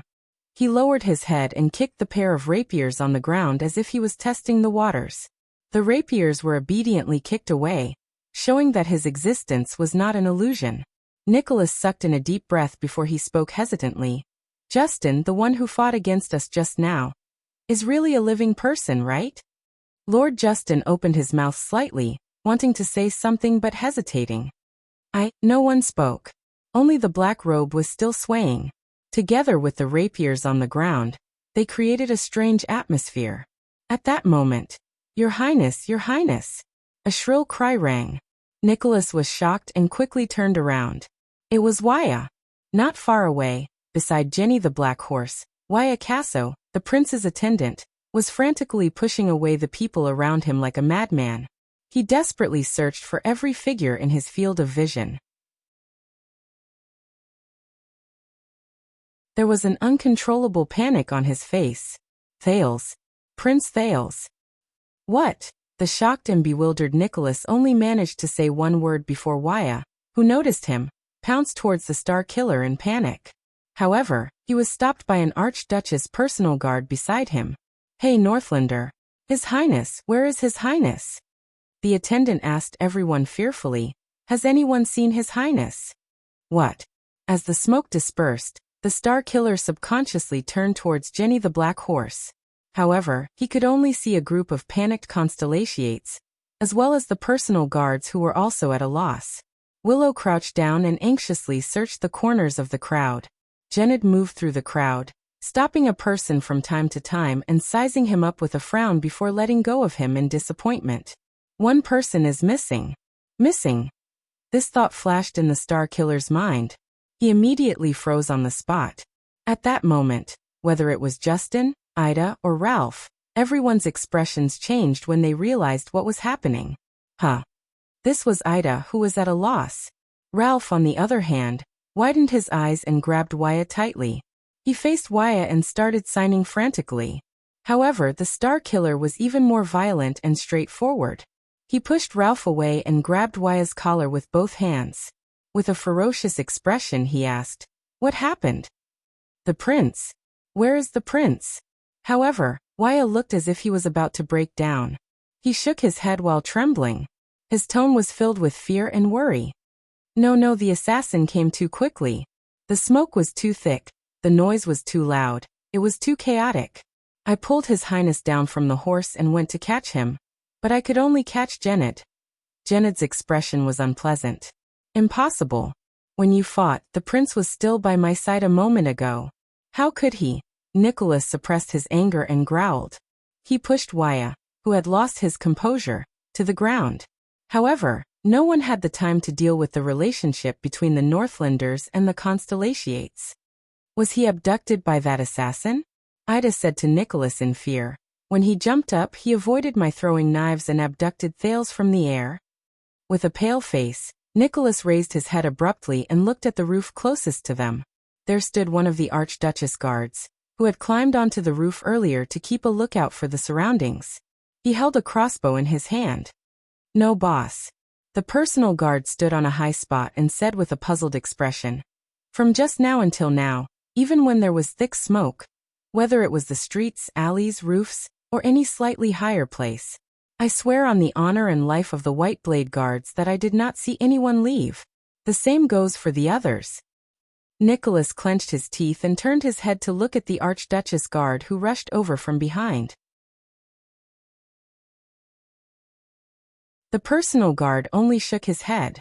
The entrances and exits on the ground are well watched by the sentries we just set up. From the moment the assassin appeared until just now, no one went in or out. We matched their passwords and faces, and no one pretended to be one of us. Nicholas was completely dumbfounded. How could that be? There's no one in the sky, on the roof, on the ground, or in the alleys. There's no one going in or out of the surrounding hundreds of meters, and no one disguised themselves. The prince was abducted out of thin air? On this street, all the Northlanders and Constellations were dumbfounded. They looked at each other, and were at a loss of what to do. The Star Killer turned to the warriors around him. He gritted his teeth so hard that they almost shattered in his mouth. He ordered in exasperation, "Form up, search. From here to our outermost perimeter, every wall, every alley, every house, every ditch, and even the backs of every single person. Intercept every suspicious person.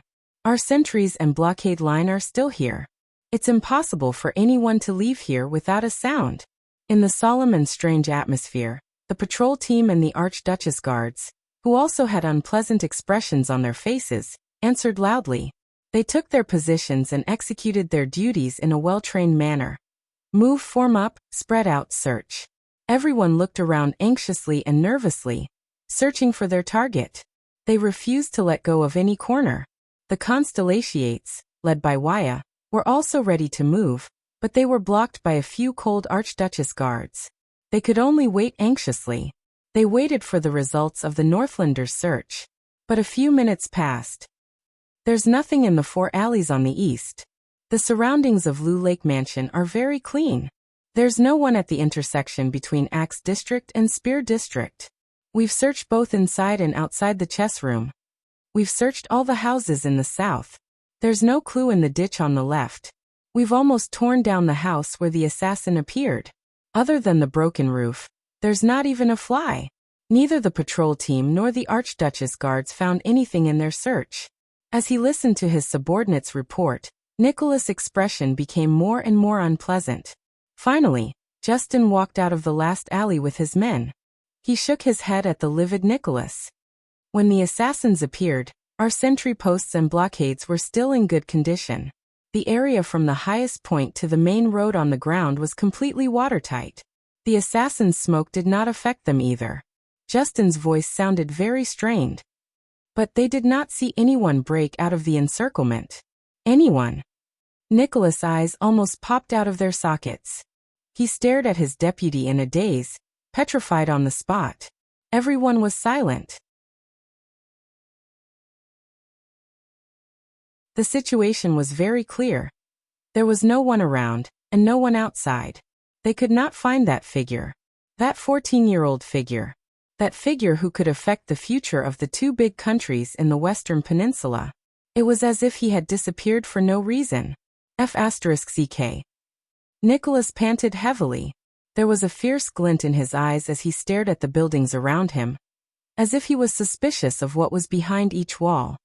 What's going on? What's going on? Waya and Ralph looked at each other worriedly and shook their heads. Impossible. Ida said solemnly. This is too strange. Beside her, Lord Justin frowned deeply. Leader. With a twisted face, Nicholas turned to his deputy. The latter stared at the ground in a daze. Heart in the Rain, who died 30 years ago, suddenly appeared and disappeared into thin air. Now with Prince Thales, Lord Justin's face was pale as he stared at the empty black robe. He then looked at the two swords that kept swaying on the ground. He blinked violently, as if he could not believe his own eyes. Are we really?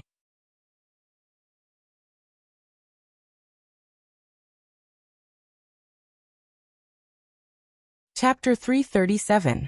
Somewhere in Dragon Cloud City. It was a dark tunnel. There was only one lone, everlasting lamp. It barely illuminated the old, mottled mud walls on both sides, which looked like they were about to collapse at any moment. A young man silently leaned against the everlasting lamp and sized up the dagger in his hand. The narrow tunnel only allowed two people to pass through. It looked like a gap between two walls. The mud floor was covered in dust, and it looked like no one had been here for a long time. This is an underground tunnel hidden under the cellar of the chess room. How could they build this? The teenager thought in his heart. But why didn't the Archduchess guards, who were in charge of searching and clearing the place, discover this place when I came here to play chess every month? And when this place was chosen, Nicholas must have investigated the details of this place, right? Asterisk tap, tap, tap. Asterisk footsteps rang in his ears. The teenager stopped what he was doing and slowly put the dagger back into its sheath. He then buckled it back onto his belt. A line of words flashed on the sheath under the flickering light. A king is not respected by his bloodline. Asterisk tap, tap, tap. Asterisk the footsteps were getting closer. Thales sighed and turned to look at the other end of the dark tunnel. That place was far away from light. There was only darkness there. As the footsteps stopped, a figure was faintly discernible in the darkness. You should rest well, Your Highness, and recover your strength, the person said faintly. His voice was light. There's still some time. The teenage prince snorted. He stood up quietly and patted the dust off his body. This is different from what we agreed on. Thales looked at the person's familiar face and the unique pair of dark red eyes. He said coldly, You're not the only one. He said coldly, Raphael Lindbergh.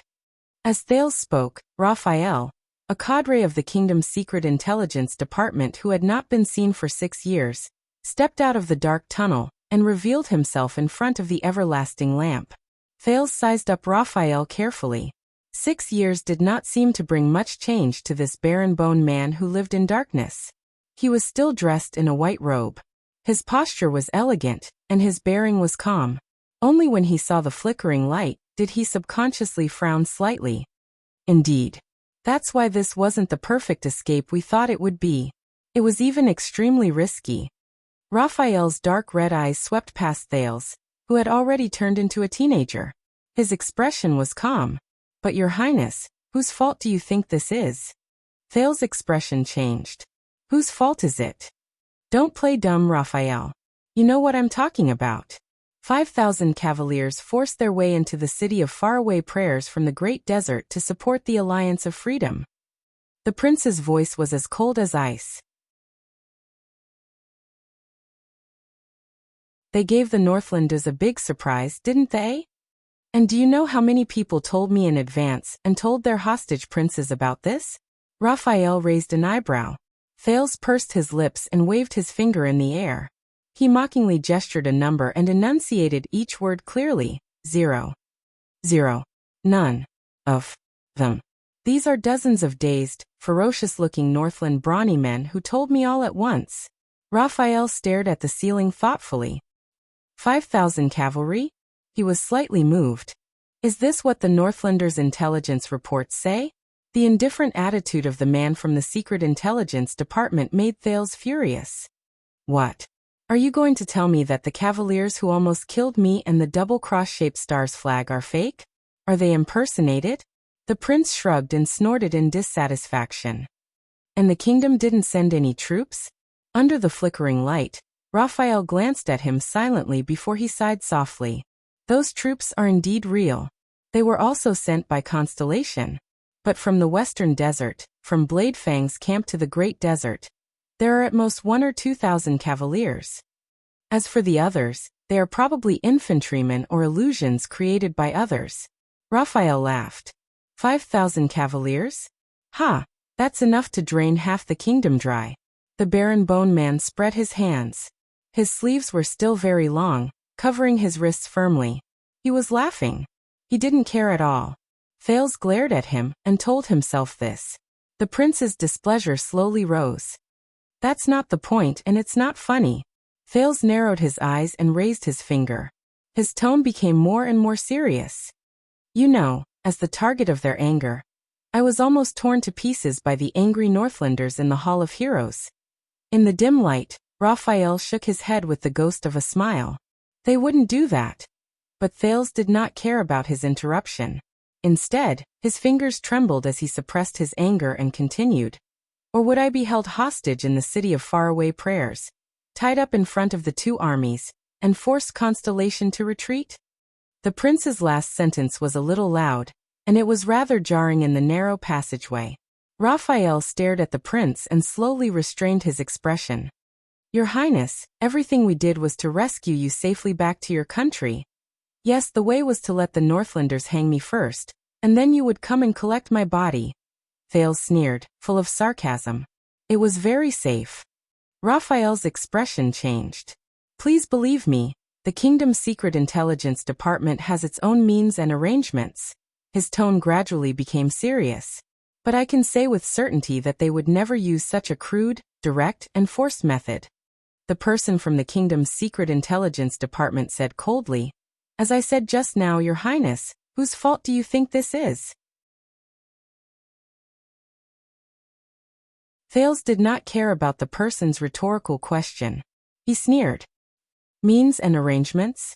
How inspiring, just like the dragon's blood 6 years ago, right? Raphael froze for a moment when he heard the codename of the operation, which had not appeared for a long time. The prince leaned against the wall, turned his head to the side, and snorted angrily. The goddamn kingdom's secret intelligence department. Raphael was silent for a long time, until he took a breath and slowly said, We are accusing you of accusing us of lying. Your Highness, you think that this accident is the fault of the kingdom's secret intelligence department. Thales snorted softly. But on the other hand, Raphael's red eyes flashed with a strange light. You are. Is it really that unreserved? Thales was slightly stunned and slowly turned his head around. Raphael stared at him with a bone-chilling gaze. Until this afternoon, we thought that everything was going smoothly. It was only when the news came that we knew what you and Lampard did in the palace. Raphael's voice also carried a certain sharp accusation. Until we received the news that you left the palace. Caught off guard, We had no choice but to act urgently and adopt the worst backup plan. To forcibly take the risk to rescue you. Thales did not speak. Raphael took a small step forward. His gaze was piercingly cold. For more than 2 months, from the moment you boarded the carriage in Black Sand region, you always knew that Lampard had been lurking in the city. You even secretly reached an agreement with him to interfere in the internal affairs of Dragon Cloud City and Extet together, until you were finally transferred to Black Sand region. Thales felt a chill in his heart. He immediately had a bad feeling. The Baron Bone Man said flatly. About your and Lampard's secret plans and the reason why you were forced to work with him, Your Highness. How much did you tell us? Thales suddenly felt his heart palpitate as he stared into Raphael's eyes. Damn it. That's right, my secret meeting with Lampard, the plan for Little Rascal, these things including the Archduchess identity. How could I tell you? Thales took a deep breath and slowly exhaled. He forced himself to calm down. What happened between Black Sand region and me was an accident. Raphael's eyebrows twitched. An accident? Thales pouted and nodded in annoyance. Yes, your accident happened first, which triggered my accident. Okay. If it weren't for the 5,000, no, 2,000 cavaliers you brought, which caused the situation to take a turn for the worse, the Archduchess wouldn't have been forced into a corner, and I wouldn't have been forced to ask Lampard for help. The prince snorted coldly and tried to change the topic. No, he said quietly in his heart. I know. To be exact, Thales had long prepared for this. In the Hall of Heroes, their plan with Ian was likely to encounter an accident and not succeed. For Little Rascal, Lampard was the trump card he had to reveal when he was at his wit's end. Once this trump card was revealed, the Secret Intelligence Department would definitely know. The Secret Intelligence Department would not sit back and watch. They would definitely take action. Thales patted his belongings, which he had packed a long time ago, and sighed in his heart. He was already prepared for the Secret Intelligence Department's rescue. This time, Raphael stared at him for a long time, as if he wanted to discover a secret. Thales only turned his head angrily, acting like a sulking teenager. Finally, Raphael stopped scrutinizing him. Raphael said flatly, Then perhaps you shouldn't be so deeply involved in Dragon Cloud City's politics? He looked at the prince with a rather disdainful expression. Even if you have some sort of unspeakable relationship with the Archduchess, my romantic prince. Thales was stunned at first. Then he was at a loss for words. I am the Archduchess. But in his anger, he was quick-witted and immediately found a way to counterattack and change the topic. Romantic? Hey, 6 years ago, I wasn't the one who kissed Miss Arund for a minute in public in Heroic Spirit Palace. Raphael's expression changed. He frowned and coughed, shaking off some dust from the top of his head. The two of them were silent for a while. Thales panted silently, hoping that this could cover up the other party's questioning. Anyway, Raphael sighed sarcastically and said, If you had been a little more merciful, opened your mouth a little and told us, lowly servants who run errands in the Secret Intelligence Department, about Lampard in advance, then maybe we could have reacted earlier, and things wouldn't have been so bad. Thales raised his eyebrows and spread his arms. He had an expression that said, I have nothing to say to you. Very well. The prince made a stop gesture and said, as if he had given up on himself, I understand. There won't be any results if this continues. The discussion is over. That's all. He turned around and leaned against the wall. He shook his head and crossed his arms. Raphael did not speak, until Thales broke the silence again. Hey, that black robe with the dual swords. When I escaped into the chess room, I saw him surrounded by the guards. The prince said quietly without turning his head. Is he all right? No, Thales thought in his heart. The former White Blade guards under Nicholas are not to be trifled with. That person, in order to create a chance for me to escape to the chess rooms underground, probably already. Raphael frowned slightly but did not speak. Until Thales looked at him impatiently, Raphael snorted softly. You didn't recognize him? Thales was stunned. Who? That black robe? Raphael narrowed his eyes and grinned. Very well. If even you can't recognize his disguise. Don't worry, he will be safe. Thales paused slightly. Disguise? That means, that black robe is someone I know? Could it be? Thales shook his head and removed the masked figure from his mind. Impossible. That black robe is tall and thin. He holds 2 thin swords. It can't be him. At this moment, Thales suddenly remembered something. He raised his head. Attacking Lampart's post house. Was that also a method you used to divert his attention? When he said this, Raphael's expression turned cold. Yes, an impossible suicide attack. His voice was a little quiet. We have thought of any method that could reduce the strength of the guards around you. Thales froze. The light flickered slightly, elongating their shadows on the wall. After a long while, the prince exhaled. How many casualties? Raphael shook his head and said nothing. Thales' expression turned cold as well. Silence returned to the passageway. I'm sorry, the prince said after a long time. Raphael closed his eyes and shook his head. They all know what they have to do.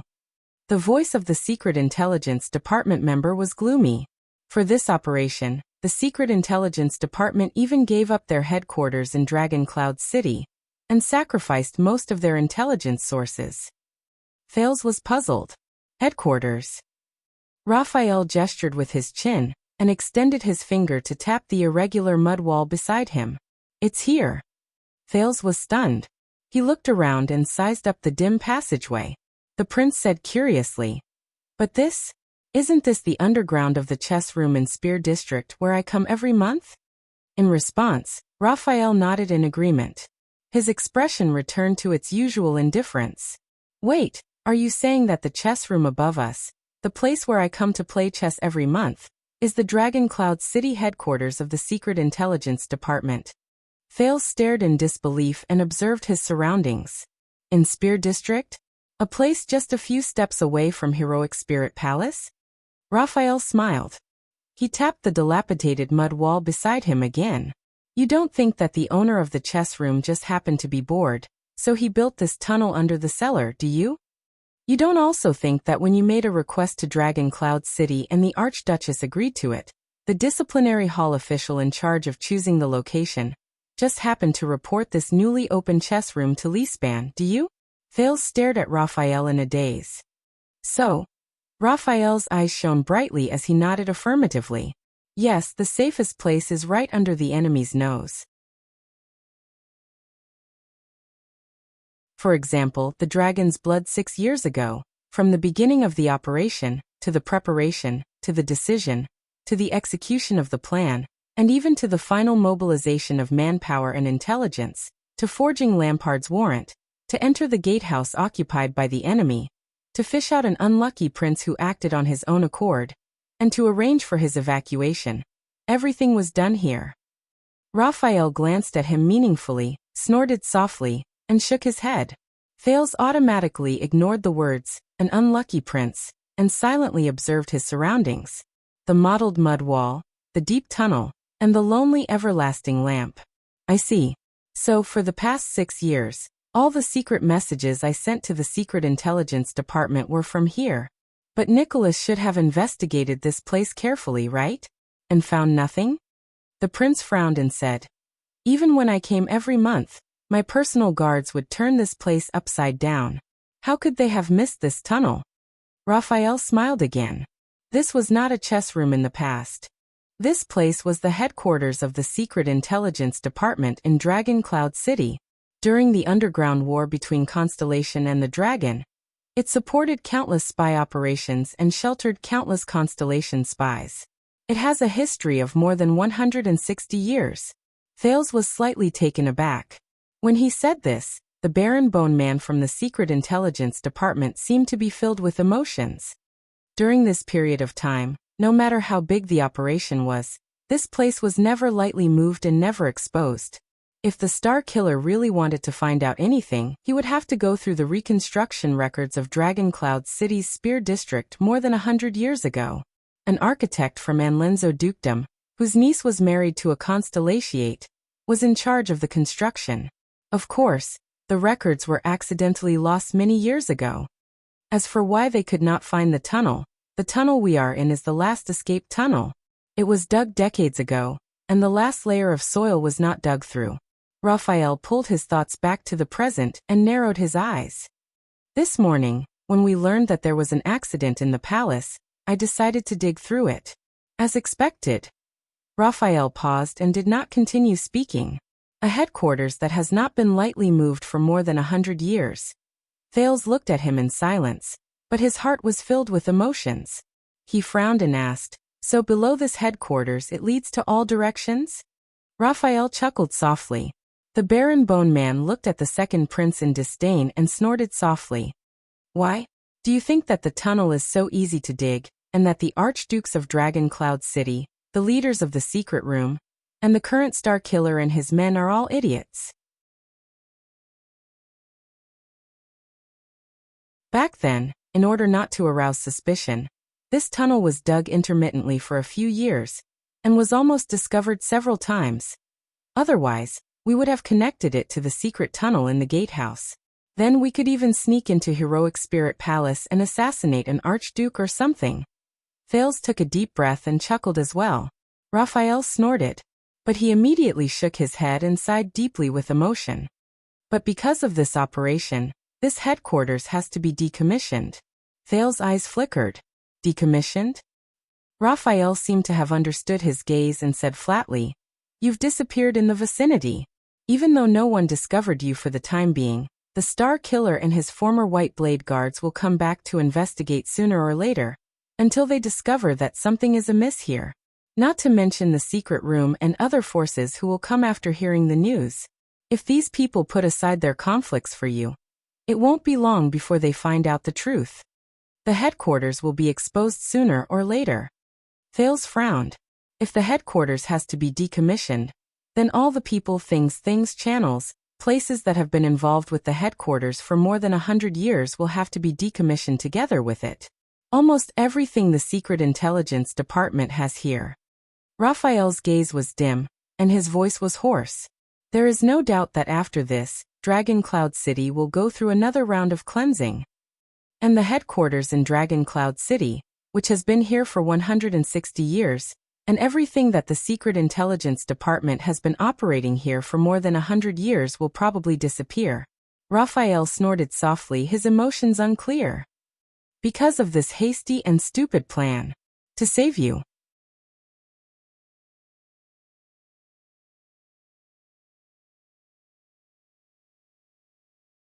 Chapter 338.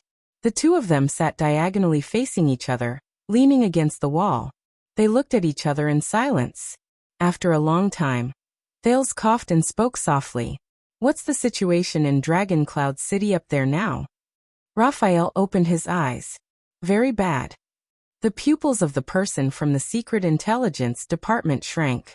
Ever since King Nuvan passed away 6 years ago, the Star Killer's White Blade guards have been brandishing their blades with a murderous aura.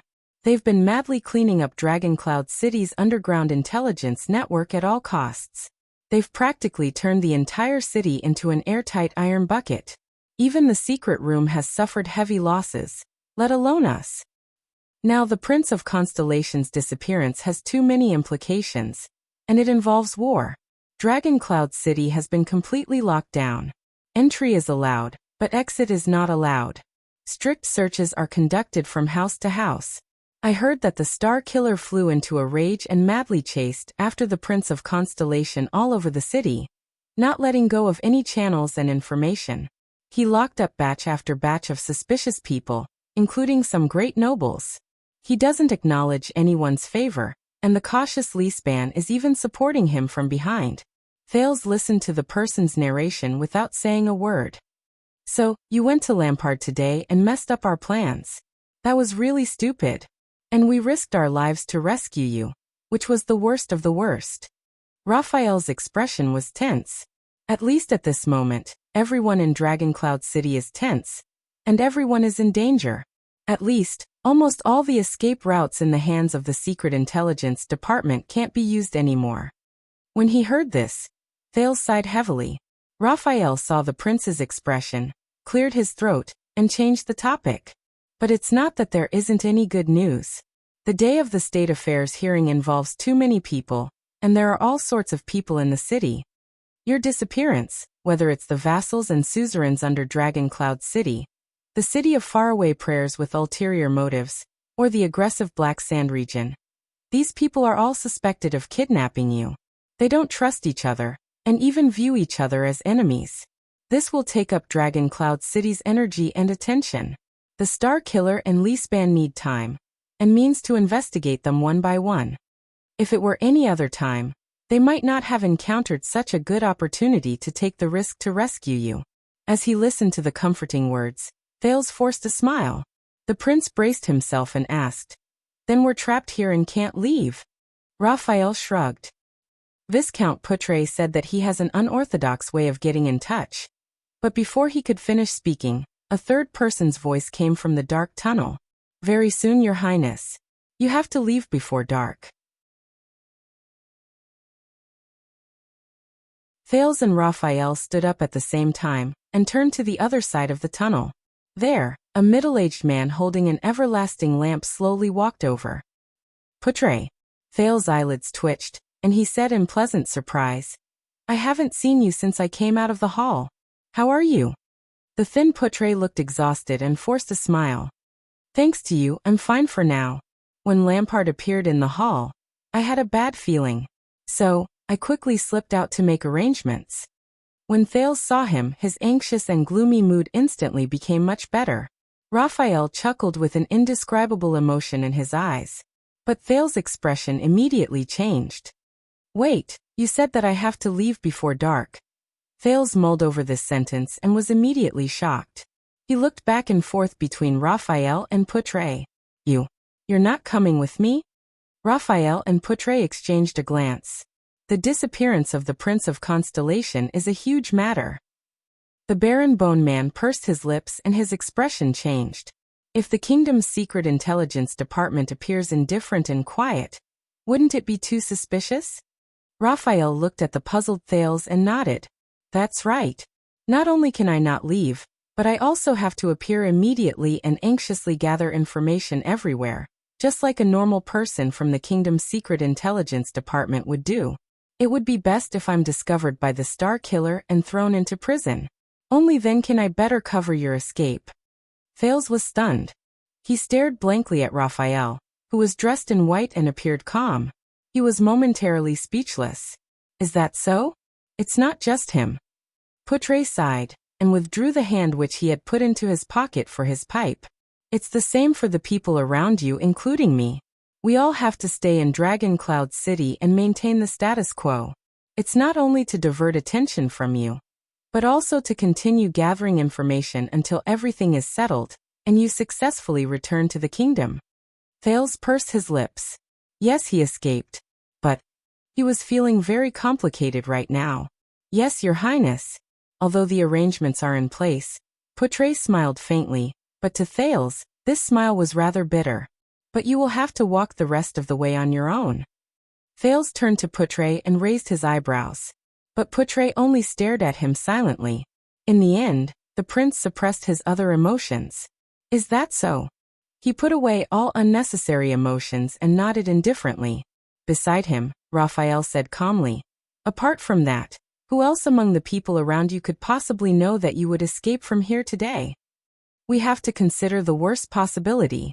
Thales tried his best to dispel the gloom in his heart and pulled himself together. "No one knows." The prince pondered for a moment. "Apart from Ida and Gened, who could not avoid it, among the others, I only gave Waya some hints. Poor Waya. I hope you can remember why I told you. No matter what happens, do not panic. Fortunately, before I left, the sensitive Ralph should have sensed something." "Very good," Raphael said seriously. "Are there any loopholes or threats?" Thales shifted his gaze and pondered carefully. "Justin's subordinates, among the Grand Duchess guards that are in charge of protecting me, there are 4 people specifically assigned to monitor my movements. Some of them might suspect Jenny, but it doesn't matter. I've destroyed all communications." Thales shook his head. "One of the Archduchess maids is on a mission. She has been eavesdropping on my conversations with the Archduchess for the past 6 years, Such as my farewell to the Archduchess this time. But it should be fine.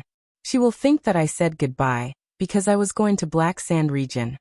The servant who cleans my room is Lee Span and Nicholas' informant. He often stealthily flips through my books, letters, and even scribbles when I'm not around. But I've confirmed that I didn't leave behind anything suspicious. Thales continued to speak as he pondered. Every time he mentioned a point, the other two frowned a little more. Ida told me that an Archduchess guard who used to be a scout, and was in charge of guarding the roof, can use a reed to eavesdrop on my conversations with my subordinates in my room at night. So, when he starts eavesdropping, I will deliberately change the topic.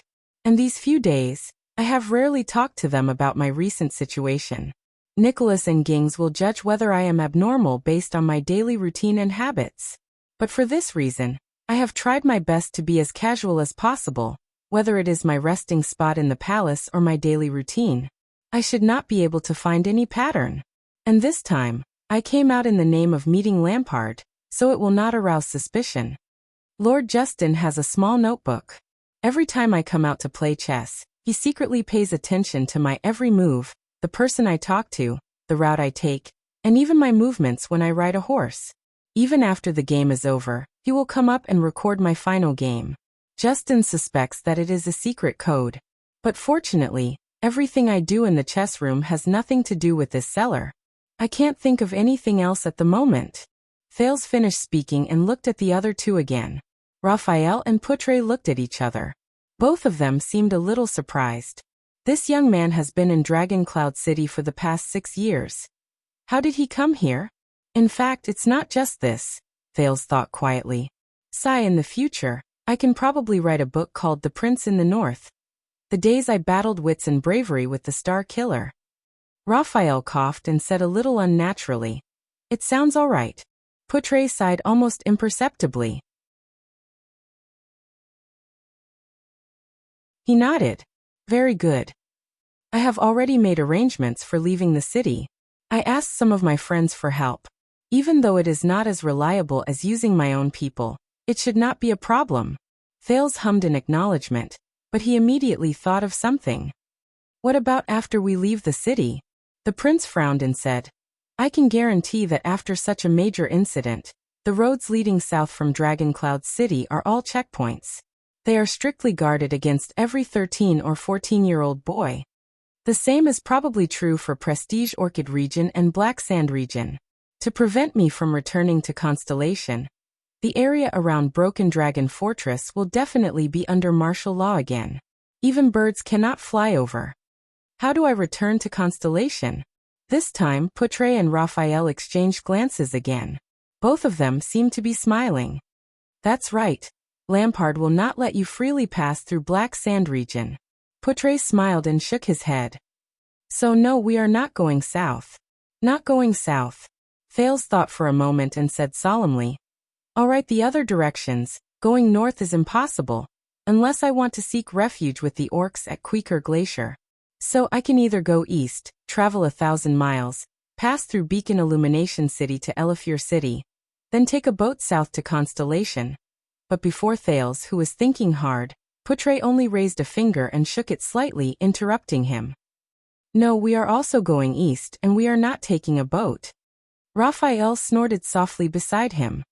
"Neither," he said resolutely and decisively. "You go west." Thales was slightly startled. "West?" Raphael's expression did not change. He continued to nod. "First enter the territory of the City of Faraway Prayers, then head south to the Great Desert, then head east from the desert to Constellation's western desert hill." Wait a minute. Thales recalled the words quite often used to threaten them a long time ago when they were child beggars in the abandoned house. "Son of AB** tomorrow.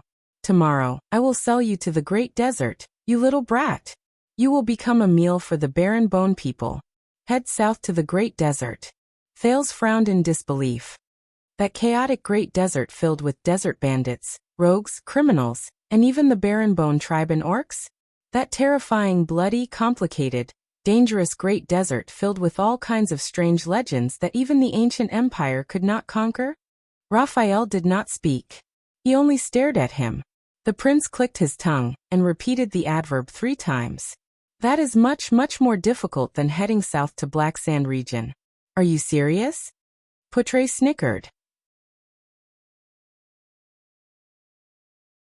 Yes, Your Highness. What you need to pass through is a certain part of the chaotic Great Desert that was once filled with desert bandits, rogues, criminals, and even the Baron Bone tribe and orcs.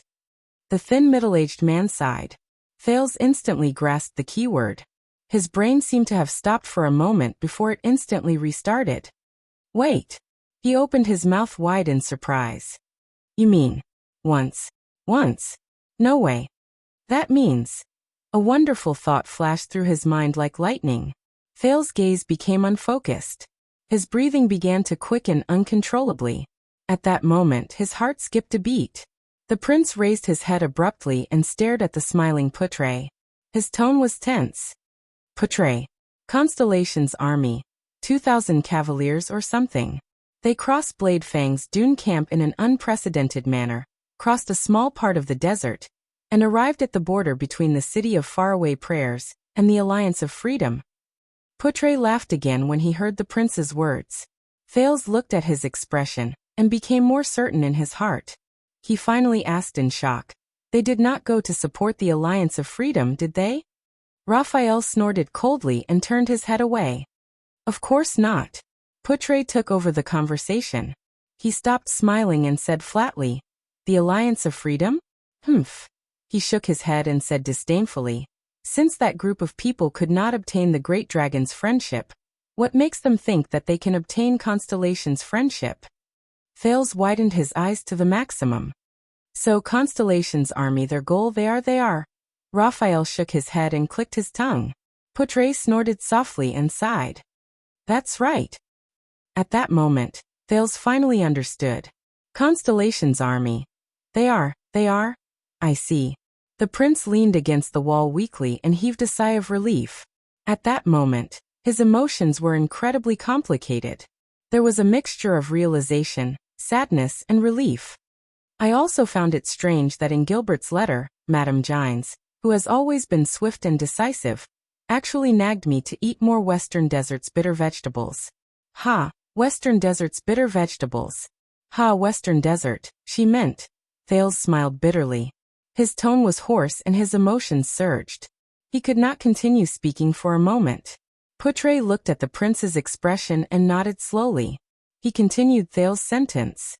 Yes, over the past month or so, thousands of Constellation's soldiers have set off from Western Desert and marched all the way to the northwest. As an unparalleled force in the desert, they swept through the northeastern part of the Great Desert at all costs, as well as the desert between Extet and Constellation. He let out a long sigh. As for the City of Faraway Prayers, since Rockney thinks that we want to interfere with the Alliance of Freedom, he will place all his troops on the western border of the kingdom and defend the direction of the Alliance of Freedom. He will have no time to care about the east and the interior of the desert. Thales closed his eyes gently. Putre's voice continued to ring in his ears. And those Constellation soldiers, they did not care about the cost, and the casualties they suffered as they ventured deep into the desert. They drove away and eliminated all the threats from the desert bandits, orcs and Baron Bone tribes along the way.